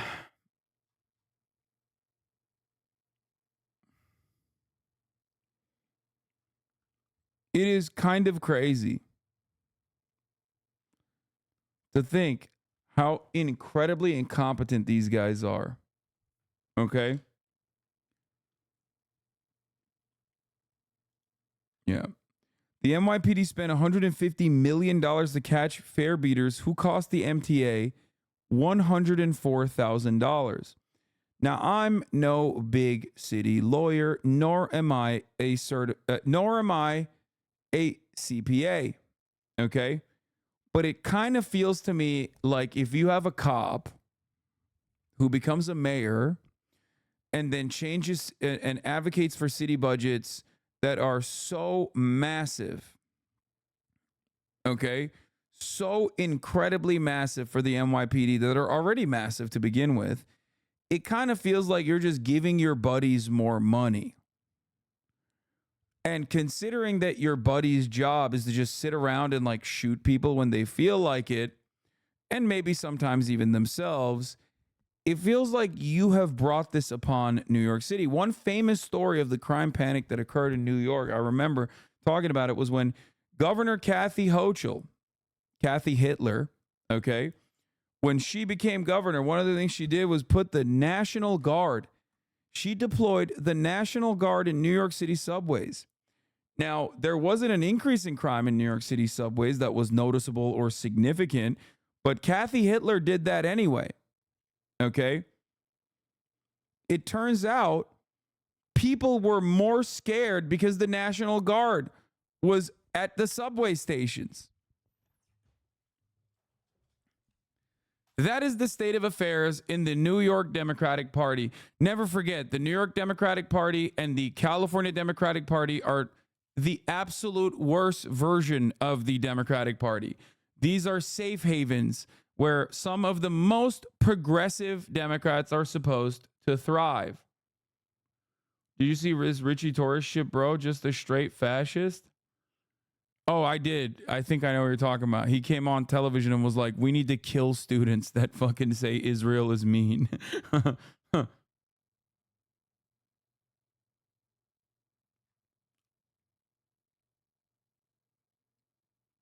Anyway. Trump is doing spaces, I believe, soon, if not right now. This is the first time that he's doing like a live public appearance since he had a second assassination attempt. And I'm very excited to hear. Wait, who's the fucking host? The host has like a crypto punk or some shit. That's weird.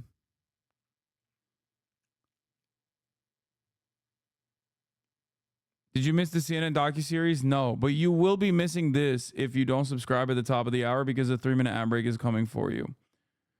Because at the top of the hour, there's a 3-minute ad break. If you no longer want to see those ads, all you need to do is subscribe, which you can do for $6 or for free. He's doing the spaces right now. Why can't I hear it? He's going to drop a crypto coin, I think. No fucking way. If he actually drops a crypto coin, I'm going to fucking lose my mind.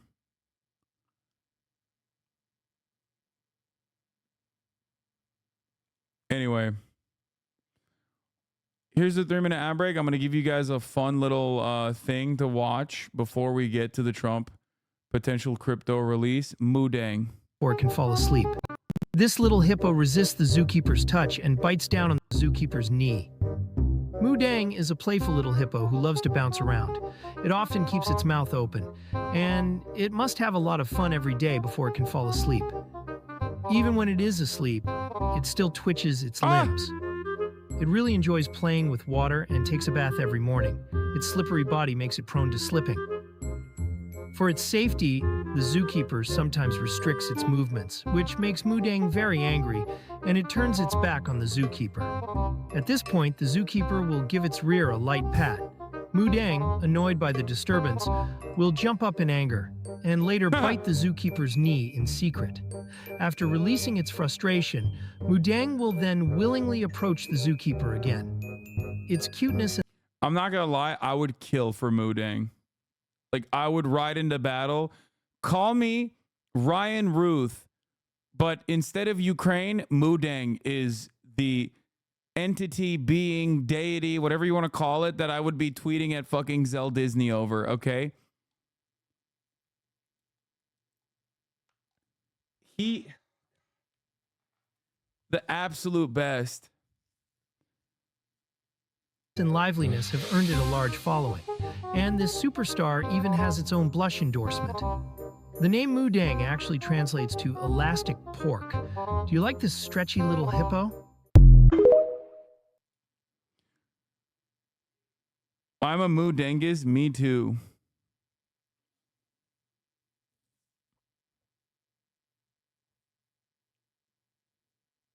There's a pygmy hippo at the San Francisco Zoo. How does he get this level of access? If you scroll down, some of his tweets don't even get 500 likes. I'm unmuted. Check, check. Just checking that everybody can hear me. Check, check. 1, 2. May I get some thumbs up for the audience? Before you go, just a quick disclaimer. A few quick reminders before we begin. You should think of our conversation today as a general discussion. You are going to hear from a number of speakers, all with their own opinions that may not necessarily represent the views of others or any organizations with which they are associated. You should understand our speakers have financial interest in some of the items we plan to discuss today and in decentralized finance and digital assets generally. Of course, nothing discussed here today should be deemed technical, legal, financial, or any kind of advice. You should always consult your own expert advisors if you are seeking any advice. To the extent there are discussions about future plans, vision, and other forward-looking information, Oh my it God, he's is doing a always crypto important ad. to remember that all such forward-looking information and the future generally is subject to change, risk and uncertainties, which can change current plans and expectations. Now hold on tight, and we'll be with you in a couple of minutes. Oh my God.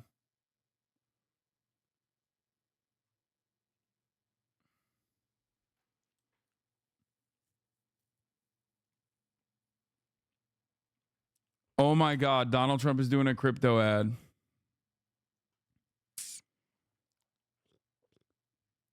Trump-linked crypto project to launch Monday. A crypto project backed by Republican presidential candidate Donald Trump and his two eldest sons is set to launch this evening. Oh my God. Oh my God. He's doing it with his fucking dumbass sons. Dude, what is going on, dude? He is... I think Trump is actually trying to lose, dude. They intentionally separated that disclaimer from the actual start of the event so that people coming in won't hear it.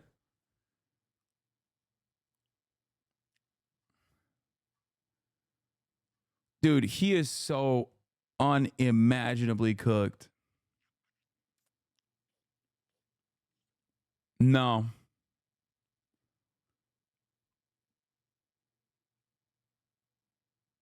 No. This is wash behavior. And I guess this is the next level of wash behavior because, like, what's the first layer? If you're washed, what do? You go right wing, right? You go right wing charlatan. You go right wing grift. Wait, is that Barron Trump? That's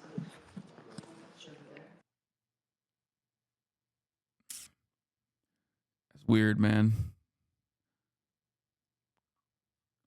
Bro, if you're already a right wing grifter, where else are you going to go? There's nowhere else to go for you. So you have to go to crypto.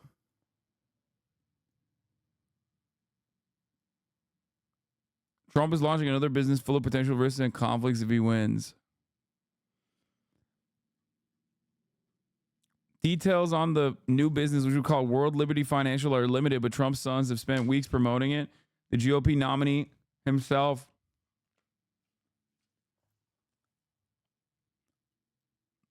has teased the latest expansion of his family's business empire from the same social media account that carries his political messaging.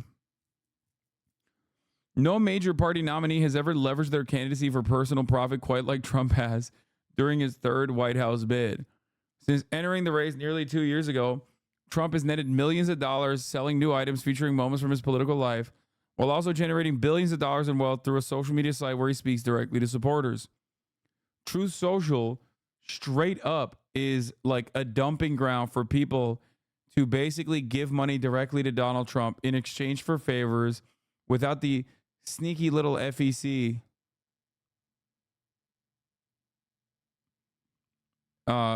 snooping around.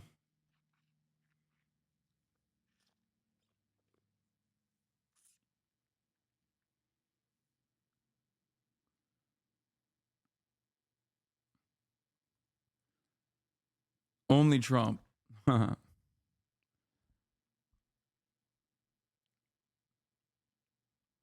New insane TikTok drama for you? What is If this? you guys have not seen Abby's Instagram story where she talks about how they went on a cruise with their kids and decided to start making their dinner reservations after kid bedtime and just taking monitors with them to go to the restaurant and leaving their kids in the suite on a cruise ship alone. Obviously, not enough people take true crime seriously because they have clearly never heard of Madeleine McCann, who was literally stolen from her parents. Yeah, I don't know what the fuck's going on here, and I don't really care. All right.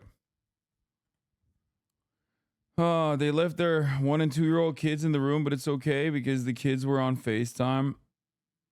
Yeah, I just don't care. I'm gonna be honest.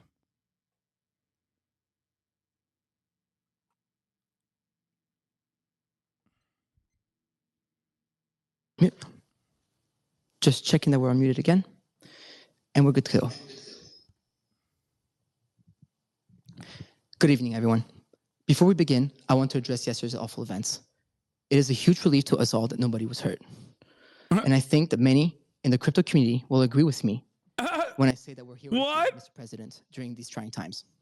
Your unwavering support for our community has not gone unnoticed, and we're immensely grateful for it. And really, the fact that after all of this, you've chosen to proceed with this interview blows my mind. It speaks volume, Mr. President, and thank you for being here tonight. Bro, this is worse than Aiden Ross. How is this possible? But it worked out well, and Secret Service did an excellent job. And they have the man behind bars, and hopefully he's going to be there for a long time. Dangerous person, very, very dangerous person. But I appreciate the comments very much. Well, I appreciate you for allowing me to interview you in your wonderful Mar-a-Lago home, which is truly an honor, and I'm very grateful for it. Thank you very much. Thank you. So, Mr. President, I can say that myself, like I was saying, the crypto community and millions of Americans are relieved that you're here with us today after the second attempt on your life at the Trump National Golf Club. It's just horrifying. Can you run us through what happened? So I was playing golf with some of my friends. It was on a Sunday morning, and very peaceful, very beautiful weather. Everything was beautiful. It was a nice place to be. And all of a sudden we heard shots being fired in the air, and I guess probably 4 or 5. And it sounded like bullets, but what do I know about that? But Secret Service knew immediately it was bullets. And they grabbed me, and I think probably the other one, Steve is one of the people, Steve Witkoff, a great friend of mine, a great businessman from mostly New York and Florida, great businessman, and more importantly, just a fantastic person. So we're in the group, and everybody we got into the carts and we moved along pretty good. I was with an agent, and the agent did a fantastic job. There was no question that we were off that course.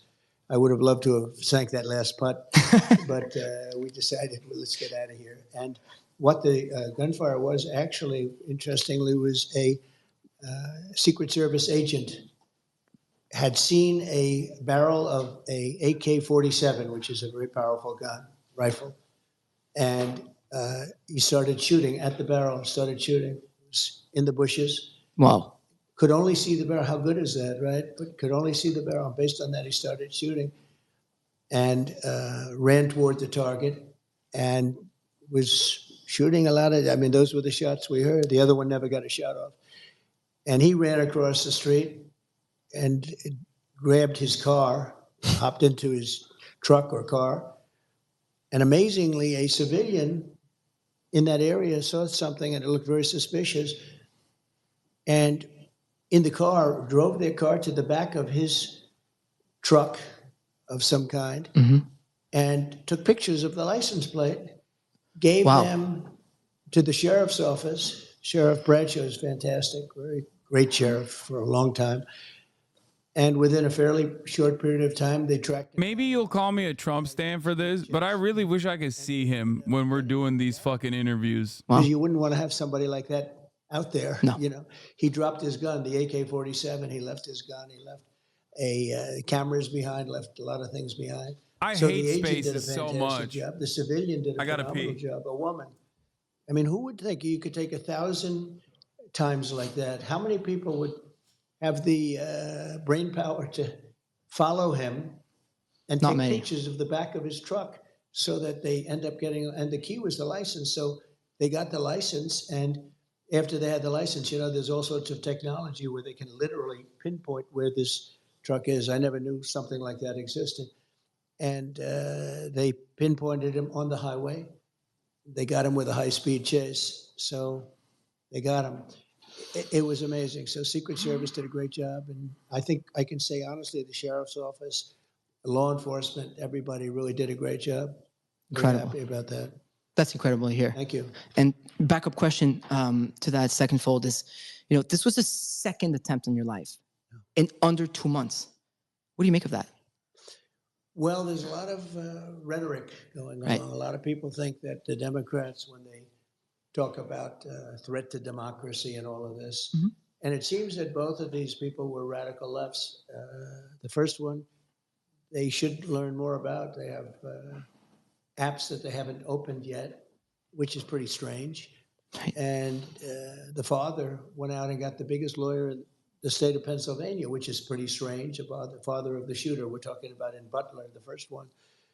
And that's pretty strange. There are a couple of pretty strange things going on there. I can say this, the Secret Service was very brave in the sense that bullets were flying, and when I went down, I purposely went down, I saw what was happening, and people are probably screaming. I'm not sure if I recognized that, but I went down, and Secret Service, they were right there with bullets flying right at them, and they weren't hit, but 3 other people were, Corey, a firefighter, and 2 other gentlemen who they thought died.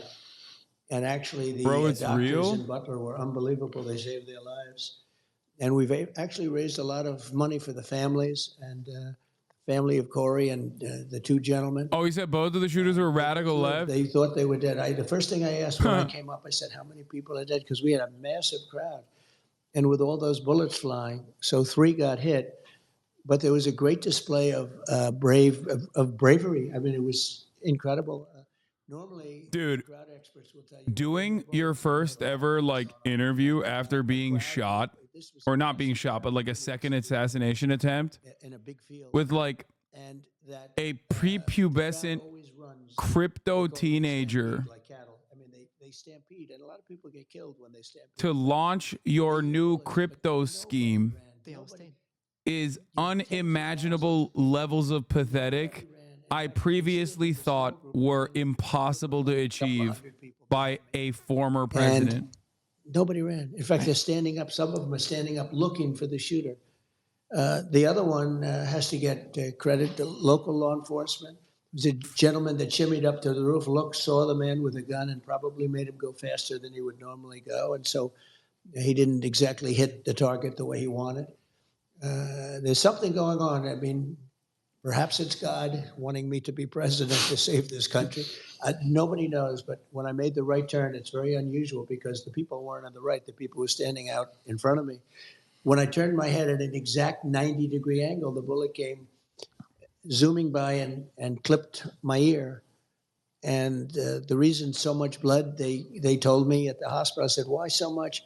The ear is the bloodiest part of the body because of cartilage. He was giving me a whole description. I said, you don't have to tell me, but it was a mess. But amazing bravery shown, amazing talent, like the doctor saving the two men that were hit. They were hit really badly. I won't tell you exactly what happened to them. They were hit badly. And they both lived. Corey didn't make it.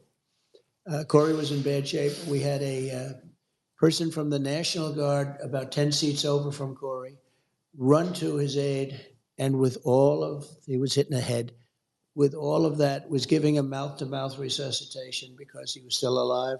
Wow. And people couldn't believe it. They thought it was such an incredible act. Who would do it? It would, just an amazing thing. And we're going to take care of him too, because just the fact that he could do it, and some other people. So it was amazing bravery. There was a mistake made, a bad mistake. That one building was unmanned on top. Very. And that was a mistake. There's nothing you can say about it. But that was some crazy day. And then yesterday you had another one with a different result. Actually, much better result, because we lost Corey, and two gentlemen were very badly hurt, but they're in pretty good shape now. Right. A lot of talent. Those local doctors up there had tremendous talent. Love to hear that. Well, this is more of a personal question. Okay. Just turned 30 last week. We were just chit-chatting outside the room here. Young entrepreneur, son, aspiring father one day. Mm-hmm. With all of your success, you have a wonderful family. A couple of your sons are actually looking at us right now. You have a wonderful. Why does he sound like that? Life for yourself. This dude's only 3 years younger than me. Why does he sound like that? But after multiple attempts at your life, bro, this dude is stunted. Okay, his parents babied him too much. You can't sound like that, dog. At the age of 30, no way. Of the United States of America. again. I hope so. We hope so. Why do you do this? What motivates you? So we have a country that's in trouble, a country that I love. I love the people of this country, people like Corey, who were just this massive Trump fan and he got hit. But people like that, they're in love with the country and they hate seeing what's happened to the country when you have 21 million people pouring in from all countries all over the world, from prisons and jails, from mental institutions and insane asylums. Insane asylums, and you know, they are different. Even prisons and jails, they are different. One's a little more severe than the next. They're coming in as terrorists, and they're coming into our country at levels that nobody's ever seen, and they're taking over our towns, and they're taking over small cities and big cities. I mean, look at New York, look at Chicago, look at LA. Tens of thousands of these people, and they're rough people in many cases. I mean, they are rough, tough people. Venezuela gangs. If you look at Aurora in Colorado, you have a governor that doesn't know what he's doing. He's petrified to be there. He doesn't know what to say. I mean, they're literally taking over real estate. They're becoming real estate developers in a much different way, right? They're taking over buildings. Everyone's afraid of them. And they have a big AK, talking about AK-47s. That's what they have. They carry massive guns. You say, where would they get this kind of power? And they're vicious people. They're gang members from Venezuela, largely, and known as being one of the roughest gangs anywhere in the world. You have MS-13, which is a bad gang, and you have these guys. And we're going to clean them out. We're going to get them out. But the bottom line, just answer it quickly. I love the country. We're going to make America great again, and we'll be able to do it. We did it once, and we'll do it again, and much easier this time. The border is in much worse shape than it's ever been. This is the worst border there's ever been in any country. They have not done the job that they have to do. I mean, you have Kamala, she was the border czar. I call her the... Thank God I call my hair a dog. Marxist. She wants to tax everybody out of business. She wants to raise taxes to 70, 80%. She wants an unrealized capital gain tax, which is the craziest thing I've ever heard. Nobody's ever even heard of such a thing. And they'll put everybody out of business. We'll end up in a depression if she gets in. And very simply, though, we're going to make America great again, greater than ever before, and I love doing it. Being from Canada, I can probably relate to what that means. Yeah. A crypto entrepreneur based in Montreal here, so it's we're done. It's we're done. Deport. Deport every right-wing Canadian. Deport them now. Deport them yesterday. Deport them tomorrow. We have a real problem. We need to shut down travel from Canada until we figure out what's going on. Against us. In your case, do you feel similarly that there's a force out there to get you? Well, you have a radical left force, and we have forces, I say that we have a lot of evil in the world. The world is a nasty place, and you can see that with some of the things that have happened. We've been treated, I think, very unfairly, but I've done so well. It's an amazing country in some ways, but we have evil forces. You have the outside forces with the enemies, and you call them Russia, China, various places. I don't know that they're enemies. I think we'll get along great with China. I think we'll get along great with Russia. I want to get Russia to settle up with Ukraine and stop this. Millions of people being killed, far greater than the number you read about. But I want to get that done before I even take office. I want to get that done as president-elect because it has to be solved. Too many people dying. Too many cities are just in rubble right now. You look at the culture is just being destroyed. Mm-hmm. We got to get that done, and I'll get it done. There wouldn't have been an October 7th. There wouldn't have been Russia attacking Ukraine. There wouldn't be inflation. All this inflation, which has hurt people so badly. You wouldn't have had that horrible type of withdrawal. We were getting out of Afghanistan, but with dignity and strength. That was the most embarrassing moment in the history of our country. And frankly, Russia would have never gone into Ukraine if it weren't for that. They looked at that and they said, this country is no longer run by Trump. This country is run by stupid people. And we have a great military. I took out ISIS in 4 weeks, and everyone said it was going to take 4 or 5 years. I took them out in 4. Our military is great, but you have to have the right leadership running it. So the bottom line is that it can be nasty. But it's only going to get worse. If I don't win, it's only going to get worse. It's going to get really bad. We'll end up being Venezuela on steroids. We'll end up in 1929 type depressions. And we have to make sure that this person doesn't get in. This is far worse than Biden.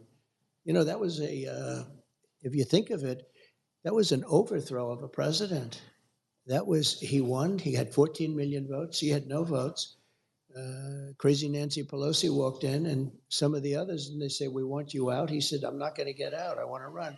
I was leading him by a lot after the debate, but still he had the right to run. And they literally, it was a coup in the truest sense. This was the first coup of an American president.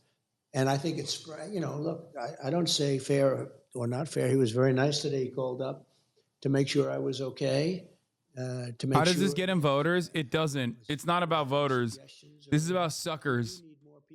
I think his like push for crypto has less to do with like the actual robust crypto community that will inevitably, you know, swing in his favor or whatever. I think it has everything to do with how fucking stupid crypto fans are, and he's trying to farm them for revenue. So we can't have a Marxist communist president, because that's not what it's all about. So we're going to do it, and we're going to make our country greater than ever before, and you're going to be happy, and you're going to love your crypto. And as long as you have crypto, you're happy. So I know Absolutely. what makes you happy. Nothing else but crypto. Yeah, I mean, you know, when the Twitter Spaces was officially announced and that you put the tweet out, a lot of people were like, well, who's this Farouk guy? And obviously, you know, a lot of people started digging into this Farouk guy, and, you know, the main reply that was that I'm just this crypto bro. But you know what, Mr. President, I am a proud crypto bro, you know, and it seems like you're starting to become one of us, if not already. I know for a fact that your children are quite involved in the space. I mean, we have Baron, Don Jr., and Eric on the Twitter Spaces right now. Eric and Don Jr. here, who will be joining us a little later on this programming. But, you know, get into crypto now, because I already see the people on Twitter Spaces really eager to hear you talk about this. You know, at the recent Bitcoin conference, you mentioned that, and I quote, America should be the crypto capital of the world. Yeah. That was a big statement, and I believe the correct one. So why is it not right now? Well, I think it will be right now. Right now, you have a very hostile SEC. I guess you'd have to say, I don't know, when you say administration, do you call it Biden or do you call it Harris? Nobody really knows what to call it, but maybe we'll say a combination of both. But they've been very hostile toward crypto, toward all of it, and extremely hostile, like nobody can believe. Nobody even understands why. My attitude is different. If we don't do it, China's going to do it. China's doing it anyway. They are. But if we don't do it, we're not going to be the biggest, and we have to be the biggest and the best. And, you know, when you look at values and when you add it all up, the value of this whole thing is bigger than, they were showing me your top 20 corporations and all of this. The numbers are just gigantic. It suffers from some credibility lapses. I mean, some things were done or not done, but it's very young and very growing. And if we don't do it, China's going to do it. If we don't do it, other countries are going to do it. A lot of countries would like to be in a position. We have the advantage because it's us. But you have a big advantage because it's me, because I do believe in it. I also know a lot of friends that are really into it. And my kids, I mean, Baron knows so much about this. Right. Eric, and Baron's a young guy, but he knows it. He talks about his wallet. He's got 4 wallets or something. And I'm saying, what is a wallet? Explain this to me. But he knows this stuff inside out. And Eric and Don know it so well. They do. It's almost like younger people know it a lot better than older people. But I have a lot of respect for them. They've shown great judgment, all of them. And I think you're onto something. You're onto it a lot sooner than most people. You know, it's sort of like, it's a fledgling business, and yet it's a massive business, but it has a chance to really be something special. And when I do things, I notice a lot of crypto comes in. People pay with crypto. Oh, yeah. And you didn't see that even a year ago, 2 years ago. So I think it's really, it's big, and yet it's a fledgling compared to what it will be. And I love that you're mentioning your children and how Barron is using his wallet. Similar to me, I'm trying to teach my mother how to use it. I send her one ETH every Christmas, one ETH every birthday, and same for my little Zoomer brother who probably isn't Barron's age category. So, has learning about crypto from your children had an impact on you? Well, it makes it easier, and it's sort of like a language. I have a beautiful granddaughter, Ivanka's daughter, and she is Arabella. She speaks perfect Chinese. Wow. And their other two children, two great young boys, they speak perfect Chinese. They learned it when they were 2 and 3 and 4 from a nanny who was Chinese. That's impressive. And she was from China. And she would teach Arabella. When President Xi was here, President Xi couldn't believe it. She walked up to him and had a perfect conversation. And I said, so how did she do? He said, as good as any 10-year-old girl in Beijing. I remember that statement. I mean, she speaks it perfectly. But she Bro, we just it at a learned very young something. age. Oh my God, we just learned something incredible about Donald If it's Trump. China or Japan or any language, it's not that easy to do. But as a child, it's almost like a natural. So it's a little bit like that, I think, with crypto. Now, I think crypto is a lot easier, if you want to know that. But there is a learning curve. And yeah, my kids really understood it, and they understood it pretty much right at the beginning. Yeah, we were chatting with Eric in the back, and I love hearing this fucking prepubescent 30-year-old's mouth noises. we're about to hear all about your son's crypto endeavors and how much they know about it. I can't believe this just gave us unearthed lore dump from Donald Trump. And over there, at the moment, And a everybody's Chinese in Singapore connection. tuning live to listen to us live on Spaces for Token 2049. What's impressive in the East is that crypto is not the future, it's the present.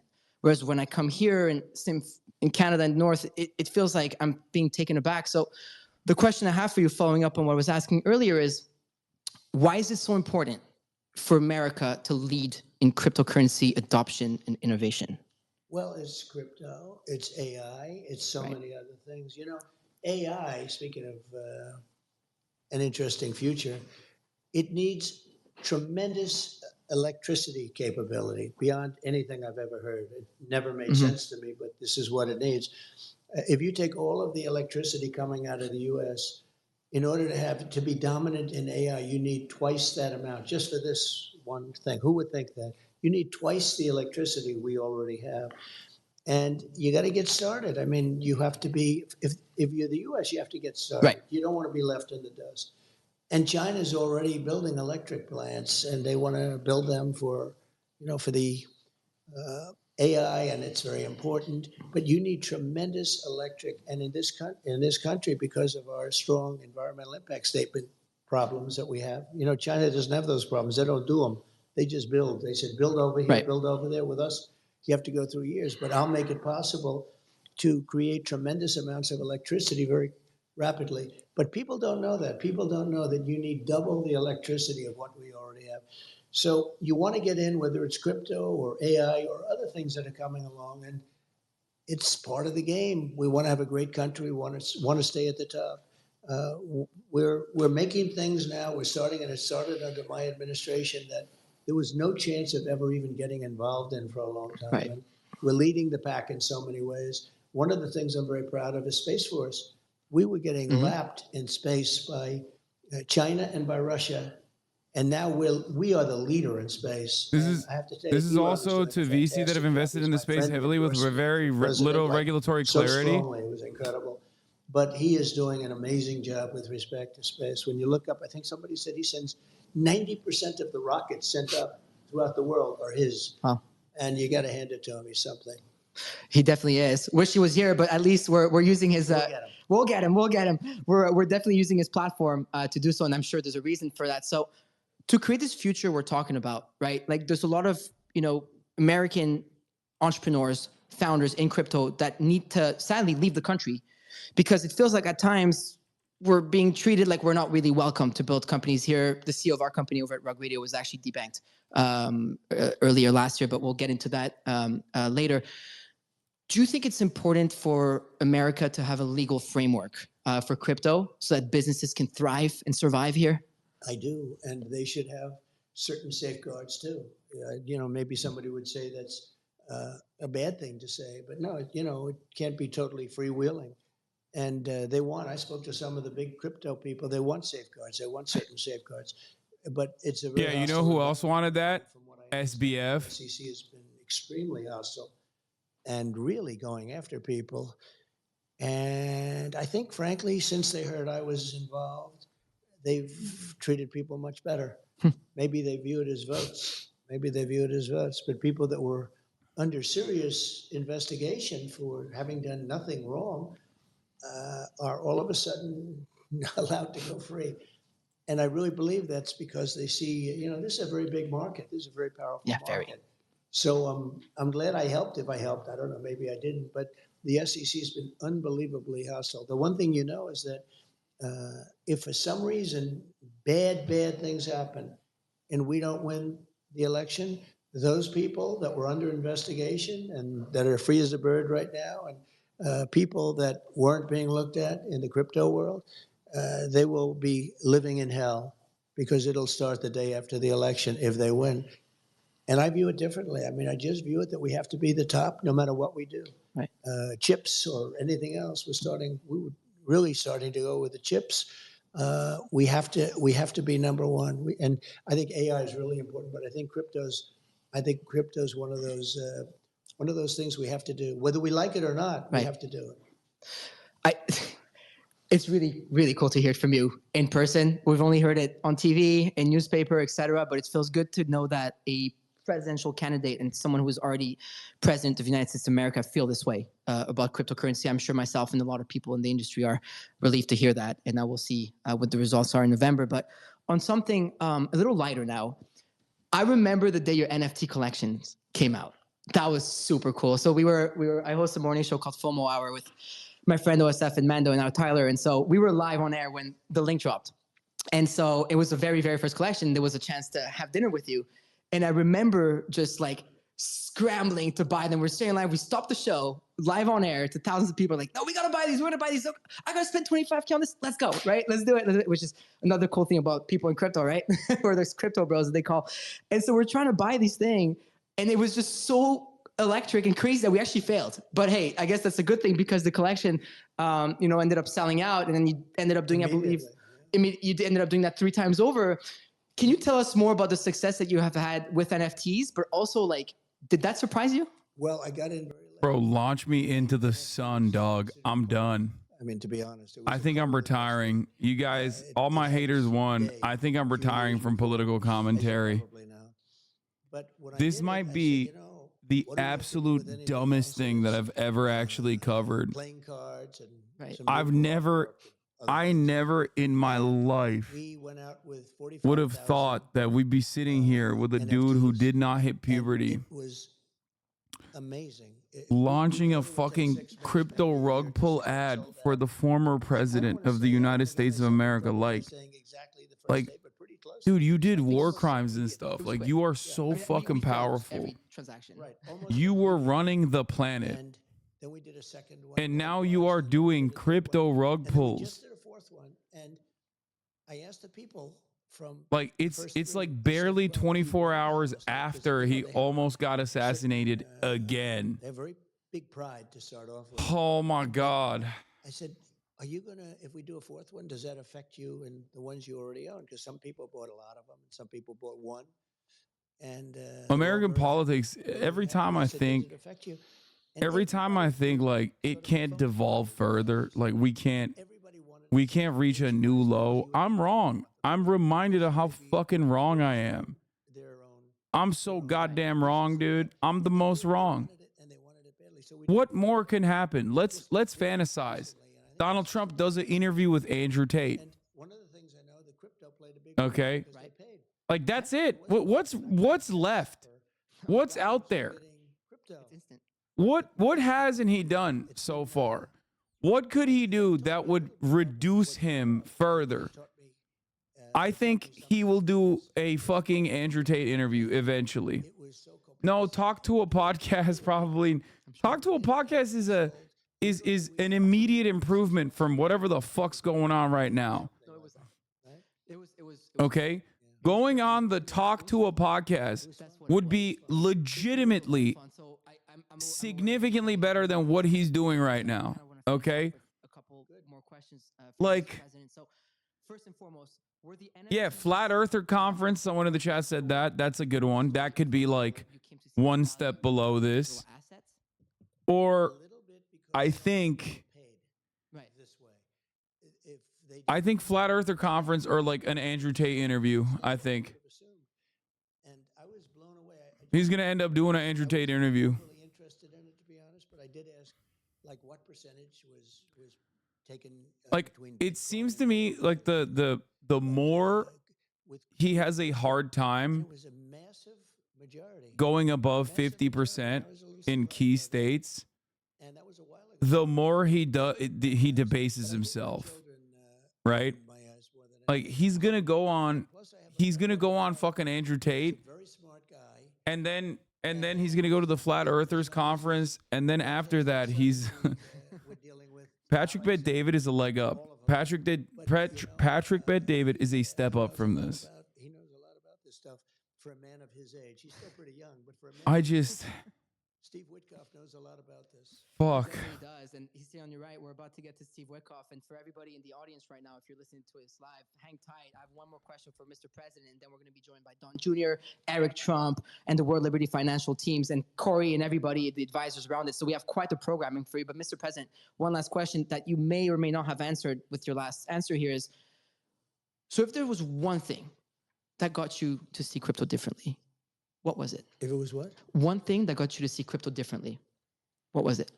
Well, maybe the NFTs. You know, you sort of brought that up because I was surprised again at the percentage of them. He's like, wow, so many suckers. Through that form. We didn't even spend any money on this. It's AI art. Anything you want.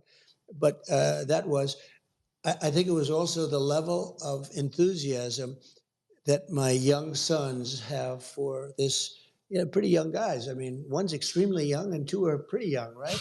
But the level of enthusiasm they have. He's talking about Eric Trump and DJT, by the way. To add a third element, I have a lot as of very friends, young guys. very smart people, some very smart people, and they're believers.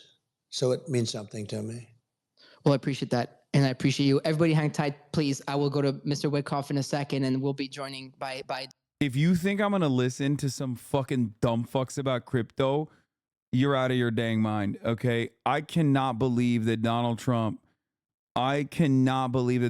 did this. This is like, bro, this is crazy. We already did, I know, but I'm saying, like, I'm not going to listen to their new crypto project, you know? What are you, fucking nuts? Holy shit, dude. What an incredible sequence of events, dude. Oh my God. Anyway, couple quick hits on Israel. The Houthis have struck Israeli soil with a hypersonic missile. Now, it was in the outskirts of Israel that they struck, but this is yet another instance. This is yet another instance where, like, the Ansar Allah administration has been able to penetrate the Iron Dome. Not looking too good. Hypersonic missile outside of Tel Aviv. Not looking great for Israel. Like, to be able to fucking penetrate the Israeli Iron Dome like this, you have to be fucking worried, dude. Israeli Prime Minister Benjamin Netanyahu is vowing to respond after Yemen's Houthi rebels fired a long-range missile at central Israel. Meanwhile, in Gaza, Palestinian officials say an Israeli airstrike in the central part of the territory killed at least 16 people. CBS News senior foreign correspondent Elizabeth Palmer joins us now from Tel Aviv. Elizabeth, what more are you learning about these latest strikes in Gaza? I like that whenever Israel is, like, upset, they just have one speed.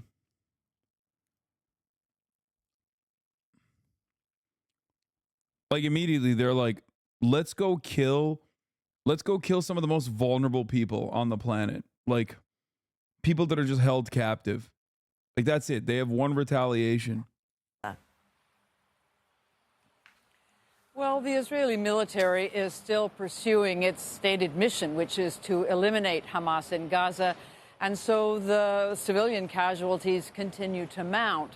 The missile you mentioned flattened a house in the Nusayrat refugee camp right in the middle of the Gaza Strip. Palestinian hospital officials have confirmed that 7 of those killed were in a single family and did include a child. And then there was another strike not too far away in Gaza City, which killed a woman and 2 more children.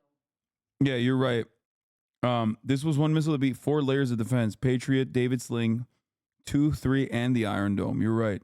They only fired 1 missile, which is too fast for the arrow system to stop, clearly showing that Yemen is capable of more. I know.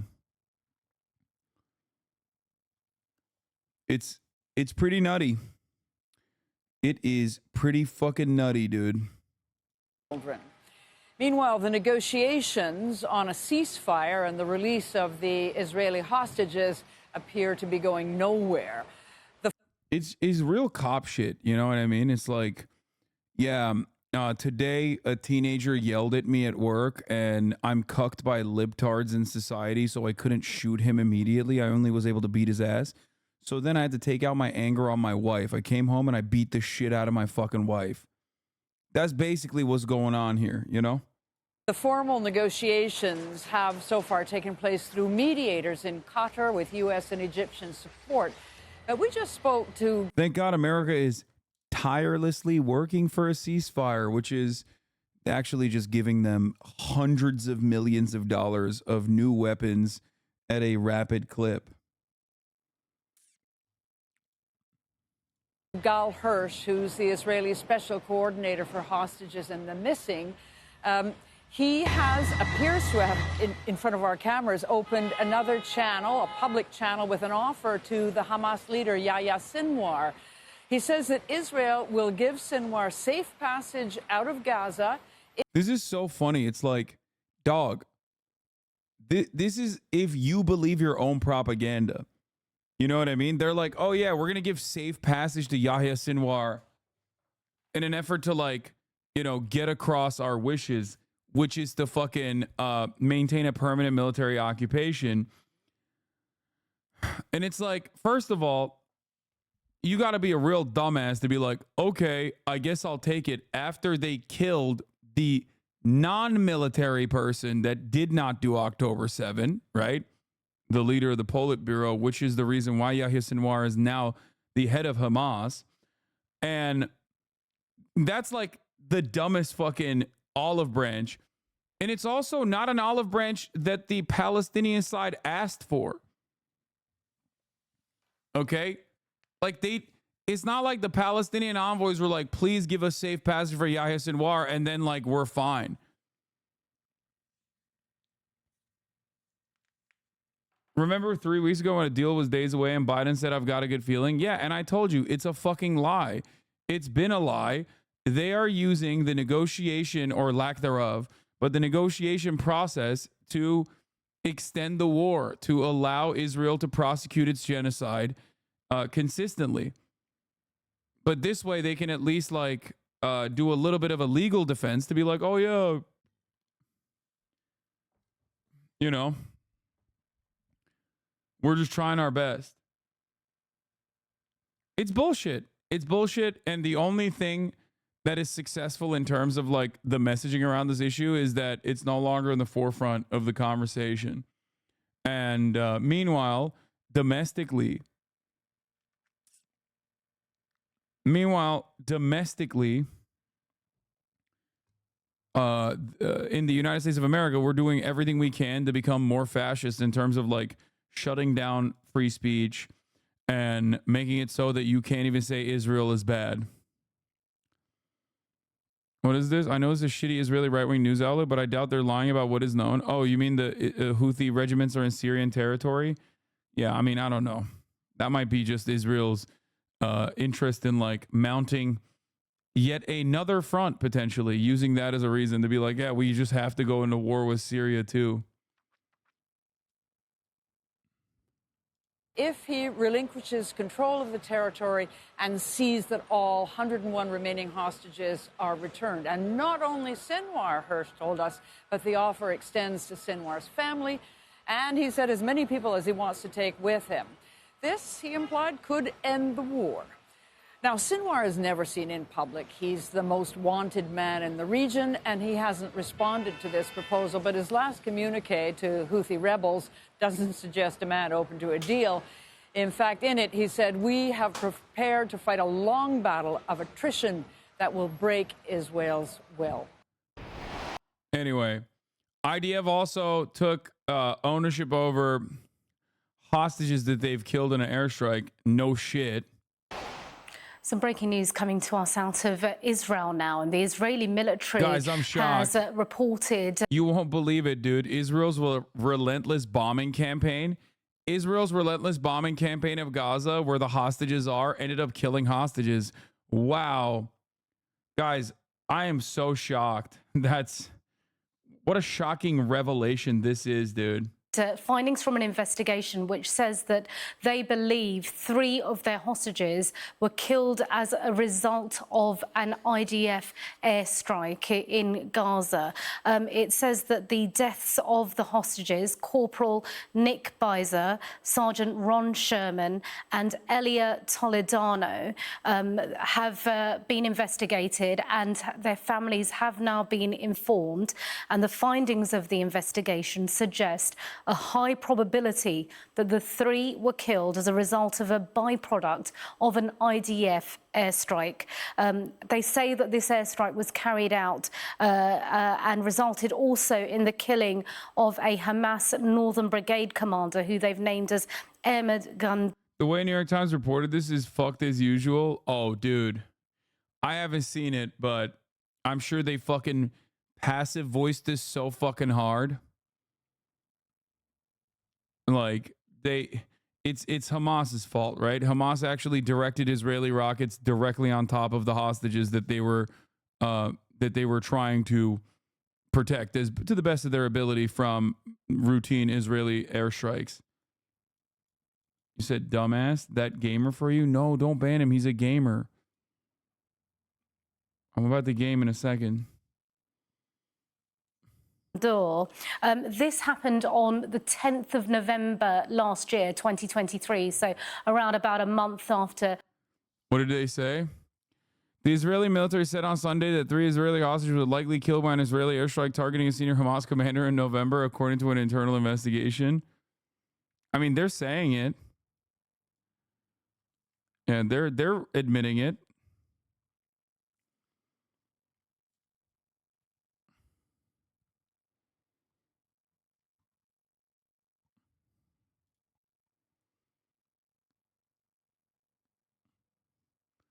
Oh, the findings also suggest that at least some senior Hamas officials have surrounded themselves with hostages. Oh. Hamas specifically stood near the hostages so that when Israel launched the missiles would hit the hostages. Hamas's fault.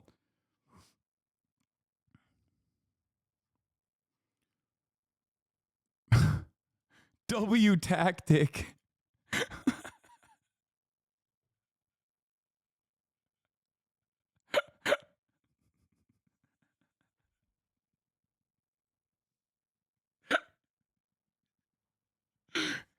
L Israel, W tactic.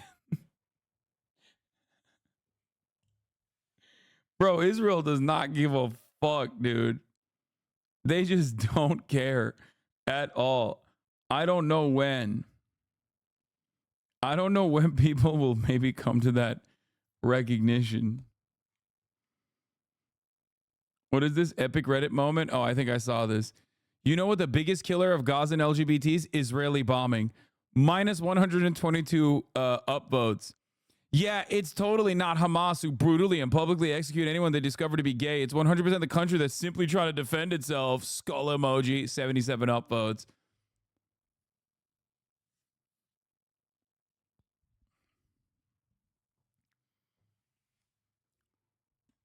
For the record, the only, ironically enough, the only gay people that the Palestinian resistance has executed is literally gay Palestinians that Israel blackmails with footage. It's still completely unacceptable, by the way, but Israeli officials, like Israeli intelligence agencies, will go and honeypot gay Palestinians They will take blackmail photos of them, revenge porn, and then they will threaten to leak said revenge porn in an effort to get them to forcibly collaborate with the Israeli intelligence communities.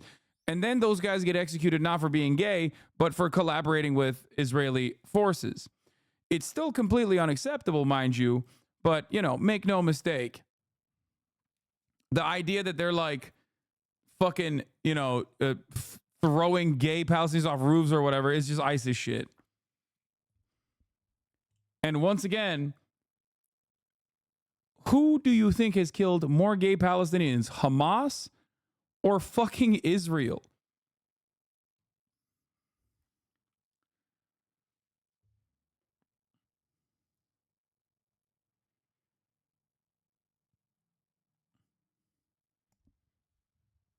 Yeah. There's something about 12-month-old lazy propaganda retorts that just make me cringe so hard. It's like, you're not even up to date with what's going on, just clinging to outdated shit. Oh, yeah. Like, saying that after, you know, 40,000 plus, which is the most conservative and probably outdated estimate, is crazy. Like 40,000 Palestinians have been killed. They released 34,000 names. The Palestinian Health Ministry released 34,000 names. The first 14 pages are aged 0 to 1. They're under 1-year-olds. The first 14 pages are under the age of 1. And I saw Israelis on the fucking timeline being like, well, it's called consequences. Consequences for fucking what, dude? They're babies, dog. They're literally babies. They were just born or in the womb. Oh.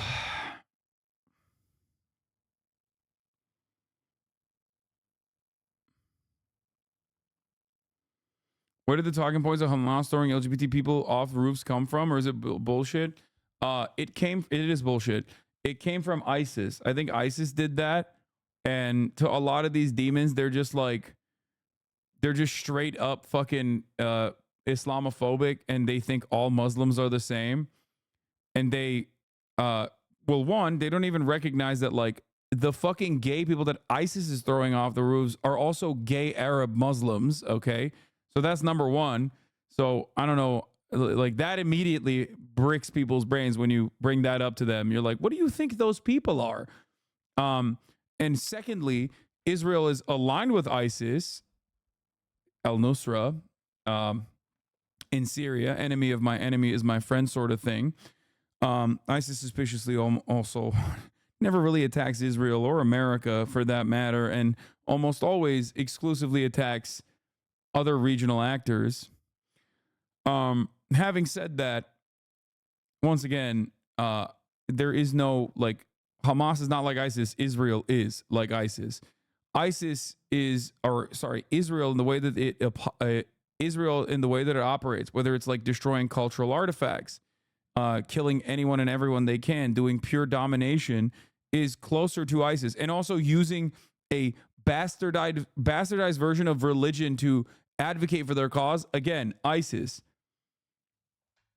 That's why it's always odd when Israel's like, Hamas is ISIS. When they try to make that comparison, I was like, what the fuck are you saying? You are infinitely closer to ISIS than Hamas is. The only thing that is, I guess, the only reason why that works is because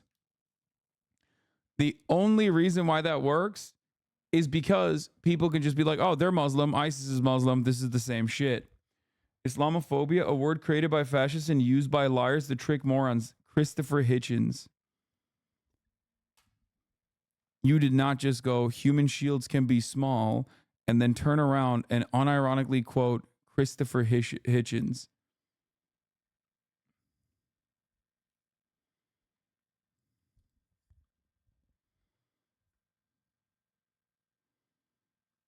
Reddit atheists are incredible.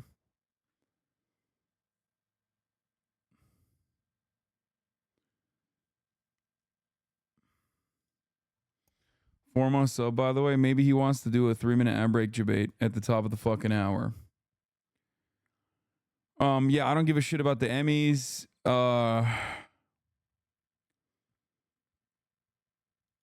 Yeah. Oh, here, one funny thing from one sad story. Yazan Tamimi is an 11-year-old boy. He has muscle dystrophy and used a wheelchair. He and his parents fled Gaza, where his friend and family were being blown up. They came to Iceland looking for peace. For the first time in his life, Yazan has been able to get treatment for his aggressive disease. He was awakened at midnight last night. Icelandic police officers went into the hospital where Yazan had been staying because of a serious medical issue and removed him from his bed. They removed him from the hospital and brought him to the airport to deport him. A couple hours before departure, it's reported that one or more ministers in the government requested his deportation be delayed. Yazan was brought back to the hospital this morning terrified. People draw different lines on immigration. That's understandable. But to recap, an 11-year-old disabled, vulnerable child fleeing the destruction of his homeland was removed from a hospital at midnight to deport him. This cannot be the line we draw. Iceland has ratified the United Nations Convention on the Rights of the Child. It states, among other things, that all children are equal. Last night we failed. Last night we failed as humans. We failed ourselves and we failed Yazan. I am ashamed.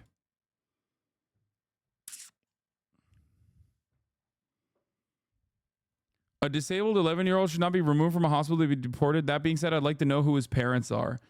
Okay, that's incredible. Great response, man. Yeah.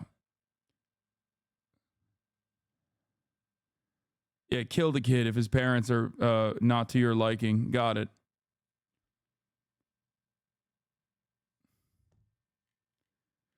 Yes, I know this is the guy on Twitter is the one that Elon tried to fire and then fight with for being disabled. And then Elon had to apologize to the guy because everyone stood up for him. No, Elon had to also apologize to the guy because he would have had the fattest fucking lawsuit in his hands. But here's the funny thing on, here's the funny story from Zionism. Remember the girl that was so deeply addicted to cheese? The NYU student and a head of a pro-Israel student group who was addicted to cheese had a major relapse due to stress from the global university and campus and spent 2 weeks in cheese addict rehab, which cost $5,820 per week. Well, she's back and she's doing another podcast. Everywhere. Dude, the thing is, like, you know, fuck ISIS, but like at least they didn't have podcasts as far as I know. You know what I mean?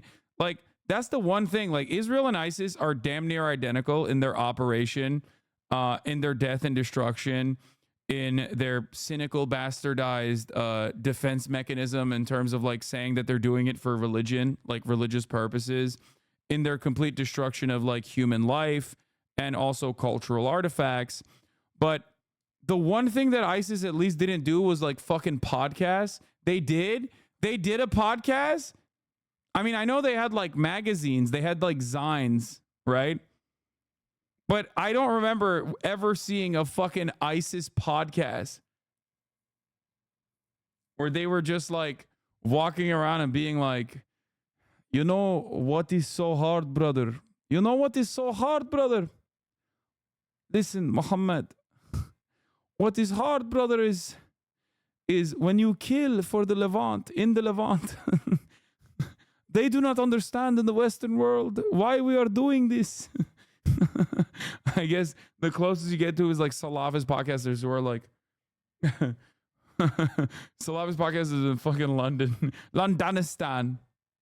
Where I went, I was the Zionist. I'd walk into a room and like the Regina George Mean Girls moment where everyone's whispering and they go, "That's the Zionist."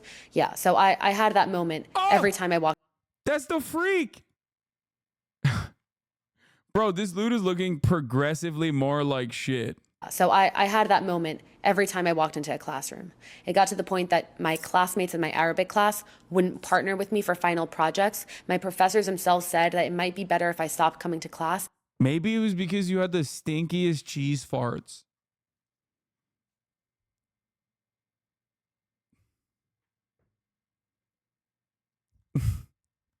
Like, see, I'm not even saying it's because you're really fucking annoying, okay? Because you are. But maybe it's because you were just farting up a fucking storm, okay? Just incredible cheese farts. And everyone was like, I do not want to be around you, okay? And I was grateful to them. I said, wow, they're so kind. They're so kind that they're allowing me not to come into class because I'm being harassed. Insanity. Insanity. They actually arranged for me to take my final exams in a separate room, and there was an uninvolved girl, sweet, random uninvolved black girl who decided to partner with me for a project. She started feeling so uncomfortable in the class that she actually asked to take her final exams with me instead of the rest of the class.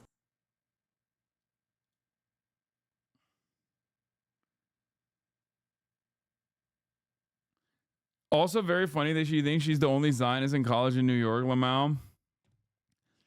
I'm willing to bet that a lot of these institutions are probably way more fucking Jewish anti-Zionist and anti-Zionist in general than there are people like her. At least like most of the people who are like, I'm very pro-Israel, know better than to come across like fucking idiots who are just refusing to recognize what's going on, you know? Who cares what a snowflake? I know. I mean,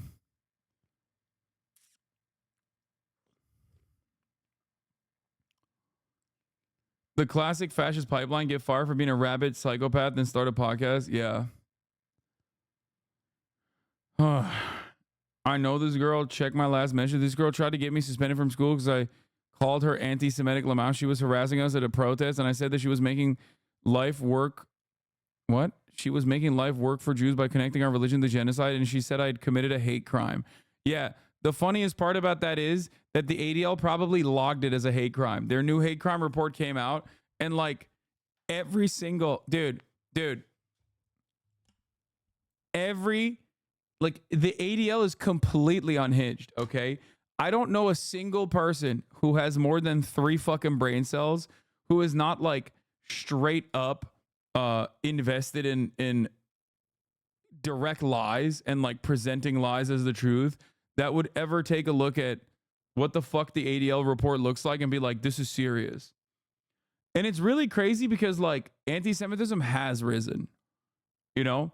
And at a time when like a group that is supposed to be tracking hate, specifically like anti-Jewish hate, anti-Semitic hate, just dropping the ball so aggressively and turning around and weaponizing like real anti-Semitism against, you know, saying mean things about the apartheid state is incredible. Okay? Is incredible. Not as incredible as Wukong, though. We're obviously moving on to the gaming portion of the broadcast. You already know. I read that the ADL watches your stream and just counts 1 infraction for every second you talk about Israel. Yeah.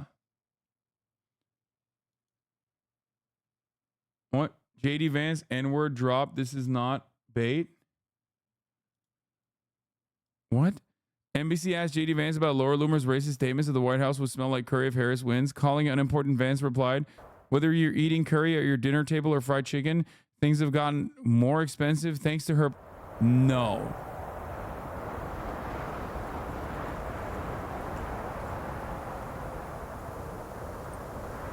Hey, yo, dude. Bro, he's laying it on thick, dude. He's not even fucking... He's not even... Oh, my God. There's... No, that's crazy. Okay, I'm going to pee real quick. There's a video from that yesterday. I didn't see it, I guess. But we are fighting the hardest boss in this game, like straight up. It's the secret boss, Earlang. It's the secret boss, Earlang, and he is cooking my ass with his fucking 5 different phases. I'm going to go piss real quick. I'll be back. Don't leave. There's good gamba opportunities.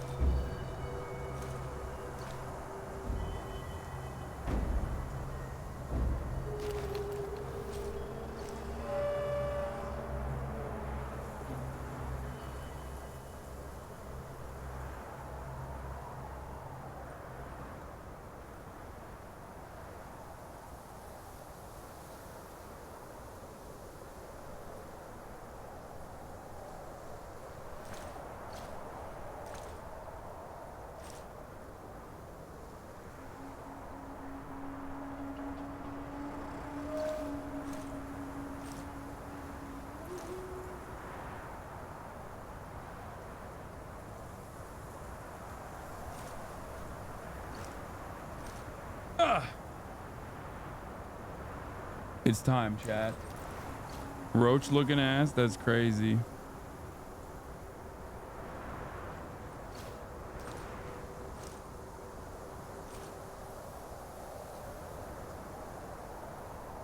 Okay, so watch today's VOD with this tab open on mute. Much love, Habibi.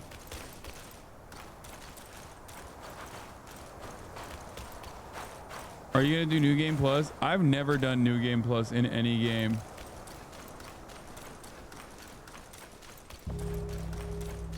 Do you have a strat?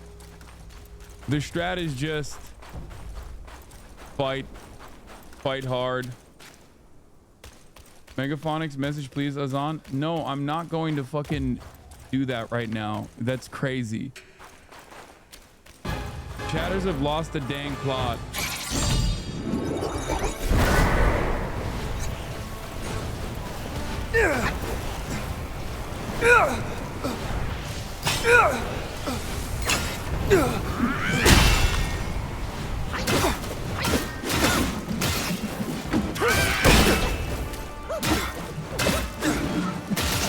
Happening.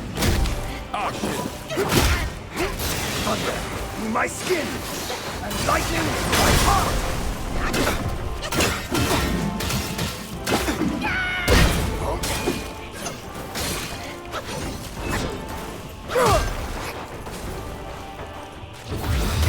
That's good.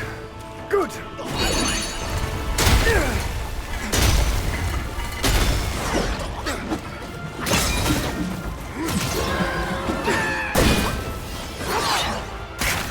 Survive. Oh shit.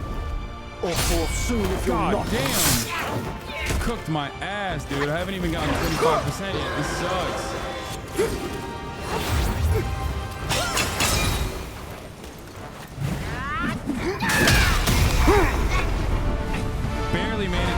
Barely made it out the mud, dude. I do have some of the spark. That's it. I won't hold back from now. Let's fight!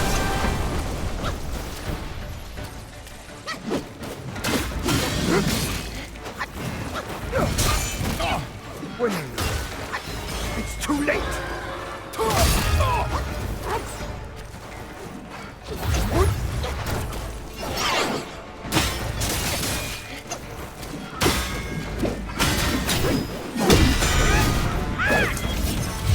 What?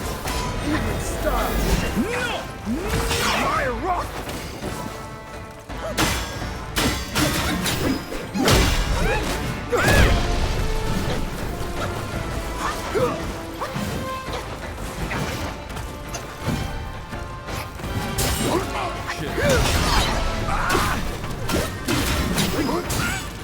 Oh, what the fuck?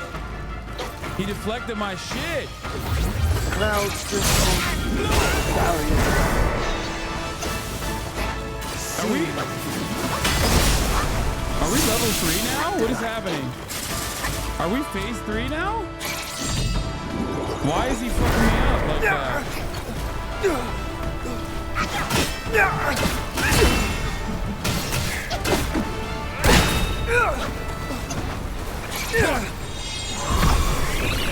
Beat his ass. Beat his ass. I shouldn't have used Pluck of Many. I fucked this up.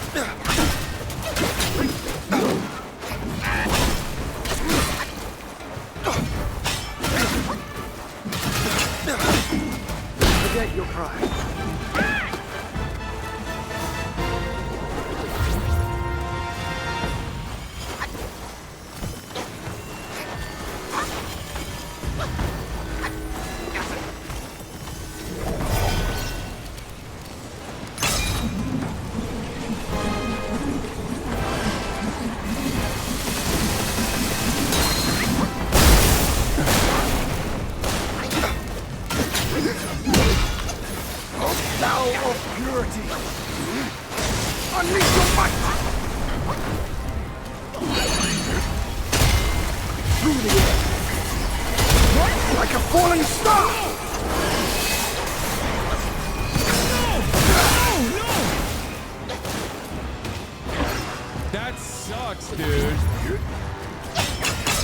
came before. Think of it as last life's. What comes here after this life's stuff. Young monkey, now show me how far you can go. Okay, he's fucking my ass up.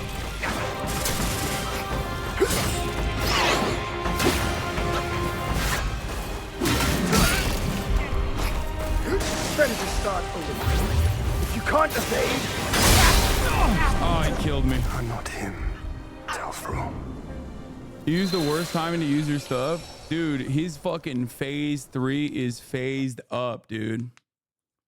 I didn't even get to phase 4 on my first try, but I think the fact that I am consistently getting to phase 3 is good. It means that I'm phasing the frick up, you know what I mean? In comparison to where I was before. He knocked you out of every transform. I know, he did. I don't know why I even used my my pluck. I forgot that I already got out of my pluck. Didn't even get to his real phase 2 shaking my head. Yes, I did. What are you talking about? Have you gotten to phase 4? Yes, I have.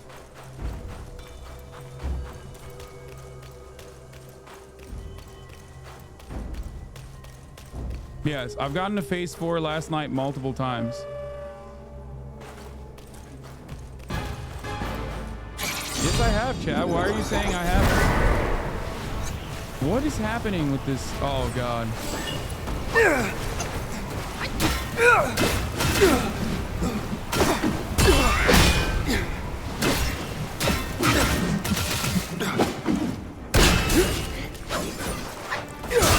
Oh, shit.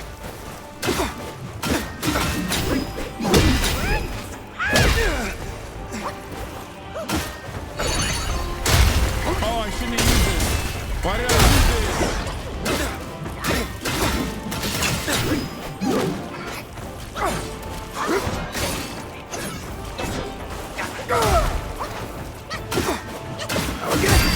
No! I shouldn't have used it. I was just wondering, is our fight here and now all part of his plan?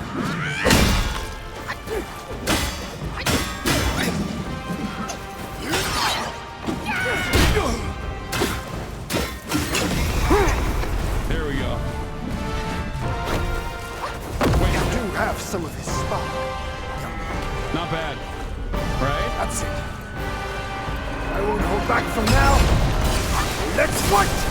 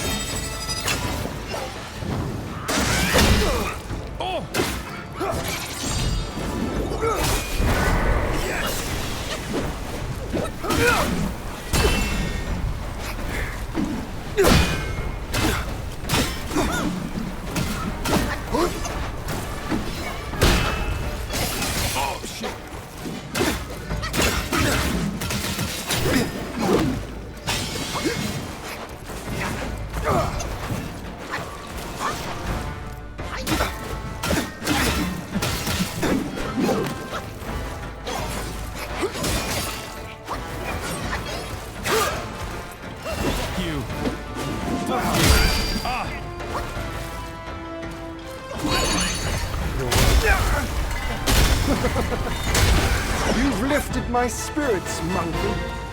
When he was dragged to the execution yard, sword and spear were dulled, cleave and cudgel crumbled, and yet he emerged unscathed. No! He gave his life to put you in this place. Let me see what path diverged from his.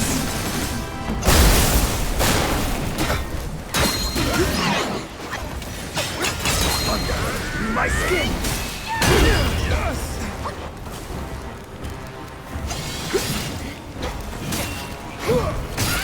Oh shit! No!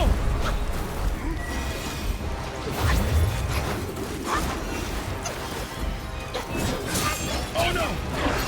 No! From the sky, my sword sweeps the land!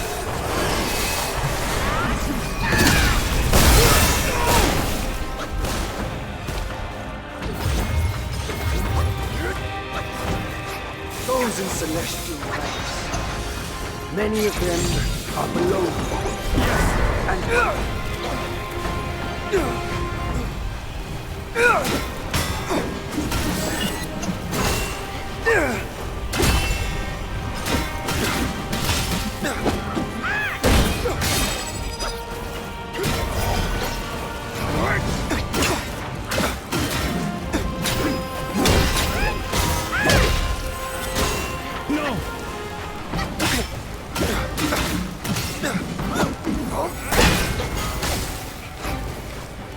your destiny brought you.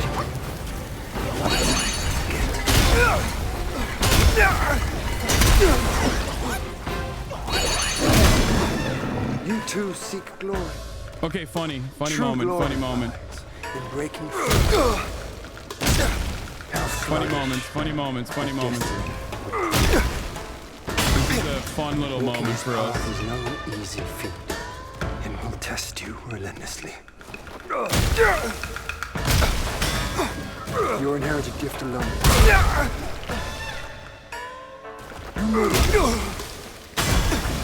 Walking this path is no easy.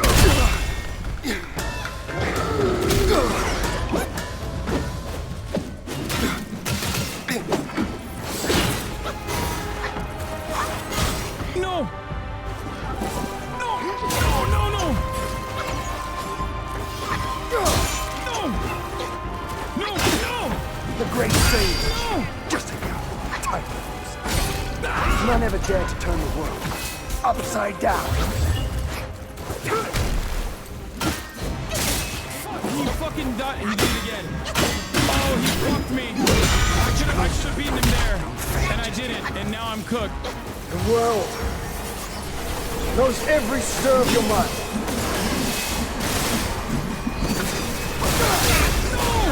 No, I dodged it. Trust me, I know it more. Wow. Wow, what a fight. What a fight, dude. That was close. You sold there, not gonna lie. I don't think I sold there. I think I did my very best.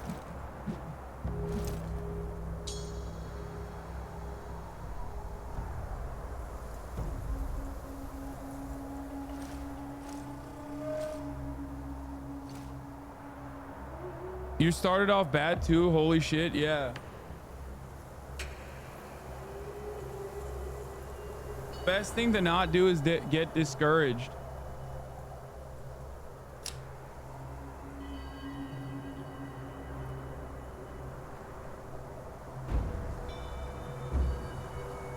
Throw your multi-spell thingy in phase 4.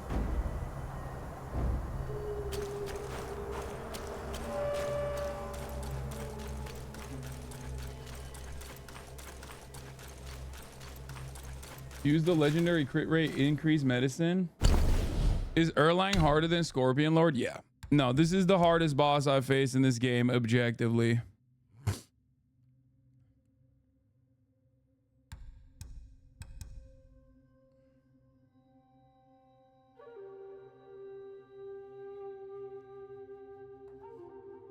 Why are you using Xbox controls? I'm not. The game auto swaps it back, but I'm using PlayStation.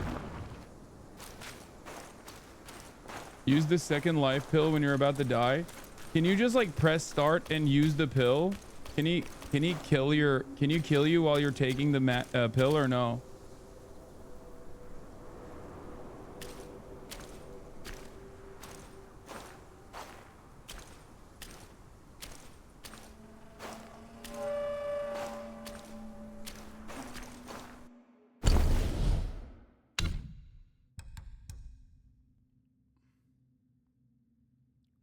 Let's try it with this thing.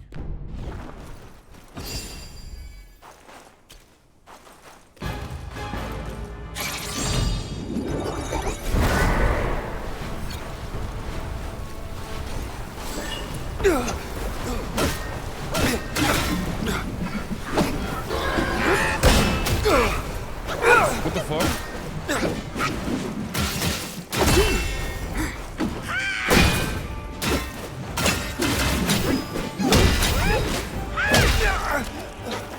Why is it not critting?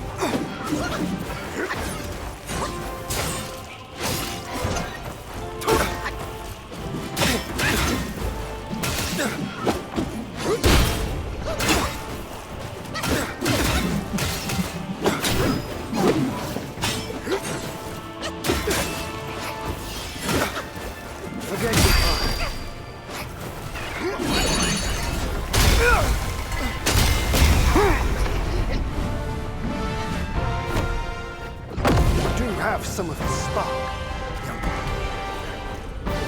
That's it. I won't hold back from now. Let's fight!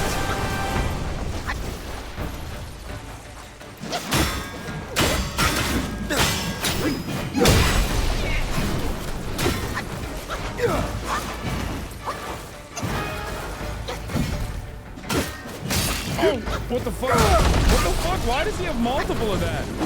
He just... Wait, what? What a deflect that was, dude.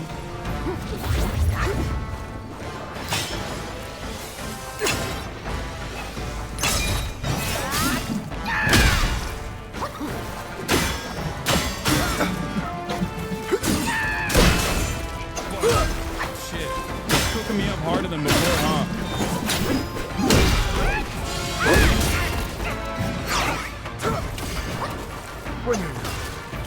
It's too late. Oh shit! I thought I dodged that.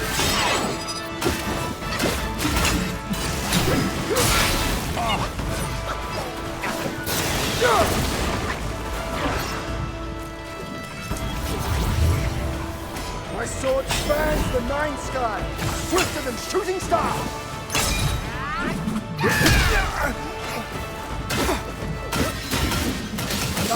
Shake. What the fuck? What is that? My blade bolts the air and rouses the... No! Trust me.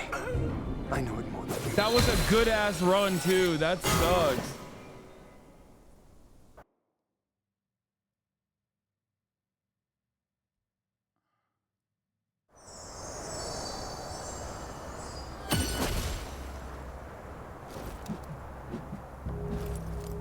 My house is on the line, lock in. Bro's so random. You can make those medicines using Zhu Dog in the village. Yeah, I can, but I'm not even gonna make that one. I'm gonna try a different one this time. This is the one I need to use, right?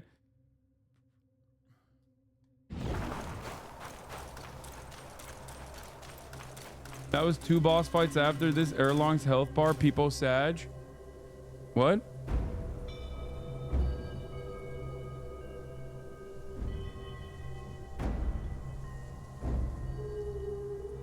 I suggest Puppet take Spirit. It reduces cost of Pluck. I'm not using Pluck. I don't think Pluck is useful. And yes, I am using the Wukong stance. Have you not seen it? Am I not using the Wukong stance? No, I am. Yeah, I have it. The 5 set. Why are people saying you aren't in phase 2 after this healthcare? There's 2 more. Lamau, good luck, have fun.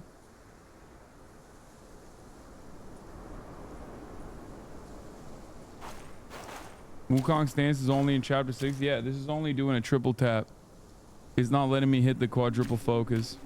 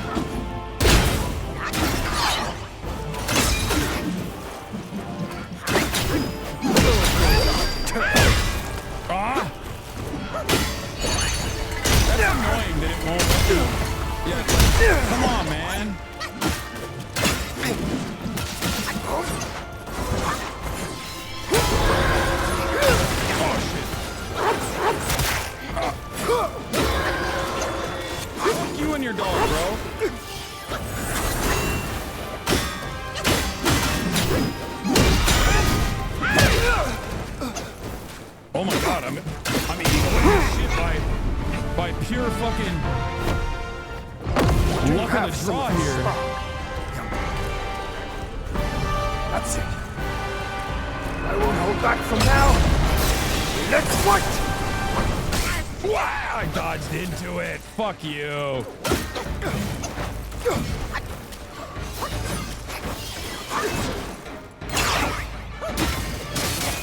Oh shit, I thought I died that. I did not.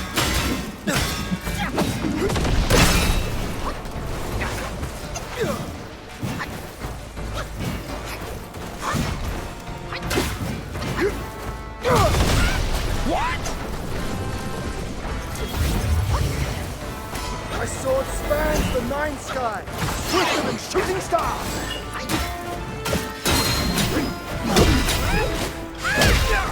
Fuck you, bitch.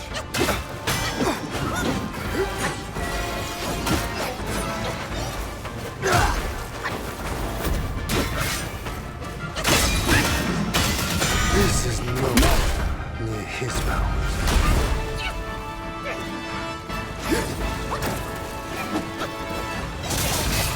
I hate that.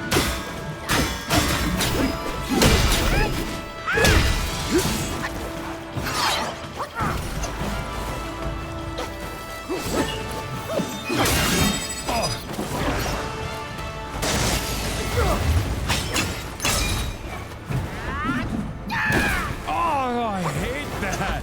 I hate when he does that. That's such bitch shit. You're such a bitch, bro.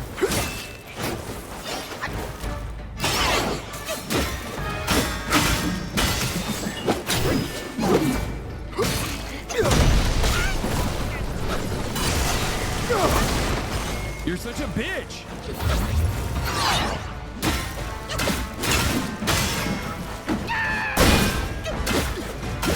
My game springs. No!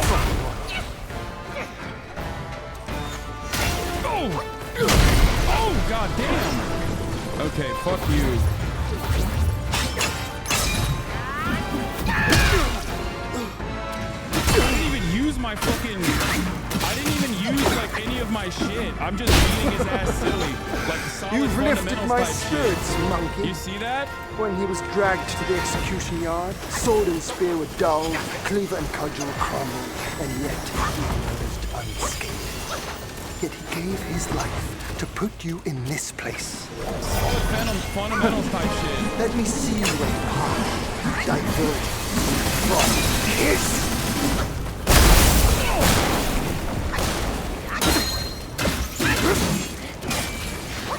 Thunder in my skin, and lightning my heart.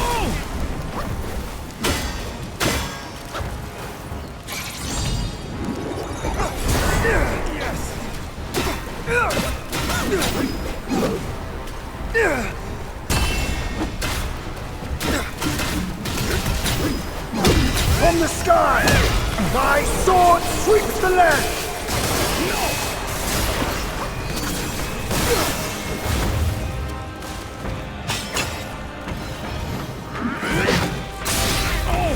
my training days, my master told me the gate ranges Oh, I hate that! I hate that so much! and now I see it clearly. What? I'm not him.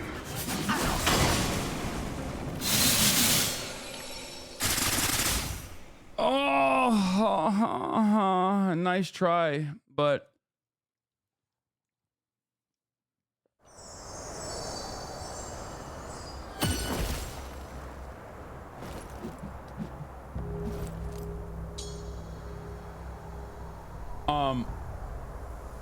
I don't want to hear from people about like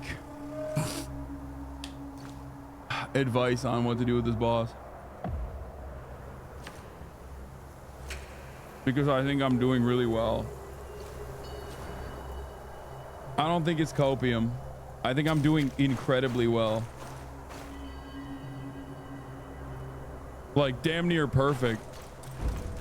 If anything, the last fight, I didn't use my skills enough. I didn't use my fan. I never used my ball. I literally reduced him down to like the third. I got him to the third phase almost without like using my skills enough. But it was good though because mana wise, like I was able to use an economy of mana.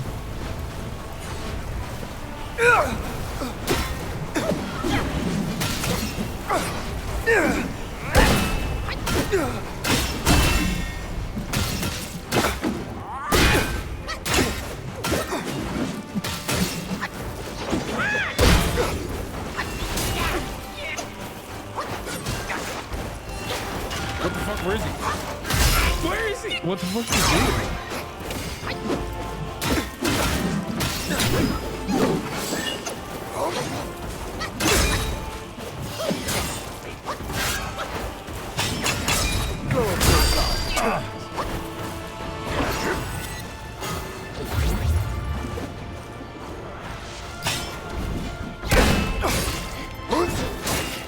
Fucking it's not like last time. Much closer. Oh shit, I almost No, hit it! There we go. What? Now, let's have it. What was that?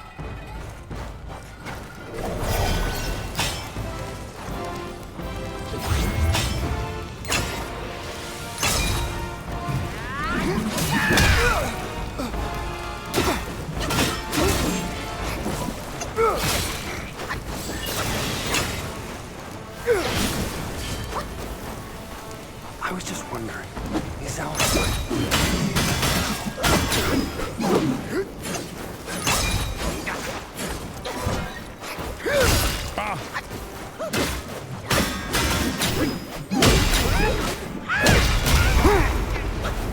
That's crazy that it took me this long to get to his second stage. have some of this That was fun. not good. I will admit. A decent recovery so far, but I won't hold back from now. Let's fight!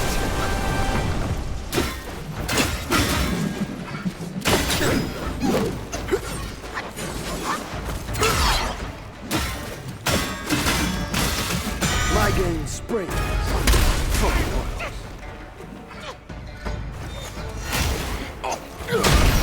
I hate that. Even stars admire rock.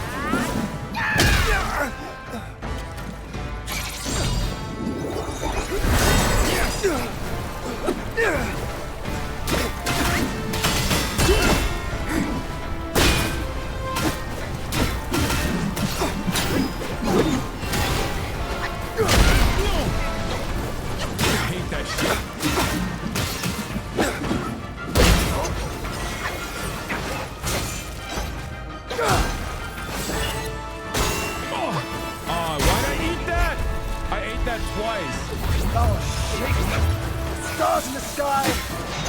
My blade goes to the air. Round is the thunder.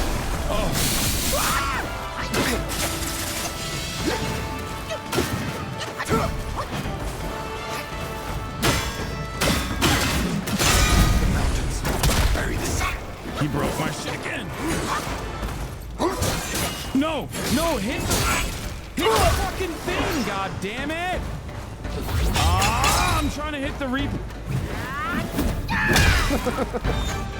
You've lifted my spirits, monkey. fuck. When he was dragged to the execution yard, sword and spear were dulled, cleaver and cudgel crumbled, and yet he emerged unscathed. But he gave his life to put you in this place.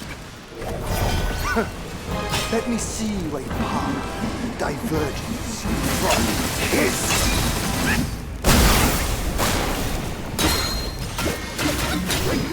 Ready to start over. You can't evade this!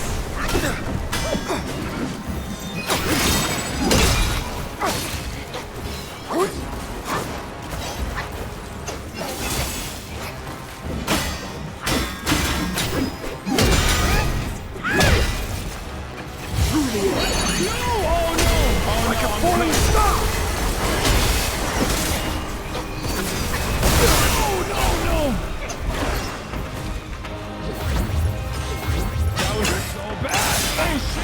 Came before. What is he doing? Think of it as last life's end. What comes hereafter is life's start. Young monkey, now show me how far you can go. No. Time to rest your weary soul. Oh. He does not play fair at all. He does not play fair at all. I think it's a little bit luck of the draw. Sometimes he gets...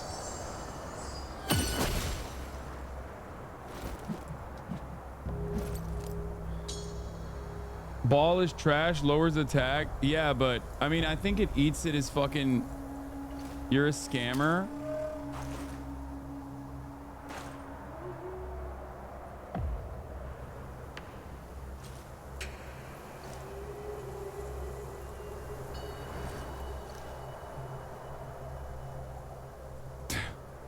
Bye.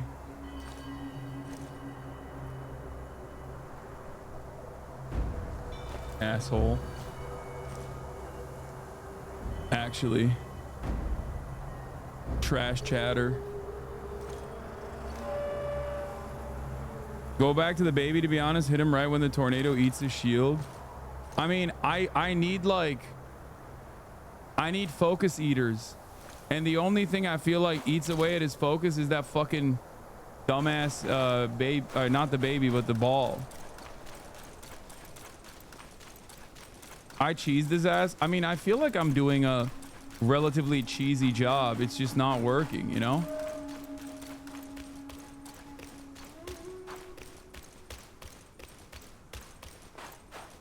The ball does a big...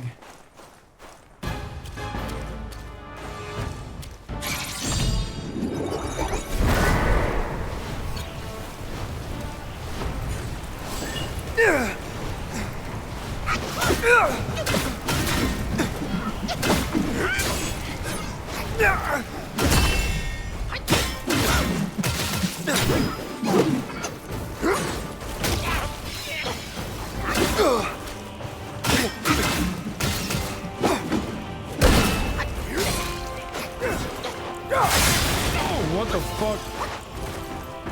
No! Oh my god!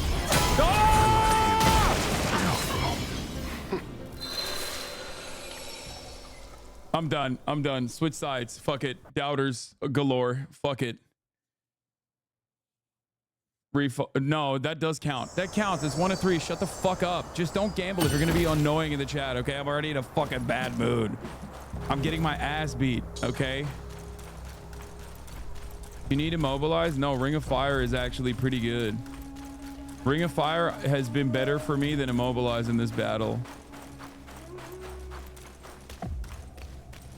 I really need to stop reading chat. It's pissing me off. In this game so far, it hasn't really pissed me off, chat, overall, because like, I'm pretty good. Like, much better than...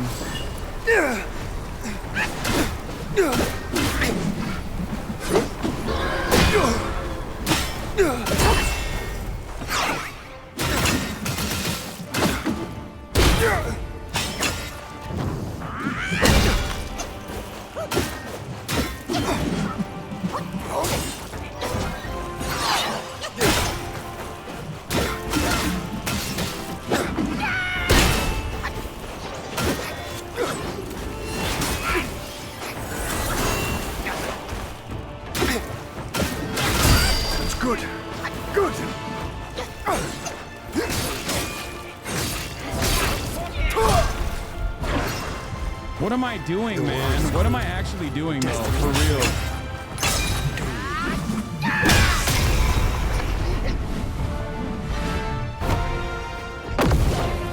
What am I actually doing here with my life? It's a waste.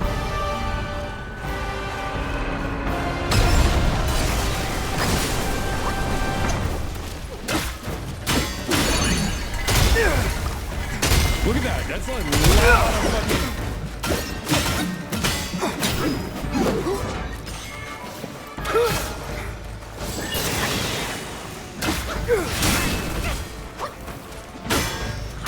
Much closer. Don't fade just yet. I'll train. In his stead.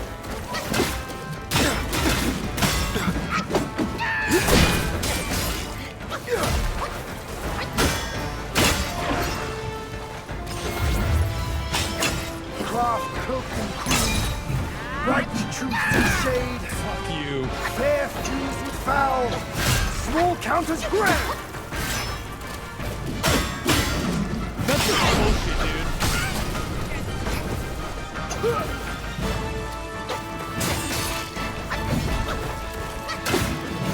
Oh! No! No! It's time to rest your weary self. I'm getting way too confident being at fucking low health, and I'm literally losing at earlier stages that are not... I'm not panic dodging. Shut the fuck up. I'm tilting.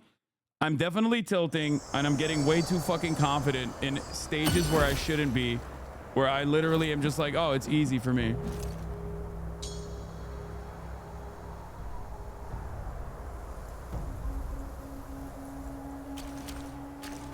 I am using the key gourd, chatter. I am using the key gourd. I have the key gourd. That is the gourd I'm using.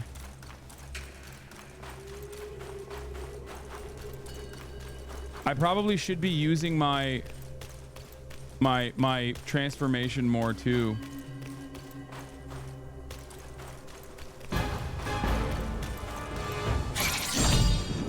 Let's do it closer this time.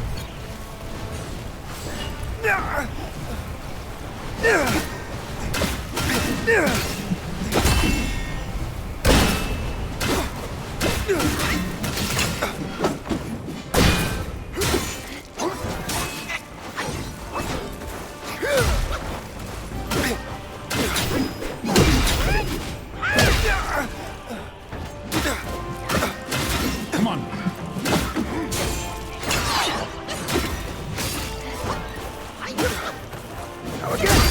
No! Your inherited gift alone does not shield you from You too seek glory. He sprang out of a rock. Your inherited gift alone does not.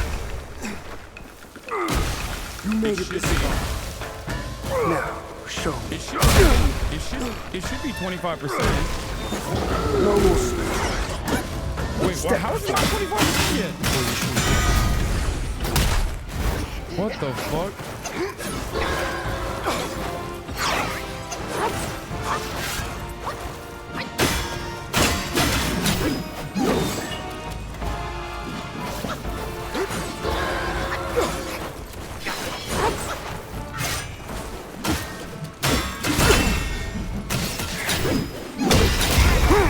There we go. Come on, get out of here, bitch. That's it. I won't hold back from now. Let's fight!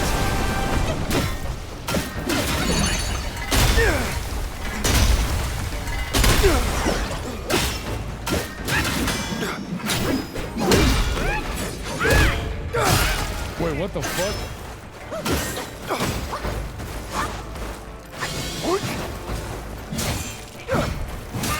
Oh, Gale Swift and Shadow Step.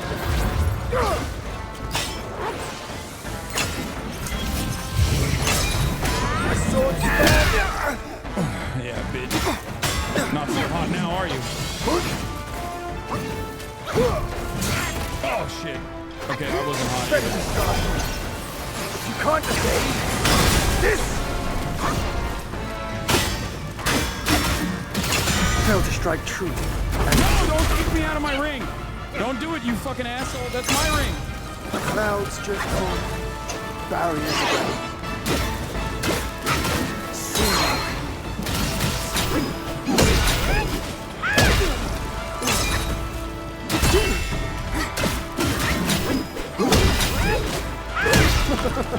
Wait, what? You've lifted my spirits, he monkey. phased me. That's why When I was he like, was what dragged the fuck? to the execution yard, sword and spear were dull, cleaver and cudgel crumbled, and yet he emerged unscathed.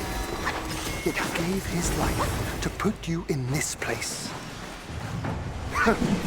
Let me see where you hide divergence from his.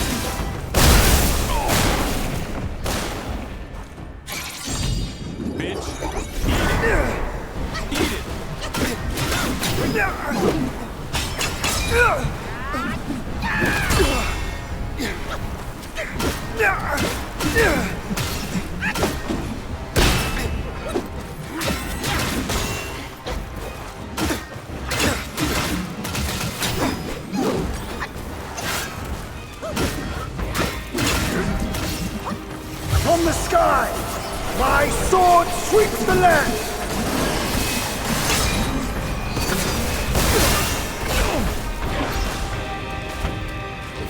Your destiny brought you here, but forget not. Peaceful destiny.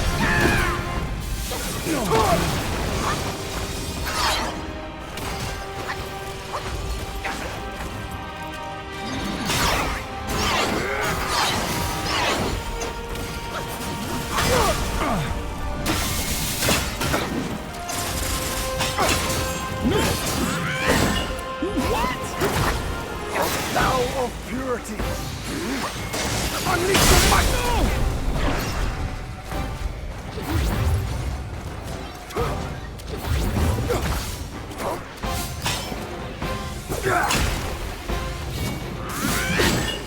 What? He sidestepped it. How is that even possible, bro? How is that even fucking possible? He is so fucking blitzed up. It's not even funny. You too Like- seek glory. True glory lies. How sluggish a destiny will prove.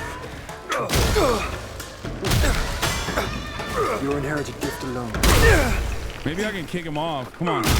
Yeah, there we go. Lock him in here. Walking his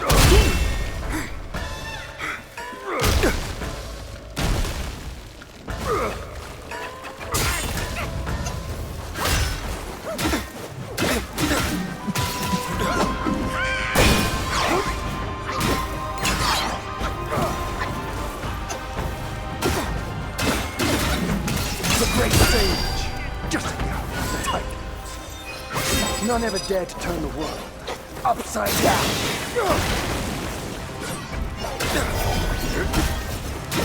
Through the air, like a falling star.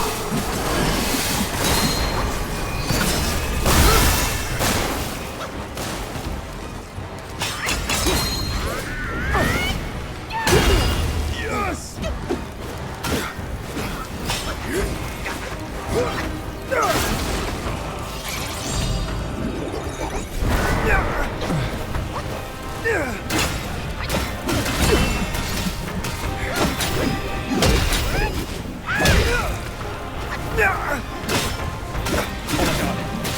Oh my god.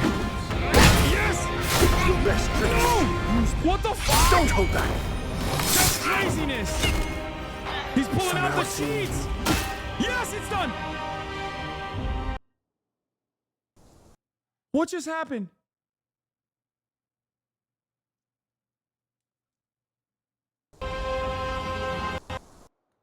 What is going on? What is going on? Oh no, I beat him!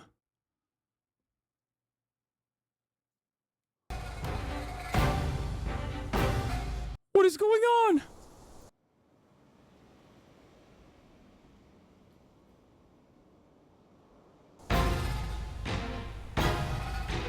What is happening?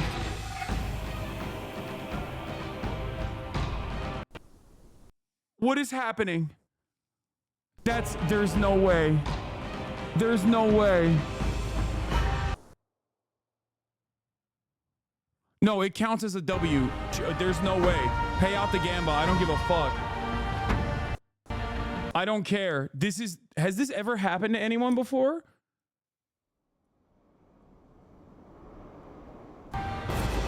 Oh, go back.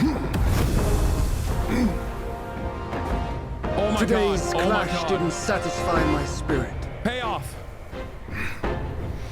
Go back with me to the sky. Let us get drunk before we continue this fight.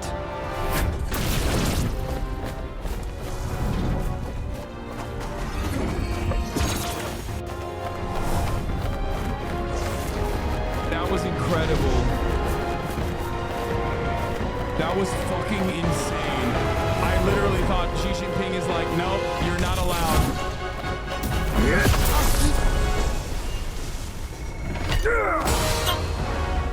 Wait, what? You bastard.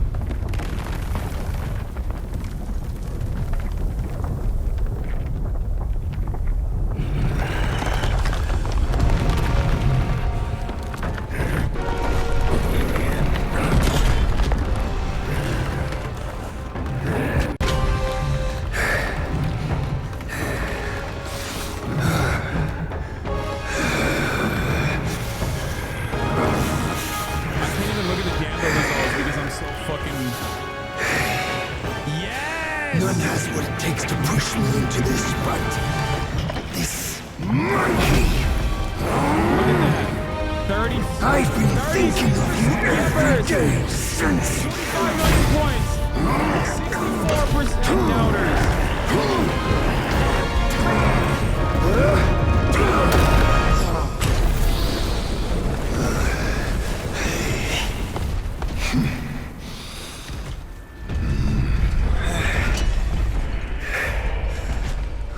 That's badass, dude. He ugly as hell, but he's still sick. Such power must be new to you. You should first spar with them a while. So, what do I do now? Is this just like a fun moment?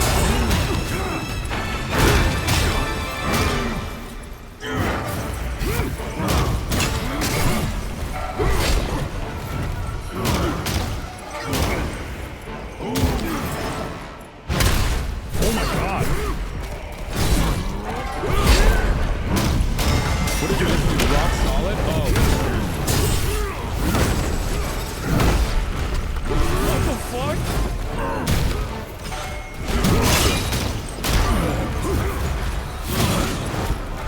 I'm just beating God's asses right now? Is that what's going on?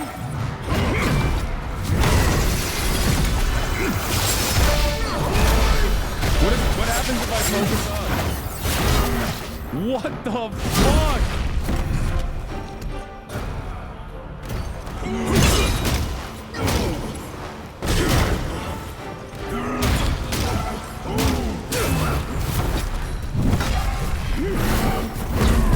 Wait, what the fuck? I wasted!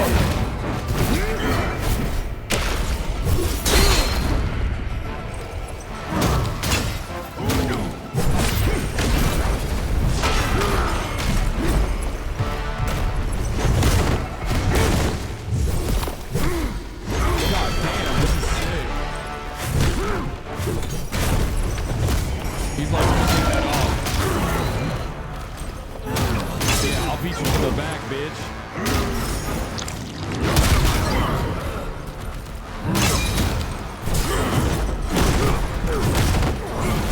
Woo!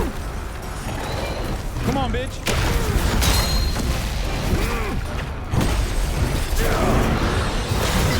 Oh, shit. Bro, Clutch Tower is new to me, but I'm acting like I've been there, you know what I'm saying? Oh, shit. Okay, calm down, bro. Stop hanging up on me. I just want to fucking power up on one of these motherfuckers. I want to see if it works. Oh, there he is.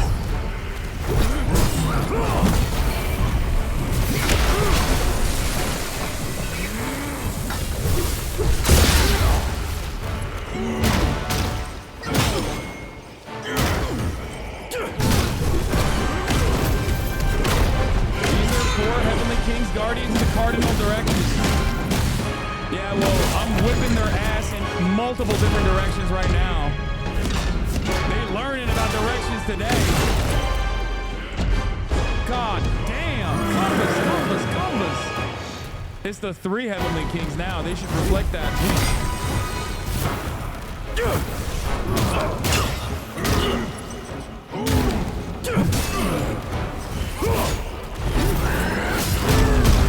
Oh, shit.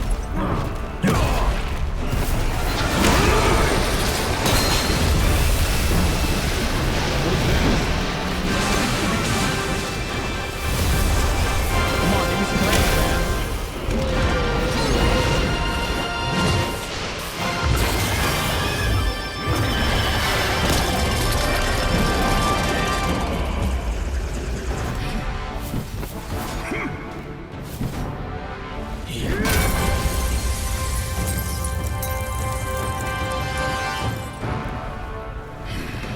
Take your fucking umbrella and stick it where it belongs. Your ass, son. Oh my God.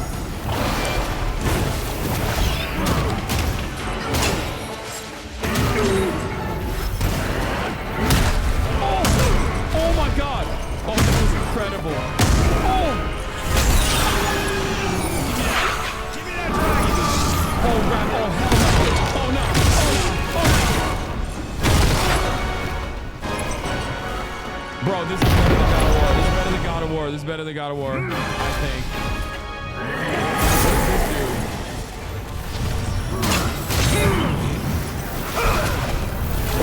You got a mandolin? What the fuck is this?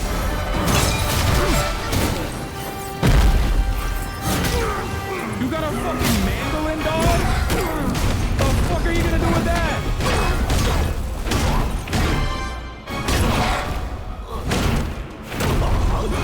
The bard. Yeah, sing me a song. Sing me a song, bitch. Sing a song for all my daughter. It's called Toothap. Top of the hour ad break, baby. Subscribe. A monkey of worth indeed. As I've helped you, I shall share.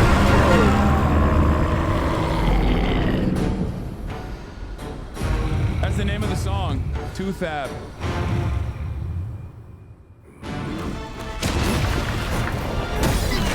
God, okay, so this was actually a real battle. There's like real consequences, it seems.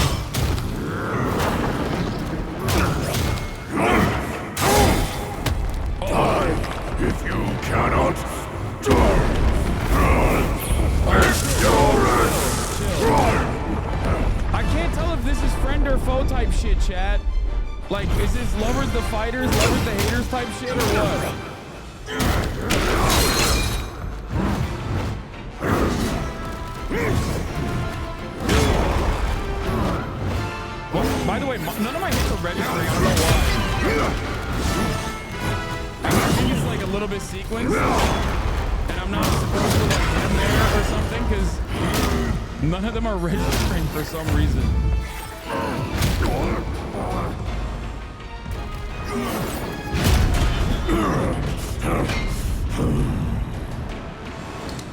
You're beating his ass. Our battles always wear down my edge.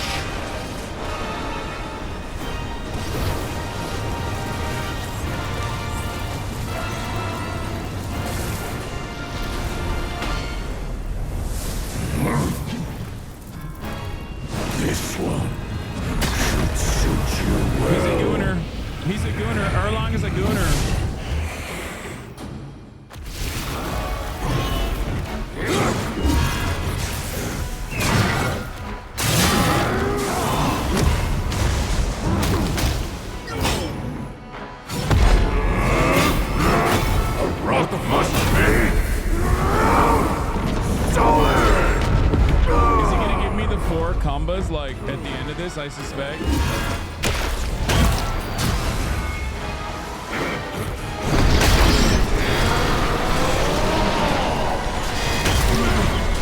Fuck!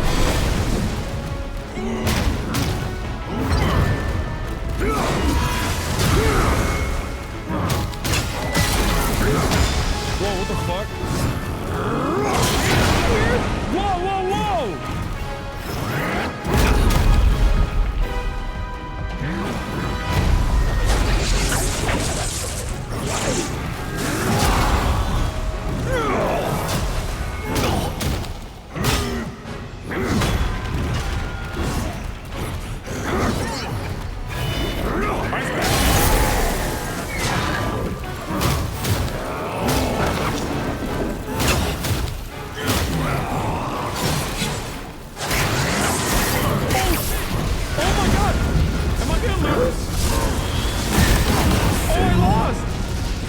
Wait, how do you lose this? Yes, I can. How did I lose? What happens when you lose here? Do I have to go back to the fucking...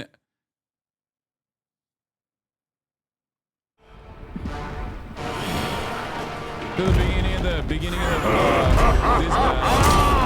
A monkey of wood is dead. As I've helped you, I shall see it through. I didn't even know you could lose this. I thought it was like a unlosable battle.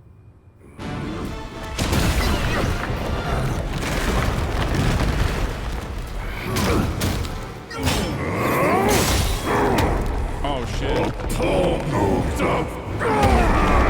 Your downfall. He's not wrong about that. Four moves on my downfall, honestly.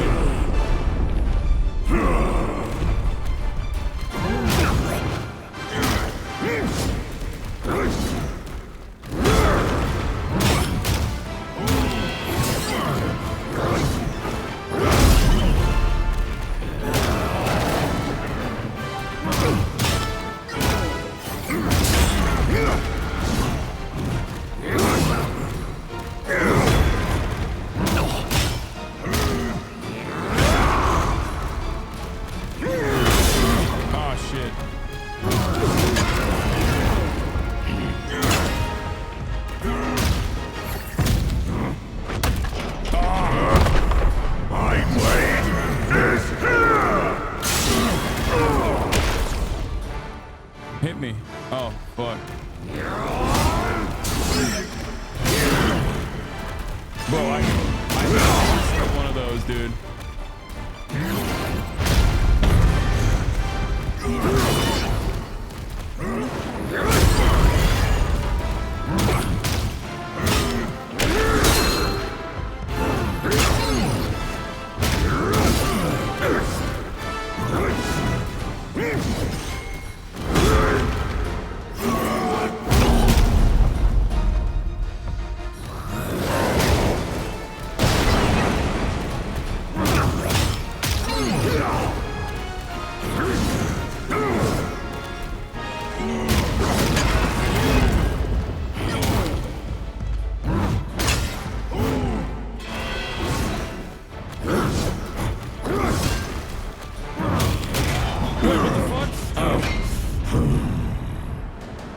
Shatter Slam gives you health back. Yeah, I know.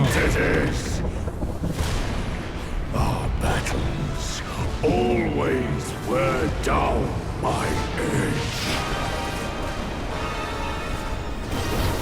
Killed like 1,000 cows with every step. They had it coming, dude.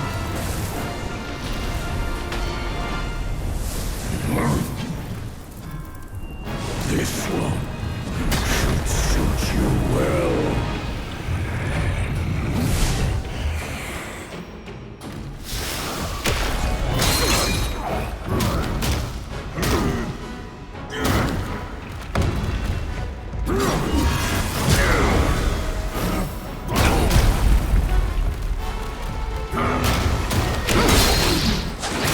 Wait, what the fuck? It didn't matter, huh?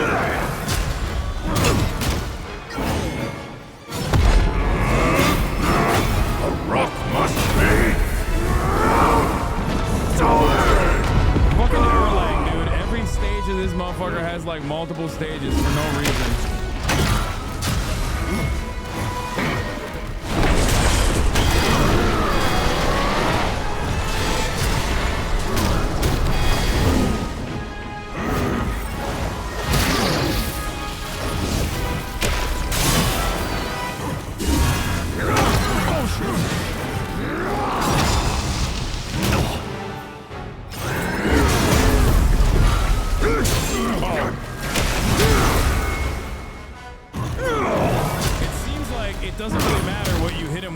times.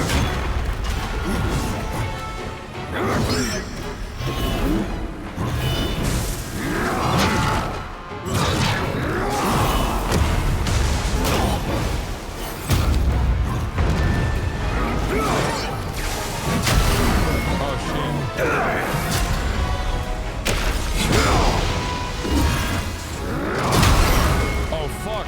I can't see him. What is happening with the camera? What is happening with the camera boss? How am I getting camera boss in this fucking foul saddle too?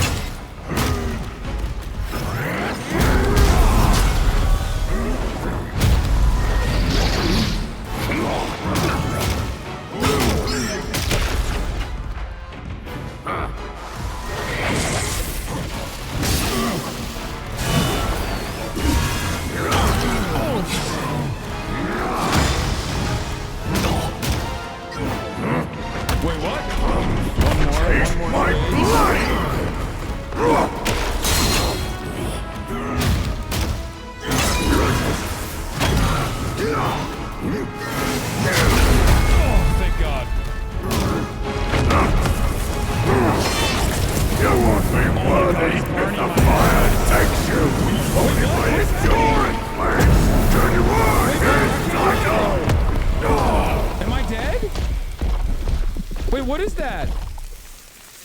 What the fuck is that? Oh.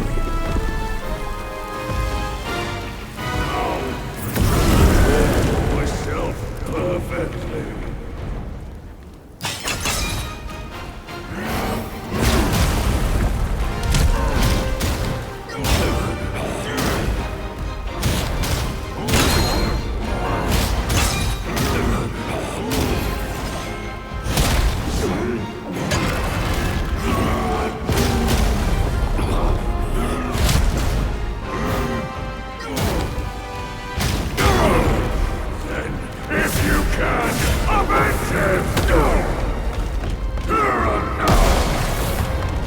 Holy shit.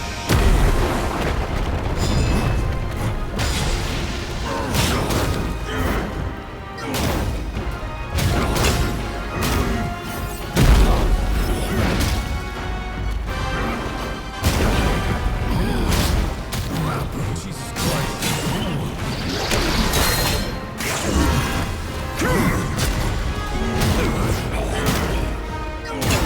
How is he even eating any of this, dude?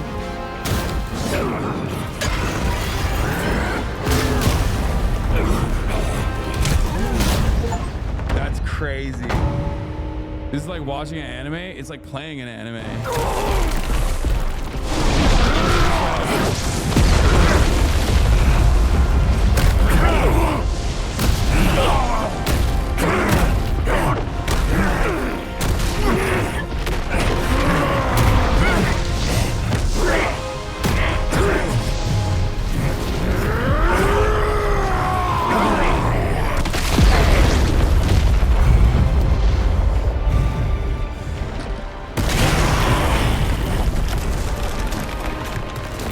This is a real story. This really happened.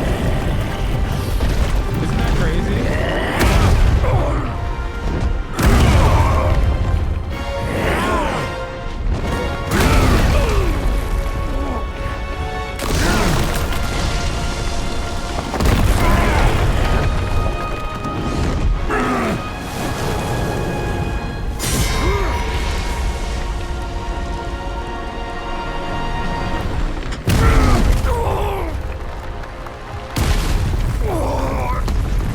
People think Shen Yun, but Shen Yun could never. You know what I mean? Shen Yun could never do this. 5,000 years of Chinese prosperity. All they got is like, oh my God, they're organ harvesting people for saying miscegenation is bad or whatever the fuck they talk about over there. This is real China lore. None of that fake shit. This is real China lore. Shen Yun could never.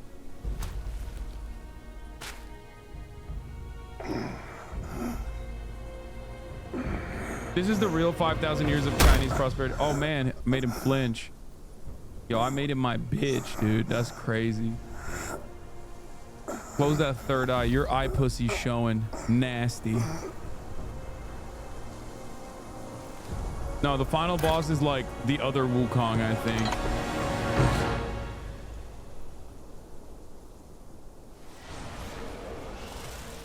Oh God, his eye pussy. I tell this Yao Guai is I rank 1,000-fold above that king. As his sire he reveres me, and like a deity he serves me. How dare He you? nutted. His slave. Kindly chant the loosening spell and release that, Tathagata, so that you can take back my headband and I can be free. That Yao Guai said he knew me somewhat. Surely he's no mere mortal. He must be somebody from the court. Great. The journey ends here. Those eyes to bring them to office. Watch me rip it off and break free. In the beginning of the journey to the west, Guanyin forces a circlet that shrinks on command onto Wukong's head. You see it in the prologue fight. Erlang worked together with Wukong on to kill Wukong and store half of Wukong's memory. The other half is the destined one. The fight is Erlang seeing if you're strong enough to handle the memory. My brothers tested you at my behest. All for this day. And only now do I understand that fight. No prestige can shackle him. Okay, but why did Erlang fucking relegate Wukong into the rock? No band can keep him caged. A mortal death for an unbound mind and will. May you not fail him. I'm now at peace. Your journey, though, has just begun.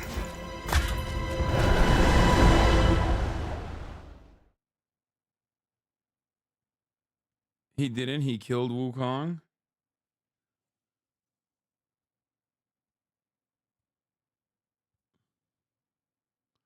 I heard this weapon is crazy and it gives you like OP-ass fucking Say, what's to come of with a Destiny thrust. if he steps out of that mural? I make a living by reading what was written. The signs alone tell what's to come. What's to come is what's not yet written. No one can read what's not written. Destiny is written in what's done. What's done shapes what's to come, not escape. Who's this old man? It's all written for me. If only I uncover all that occurred. So, there really is something even you cannot read. That's good. Very good.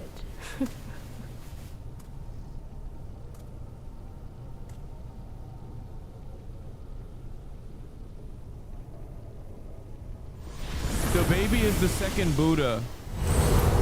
There's 3 Buddhas that have their own realms, and the current Buddha is encroaching on the baby Buddha's territory, and the baby Buddha is inevitably going to be Buddha, the OG Buddha.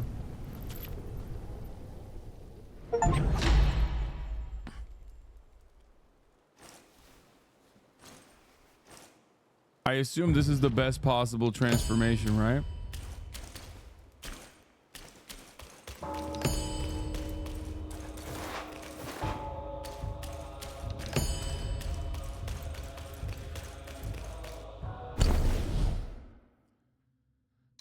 Okay, I'm not gonna use this anymore. I'm going back to my motherfucking baby head. Even though this has more defense, but it takes a...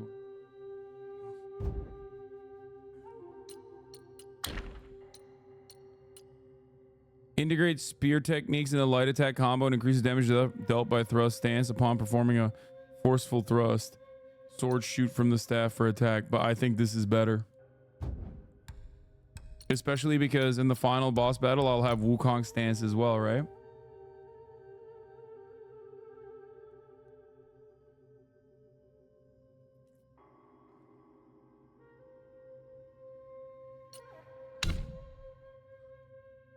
For the monkey.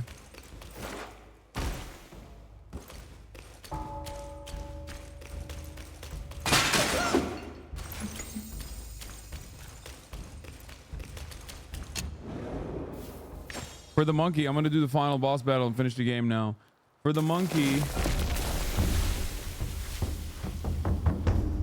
fully upgrade the frog spirit. I don't have the frog spirit because I missed one frog, I think.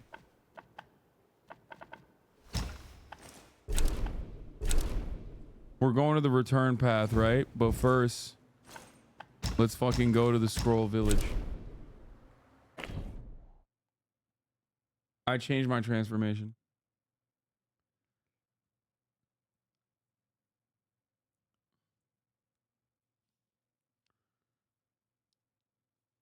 There's only one more boss battle left. It's the final boss battle, right? Which is the Hawk-Tua boss battle. There's no reason to use like my key. Self-refinement is the way to make golden pill. It retains the energy of both this world and beyond. It's broken up into two bosses.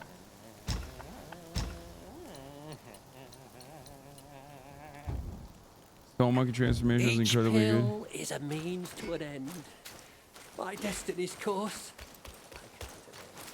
Are you gonna New Game Plus? No, I don't know why people ask me that. Like, I don't know. People always ask me like, are you gonna New Game Plus? Like, no, I'm not going to New Game Plus, dude.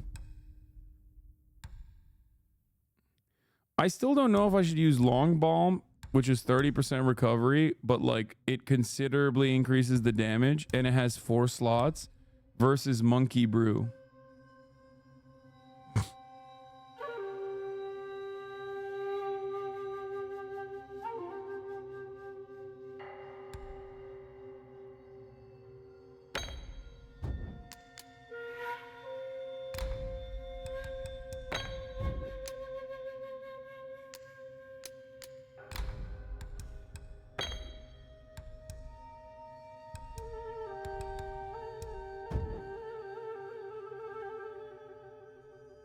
Honestly, Keyboard is still OP in Final Boss using Fan. Wait, is the Fan good?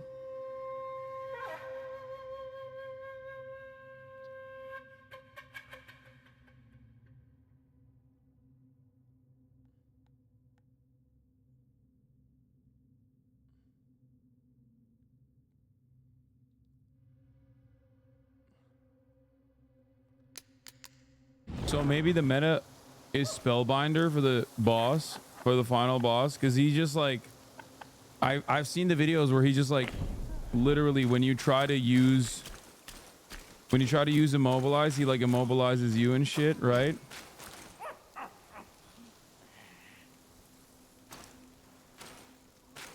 No help. Cheers, cheers. Fancy doing anything today?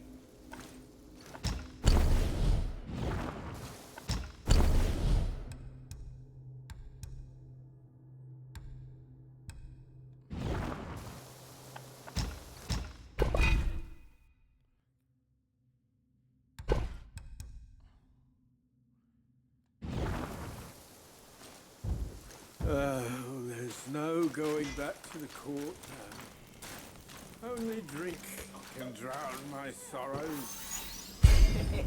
What do you think of my work? I like it.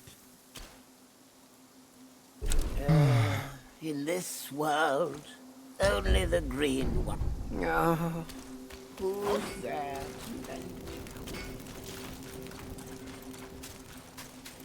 Go, don't listen to chat.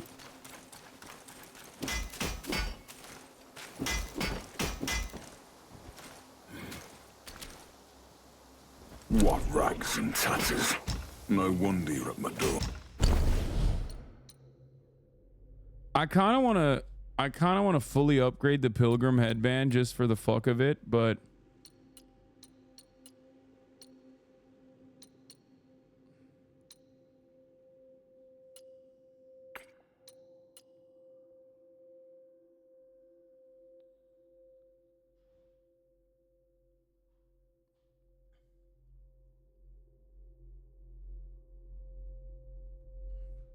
But the problem is, I don't know if I have enough mats.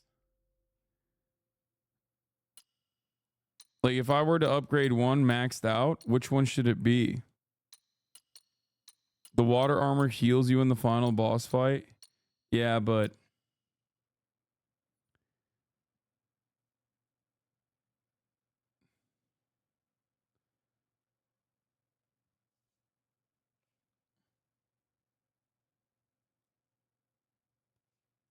if you upgraded the max, it gets a new look. I kind of want to upgrade it.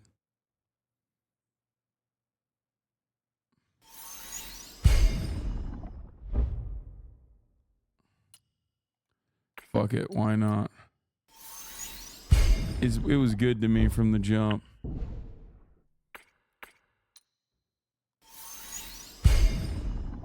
From Pilgrim to fucking Mythical, dude. It's pretty cool.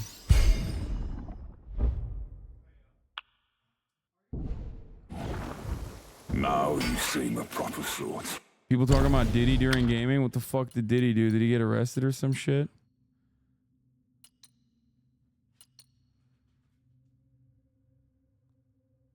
When sprinting gains a small amount of focus per second? Holy fuck. Wait, he did get arrested? That's crazy. What the fuck? Nah, I think the set bonuses are too good.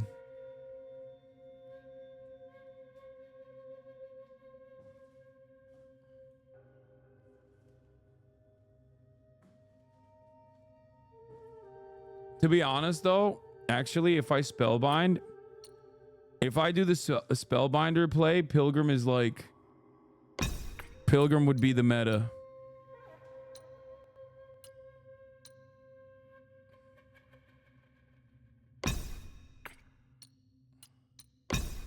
Because then it's like,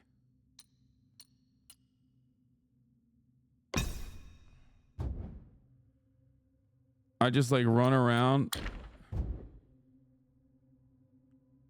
And then I use my... This is a spellbinder type boss. He counters all your spells.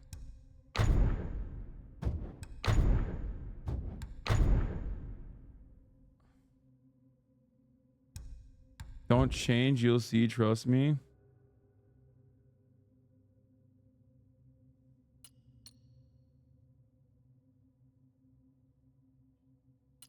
The Diddler is going to Arkham.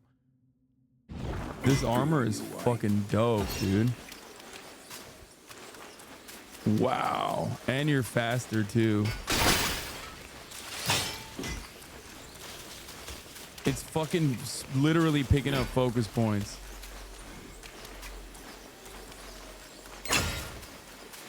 As you run. That's insane. The aura.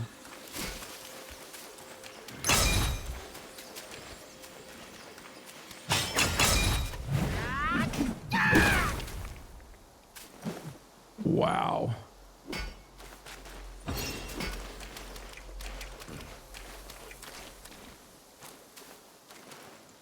Try spear since you don't have the set bonus.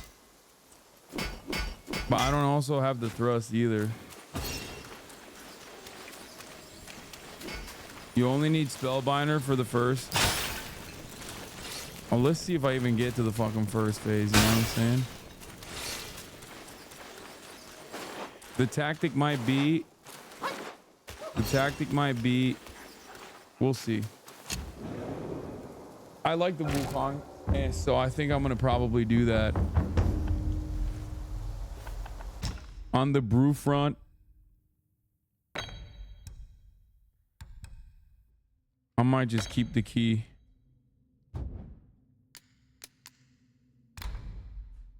And then...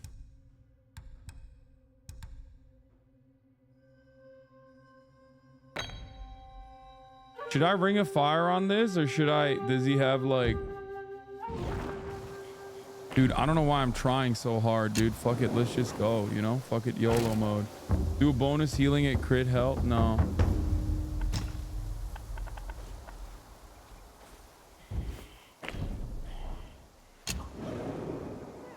Let's see what the Spellbinder does to this boss.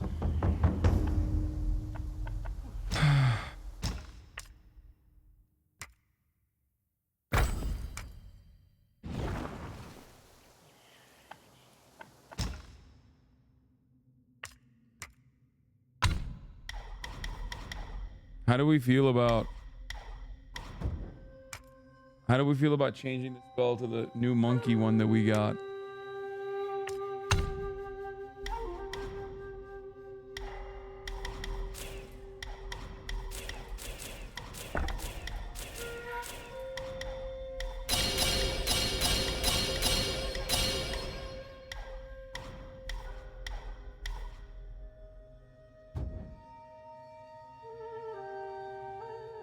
Put on the Wukong headband and any Mana Curio spellbind before you activate it, then put on. He's easier than that. Maybe the fight is really long. Okay, well, whatever.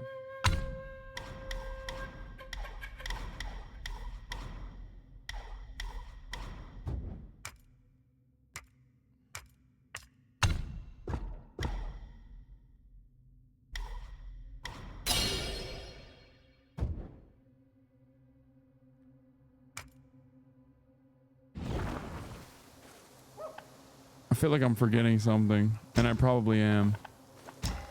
But fuck it, YOLO.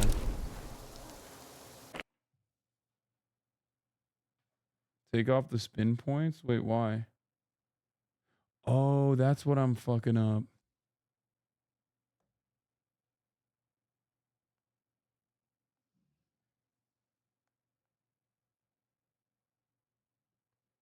All the colored brothers, white clad noble, yellow robe squire, green cap marshalless were Erlanger sworn brothers testing you.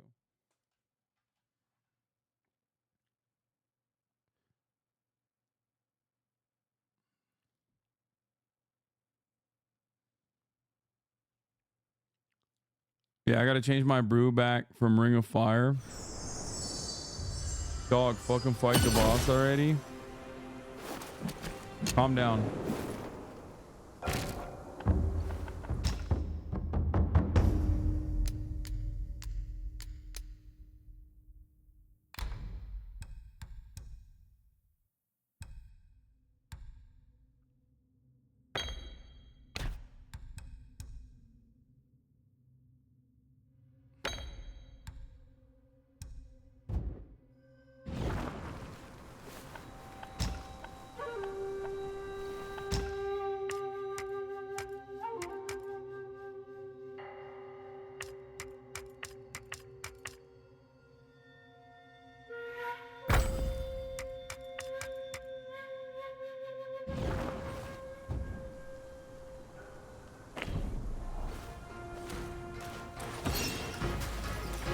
Let's do this thing. Wait, probably should reset. Hold on. There's a soak that gives you 20% chance not to consume a sip. I know. Why is the prediction with 3 deaths instead of 5? I don't know, because we switch it up sometimes. Calm down, man. I will back down, even if it ain't in place.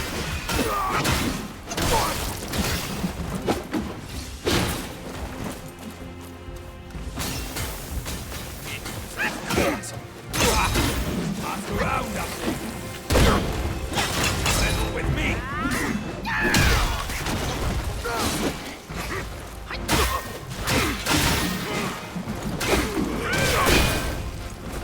Dude, I'm melting these fools. Holy shit. Put on the Wukong armor for this section.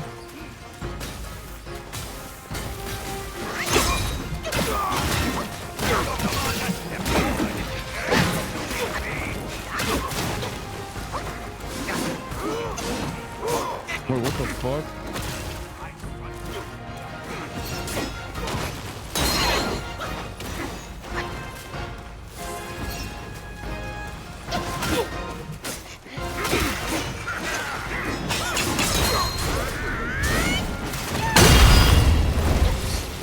Big damage.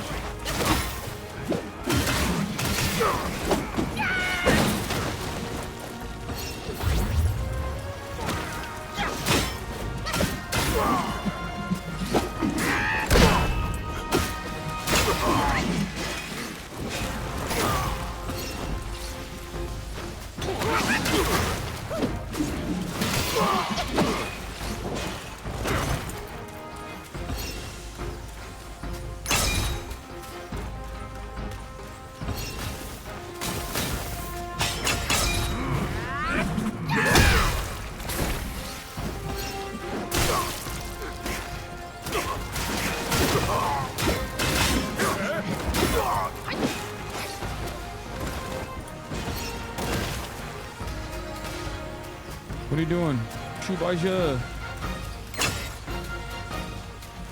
Wukong armor made it so much better for this section. It doesn't matter. I'm melting through them, dude. I know I get the Wukong stance with the armor. That's it. You're in my way. Move it or lose it. All of you.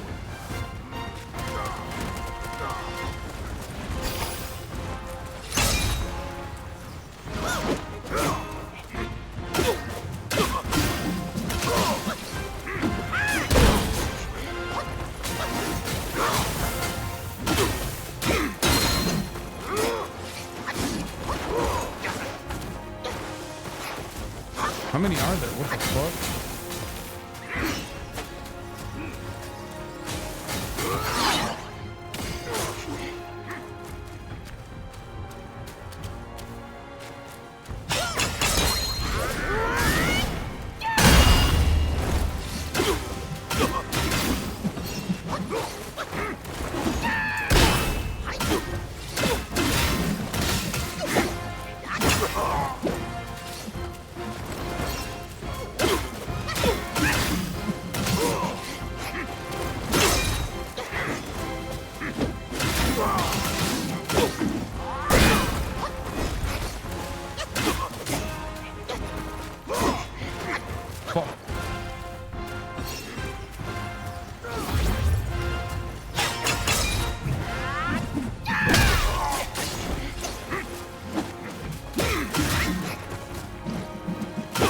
Will. Not that it fucking matters, it's the last boss. I can just like run through here.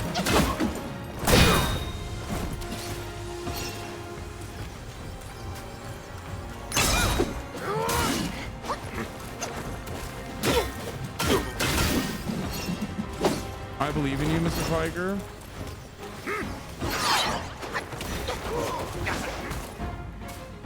Please tell me there's a shrine at the end of all this. Because if not, I'm just wasting shit for no reason. Where the hell did Shubaija go?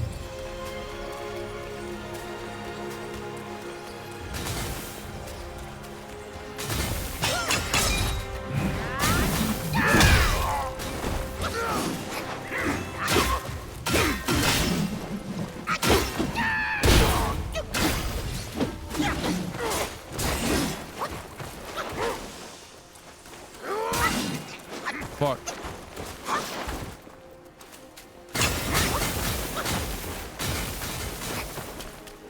What the fuck?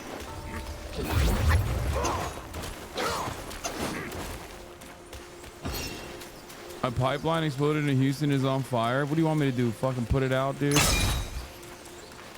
Sometimes I feel like chatters are so used to me giving real-time analysis on shit. Like, what am I supposed to do, bro? Pipeline exploded. Okay.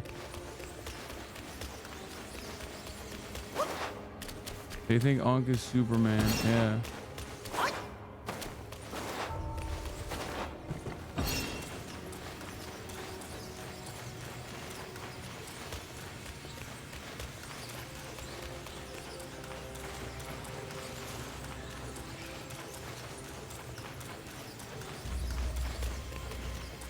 Yeah, you want me to Hawk Tua on it, dude?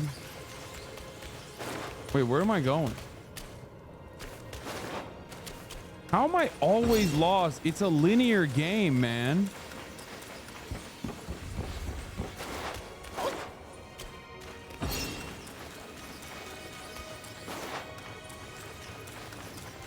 It don't make no fucking sense.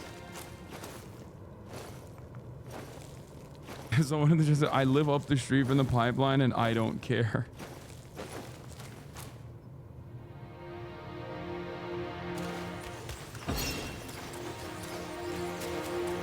It's beautiful.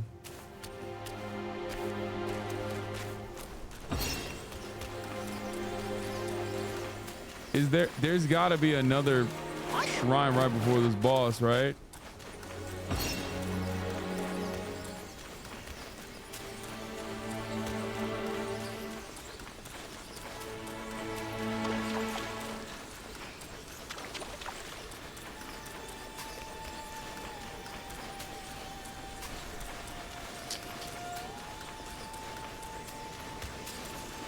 You still have 30 minutes to get to the fucking boss. I believe you.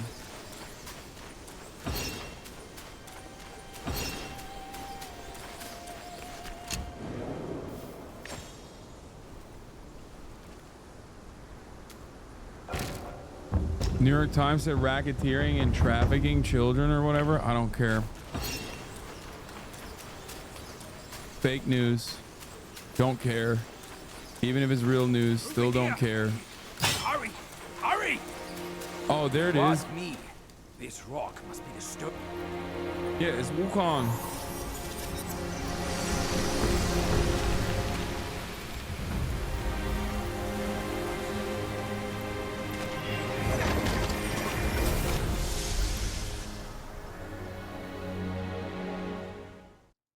This is a gaming channel.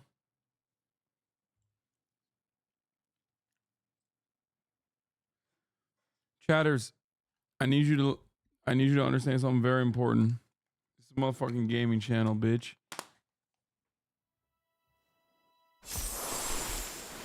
Take that silly ass shit somewhere else. Politics. Take it. This ain't the Northern Lion channel, okay? We fucking game around these parts and not just Balatra. You're here. We're here. Step aboard. Hey, old monkey. I hope this isn't a one-way trip, is it? Isn't all life a one-way trip? Once you embark on the journey, there's no turning back.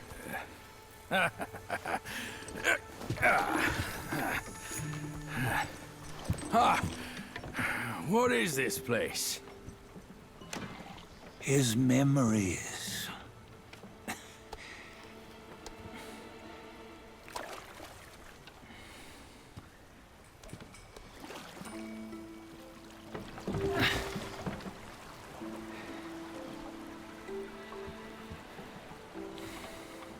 Someone in the chat said Tahiti. Yeah, that's where Diddy is, bro. We're going over there to find Diddy. Since his early days, he'd had an eye for the finer things and a will to wrest them from others. Laying his eyes on, then craving to seize their riches. No better than the black bear and ginger, I say. You can't have an eye for the finer things while the Buddha oversees the three realms? Well, I hardly think that's fair. How insatiable. Not content with his kingdom and title below, he asked for a position in the celestial court. But soon after his wish was granted, his joy turned to rage, all because he wasn't invited to a feast. He nearly ruined the entire celestial palace. They're making Wukong sound like kind of an asshole. Fume at unfavorable news. As untamed and ungrateful as that yellow rat. Beasts are beasts, don't you think? He was young. He didn't know any better. Hadn't learned from the Buddha or our master yet. Aren't you being a bit harsh? Dredging up the scandals from his youth? Like his adulthood was any better. Since his release, he had claimed to have learned manners and discipline. Is the guy in the middle pissing? Yet his weak Frankenchurch gave him away. Posing as an idol, he degraded the gods. Clear was his defiance of the doctrines he had learned. Well, he was just being naughty. Aren't all great achievers somewhat self-obsessed? Myself included. Nose in the air, feeling above others. I say he was no less insolent than that yellow-browed brat. Wait, isn't it that lady of some sort? It was her tricks that made Master drive Did Wukong get away. bitches? Or is that just Zhu On Baixe's White category? Tiger Ridge, he forsook his love. 3 times he broke her into pieces, convincing himself his heart would ache no more. Yet, damn, as you he's must cooking him know, up. he had never let go of her. Otherwise, he wouldn't have been so eager to get away from the Buddhahood he attained.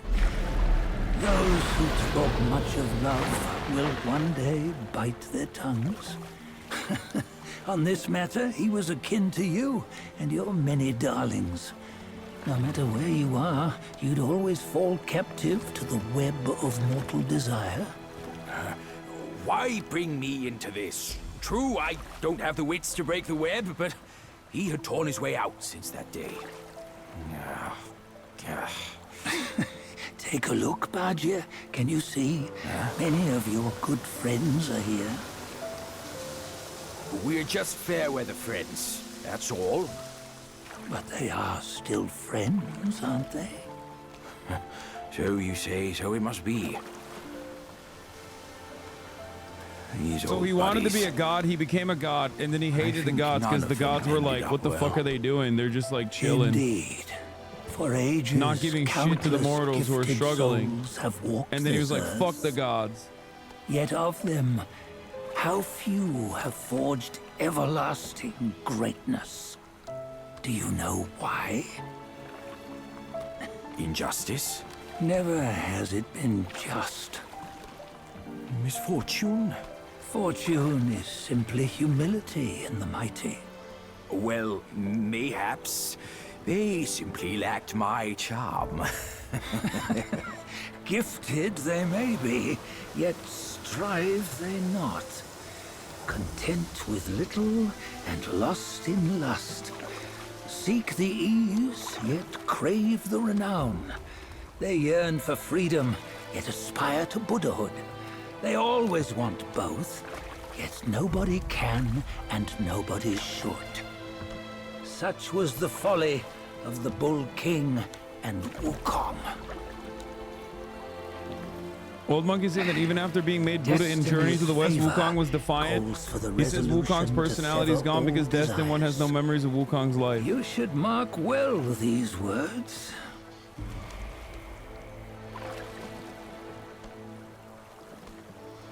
Hold on. This can't be Wukong's memory. You're fooling us, aren't you? 5 of the 6 relics call for one. Badger, tell me which. Eye, ear, nose, tongue, body, and mind. Mind, it's mind. What did you just see? The 3 of us? That was the last one. Oh, I see now. It was you. I knew it from the beginning. You were the mind of Wukong all along. That's why you led us here. Not me. It's him. Don't make me laugh. Him? He is Wukong. Yes and no. Cut to the I am chase, him will now. you? We didn't come this far for your riddles. After Wukong died, 5 of his 6 senses endured and were taken by the Yaoguai kings. Only his mind was lost.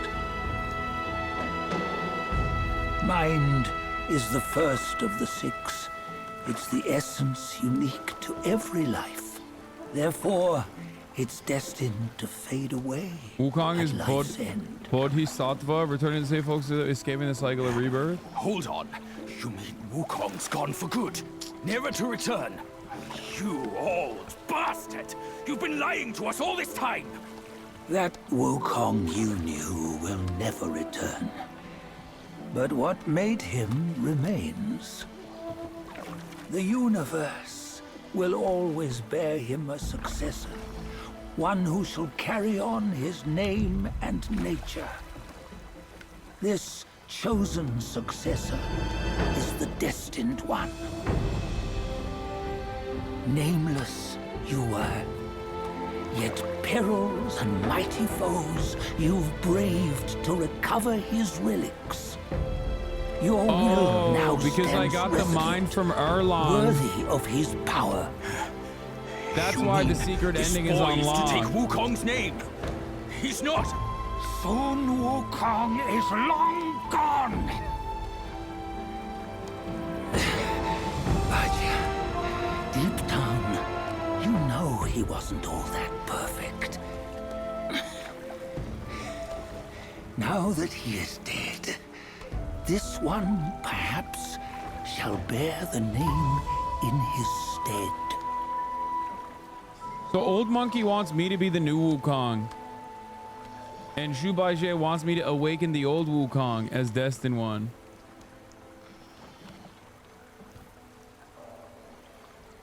Right? Zhu Baijie is saying like, oh, old Wukong, you need to return him. Here, we can venture forth with you no further. This task is yours alone. Sun Wukong left behind a broken shell, stripped of all his 6 senses. Though ages have passed, it maintains a connection attuned to the echoes of his former self. If you truly are the one destined, you must cast aside his soulless shell and merge the 6 into one. Then, you shall be the one to begin the journey anew. No, not on his own. He's just a kid who knows nothing. I'll go with him. This place is shaped by Wukong's lingering obsession. It allows only his relic bearer to face the final ordeal. We can escort him no more. See it for yourself. Hear me, son! You can always run! You don't have to bear Wukong's name! Zhu Baijie is a real one to the end, dude. Like,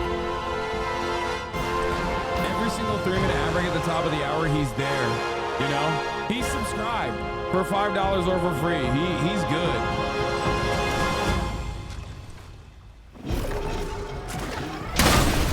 Oops. I forgot because I was running the ad break.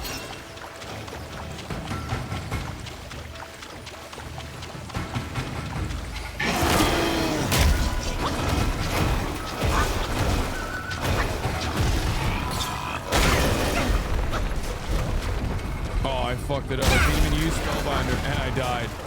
Insta death. That one doesn't count. I was running an ad break. That one doesn't count. I was running an ad break.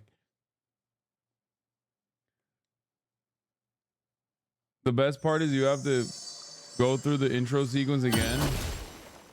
No. That one definitely doesn't count.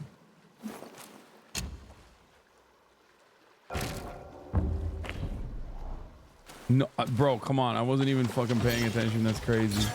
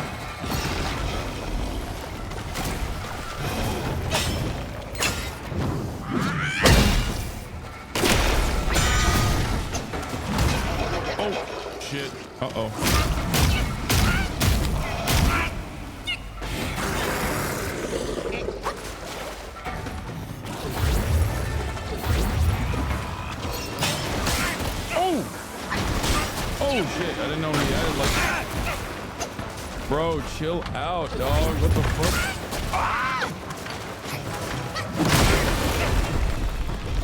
Bro is fucking me up. I don't know his moveset at all.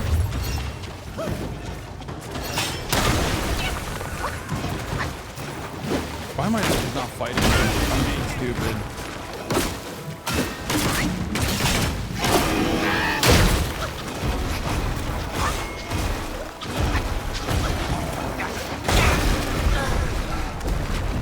That one counts.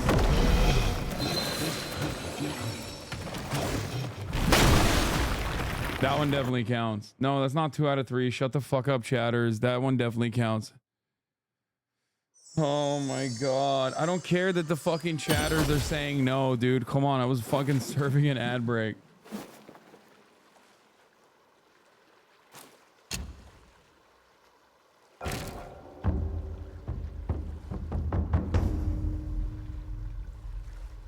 I'm also running. I'm running too much. I should have never done the fucking pilgrim. I was dumb. I don't know why I listened to fucking chatters, dude. Like, I have this sick ass set.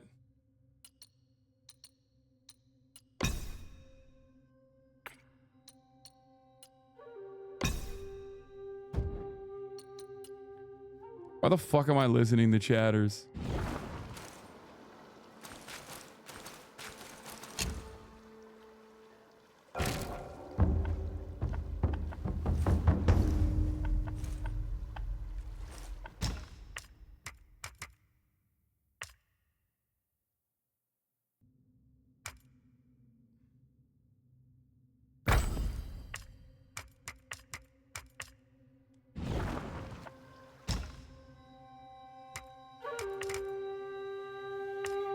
Fuck, I gotta restructure so much now. This sucks.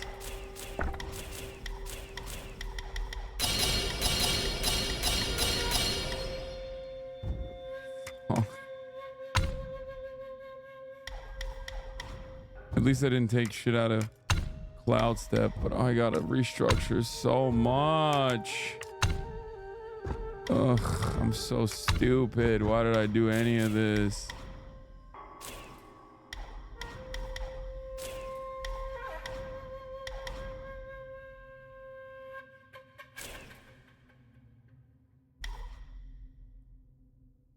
What else do I have to take out of?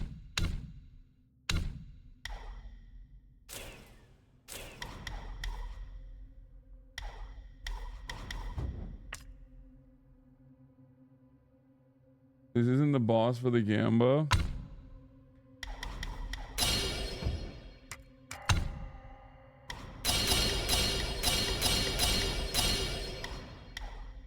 That's 2,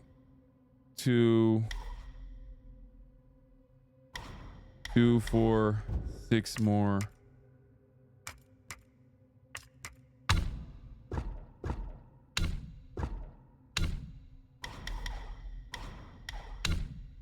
Six more. What do I need to take out of?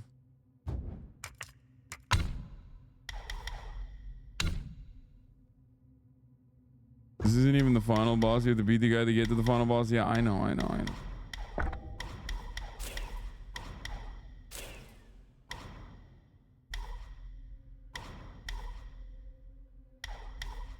What did I restructure? Like, where did I take from?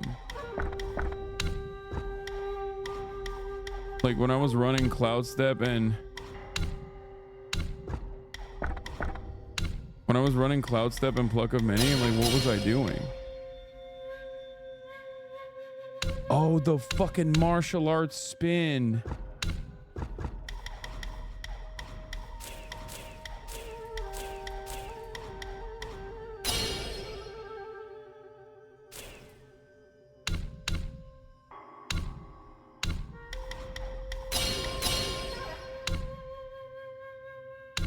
That's what the fuck I was doing. I forgot that I was doing, I needed to restructure a little bit.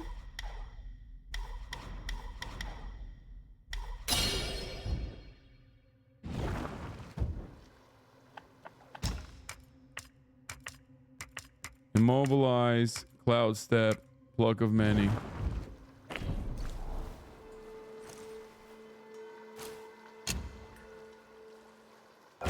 If this is a real gaming channel, why don't you finish Alien Isolation? Shut the fuck up.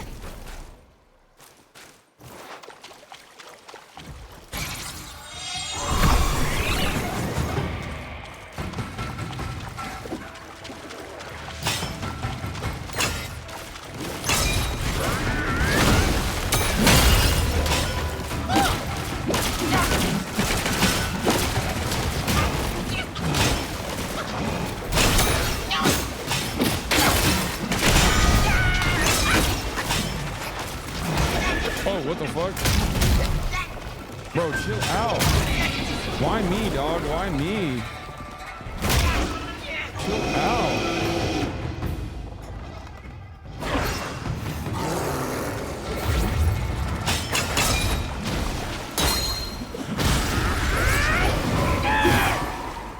Wait, what? What the fuck was that? Fuck you, I'll beat your ass with you. I'll beat your ass like you, dude. How about that?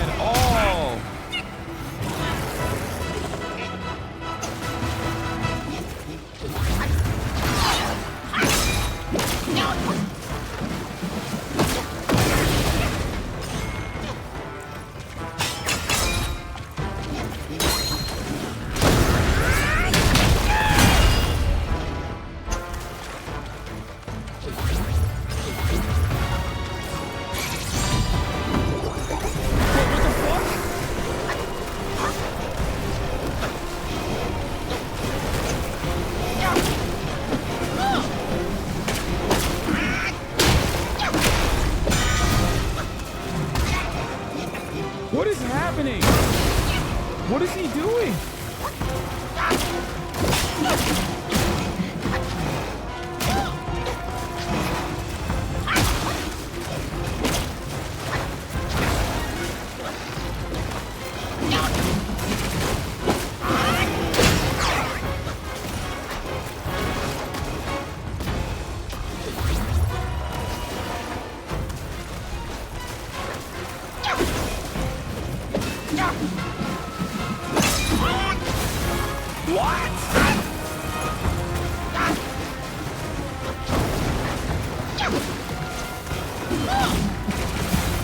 What is going on, brother?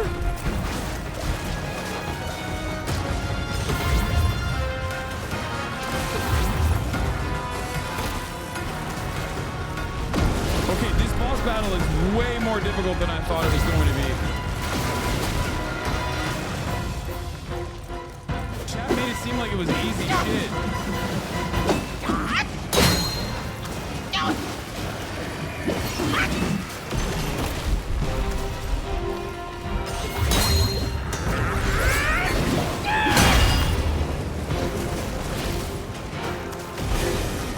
No! Oh my God!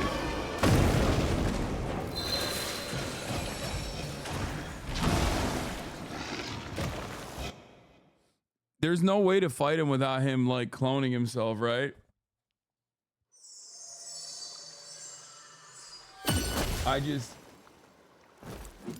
Use the other staff? No. It's easy. I mean, if chat says one thing, I use too many resources in phase 1. Recharge all first phase, save mana. Recharge for all the time first phase, save mana.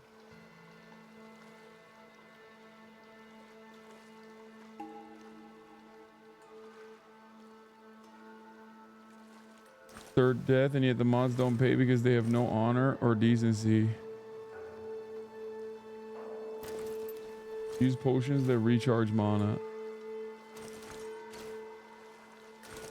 I probably shouldn't even be fucking around with pluck in the first phase, honestly.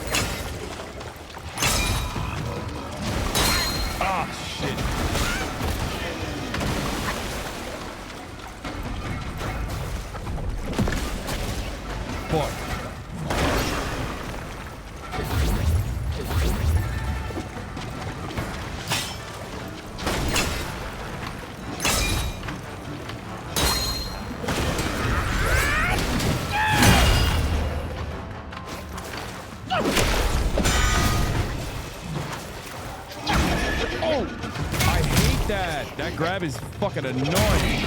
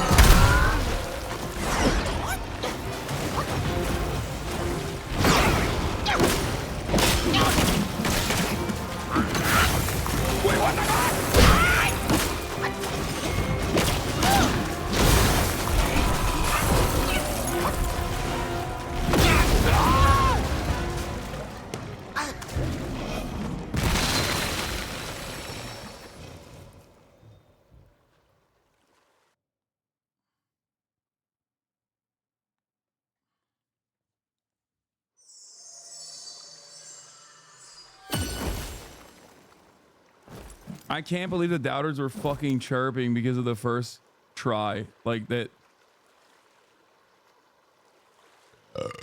I have to pee. I'm more angry on this than politics. I actually, downloading his moves is not that hard. His move set is not that crazy.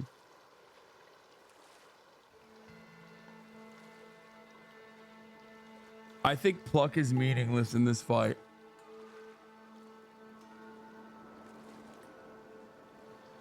I think pluck is utterly meaningless in this fight.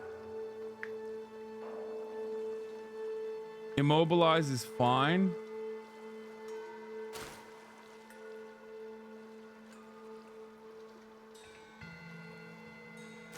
Tornado might not be great either.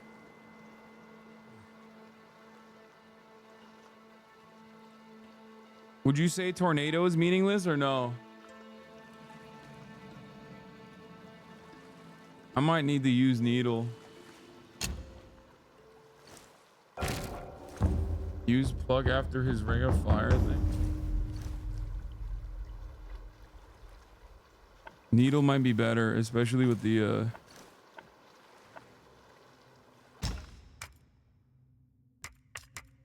immobilize is fine. Ring of fire might be better, but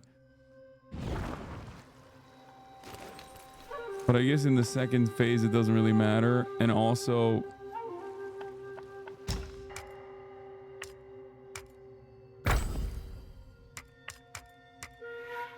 I'm taking cock solid is good here.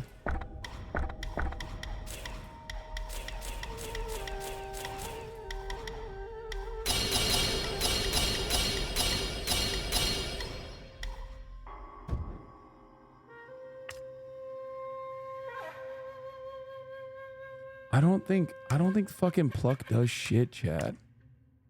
Pluck didn't do shit last fight.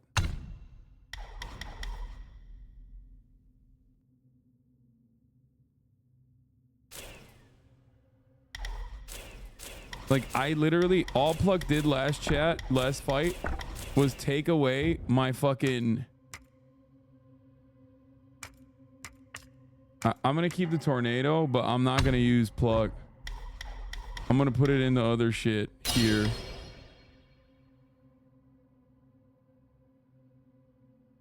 Yeah, his AoE fucking destroys me.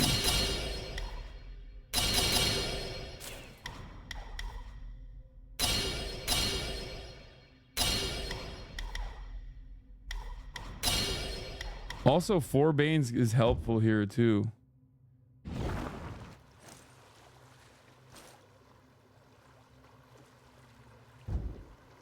But too late now. I'm gonna do it like this.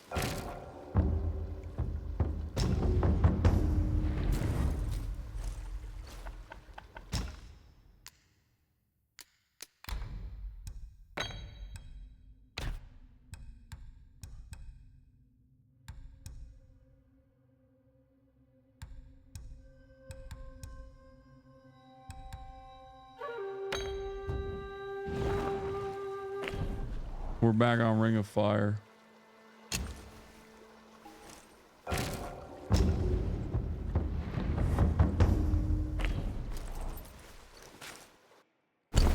don't know if I should.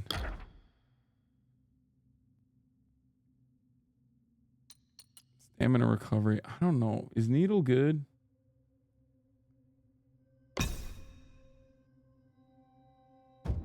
Needle with the crit damage might be good. Heal yourself, lol. Primes bullet holes. No. I'm not gonna piss yet.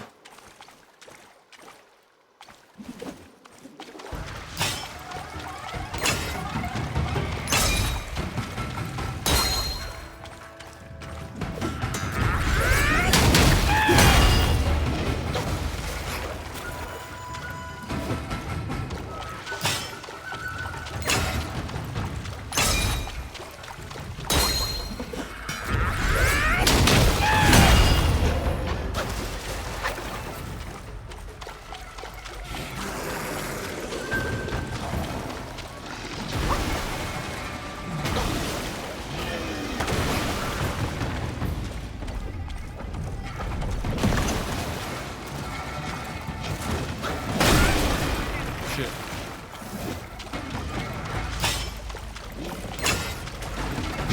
Oh, fuck. I'm doing nothing.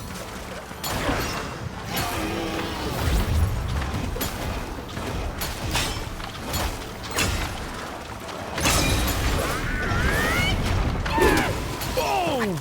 No, I hate that happens.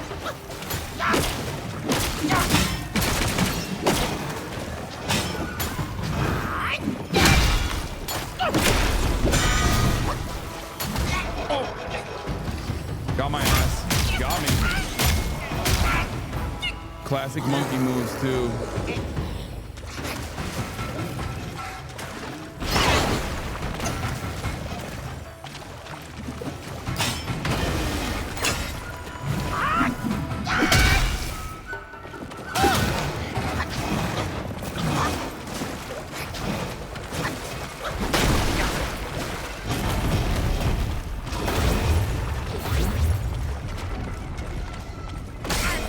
Wait, I thought I dodged that. That's crazy.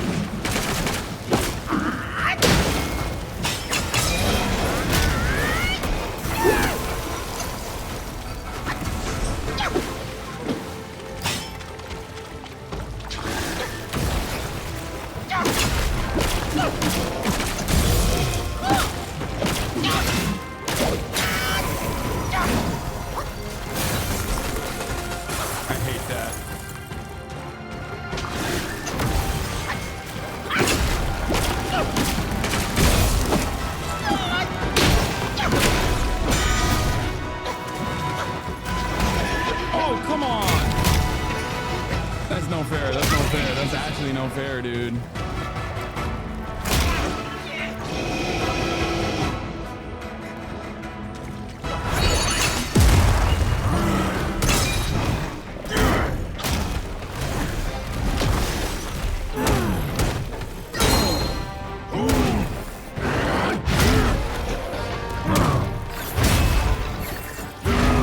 What the fuck?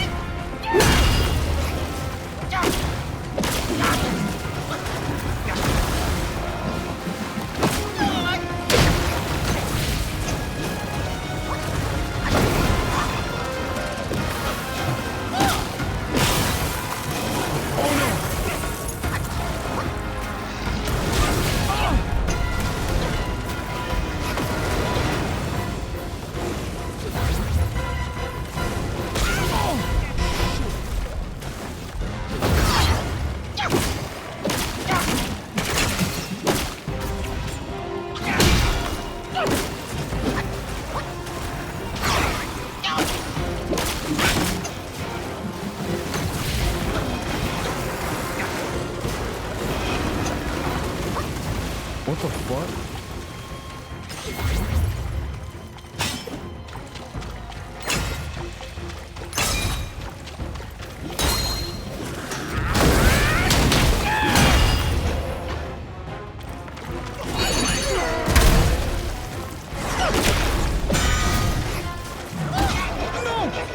No, does that kill me? No, please no. Please no, please no, please no. Wait.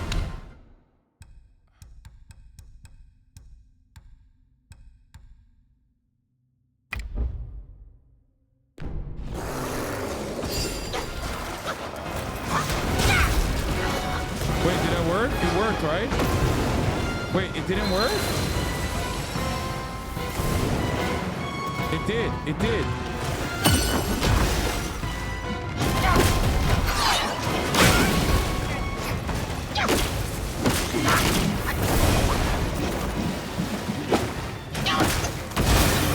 Wait, what? I broke it! No! No. What else do I have? What else do I have?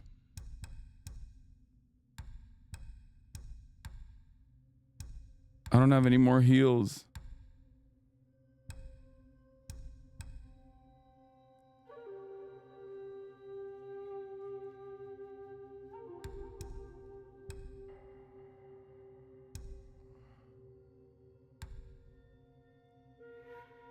At the bottom middle, this one?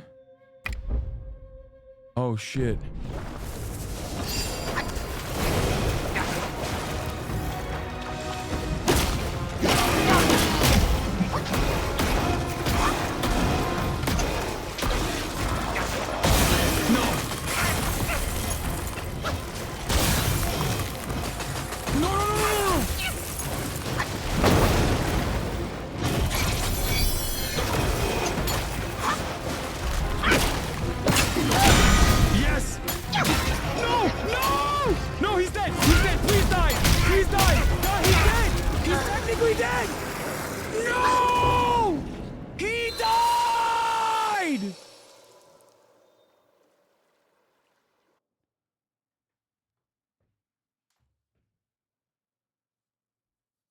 Yes, he did. He fucking died. I'm done. I'm not playing this game. Fuck this game. Yo, fuck that. Fuck that, dude. He grabbed me with no health. The needle killed him, and then he killed me. He literally had no health. Fuck the Arkansas DLC. I will ban you permanently. Shut the fuck up about Arkansas. I'm done. I'm done. Ain't no fucking way. Ain't no way I'm doing that. Fuck that. That was an absolute fucking kill. No shot, dude. No shot. No shot. I can't believe this game. This is the second time this game tried to rob me. This time it successfully robbed me. Last time it almost robbed me with a fucking Erlang fight. That is bullshit. Okay? That's fucking bullshit. Fuck this game. Bitch ass game, stupid ass fucking mobile game, making ass, dumbass fucking stupid developers, dude. Fuck this game. This game can suck my dick, dude. I'll see y'all tomorrow. Okay, bye everybody. Fuck.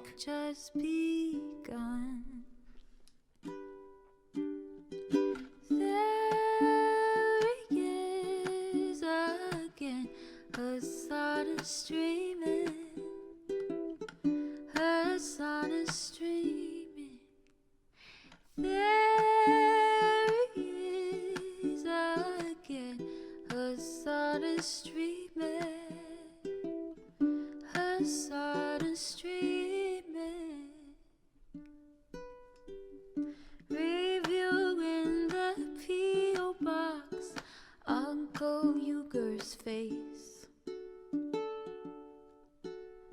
Sat in Discord at chip prop. Great names take embrace. Tiny Bernie Sanders, LGBTQ Air Force. The whole left at your fingertips, Ane at your door. H3 crowded up. online show. 3 full fucking years of this, plenty more to go. 90-day fiance talks of champagne bourgeoisie. A Trump rally live reaction on mass riot at DC. There he is again, Hasan is streaming. Hasan is streaming. There he is again, Hasan is streaming. Hasan is streaming. Reading live stream fair comments, Austin show chat advice, and all the ways the right-wing pipeline can suck you in online. JCS react, Lord frame gets broken, cover blown. A full-blown mass pandemic, monster streaming at your home.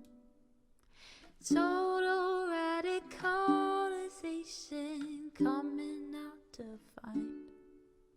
The system you were taught to trust in was broken the whole time.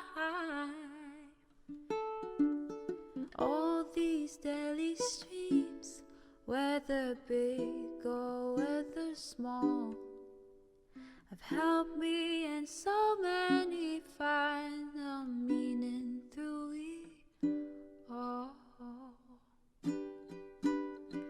There he is again, Hasan is streaming. Hasan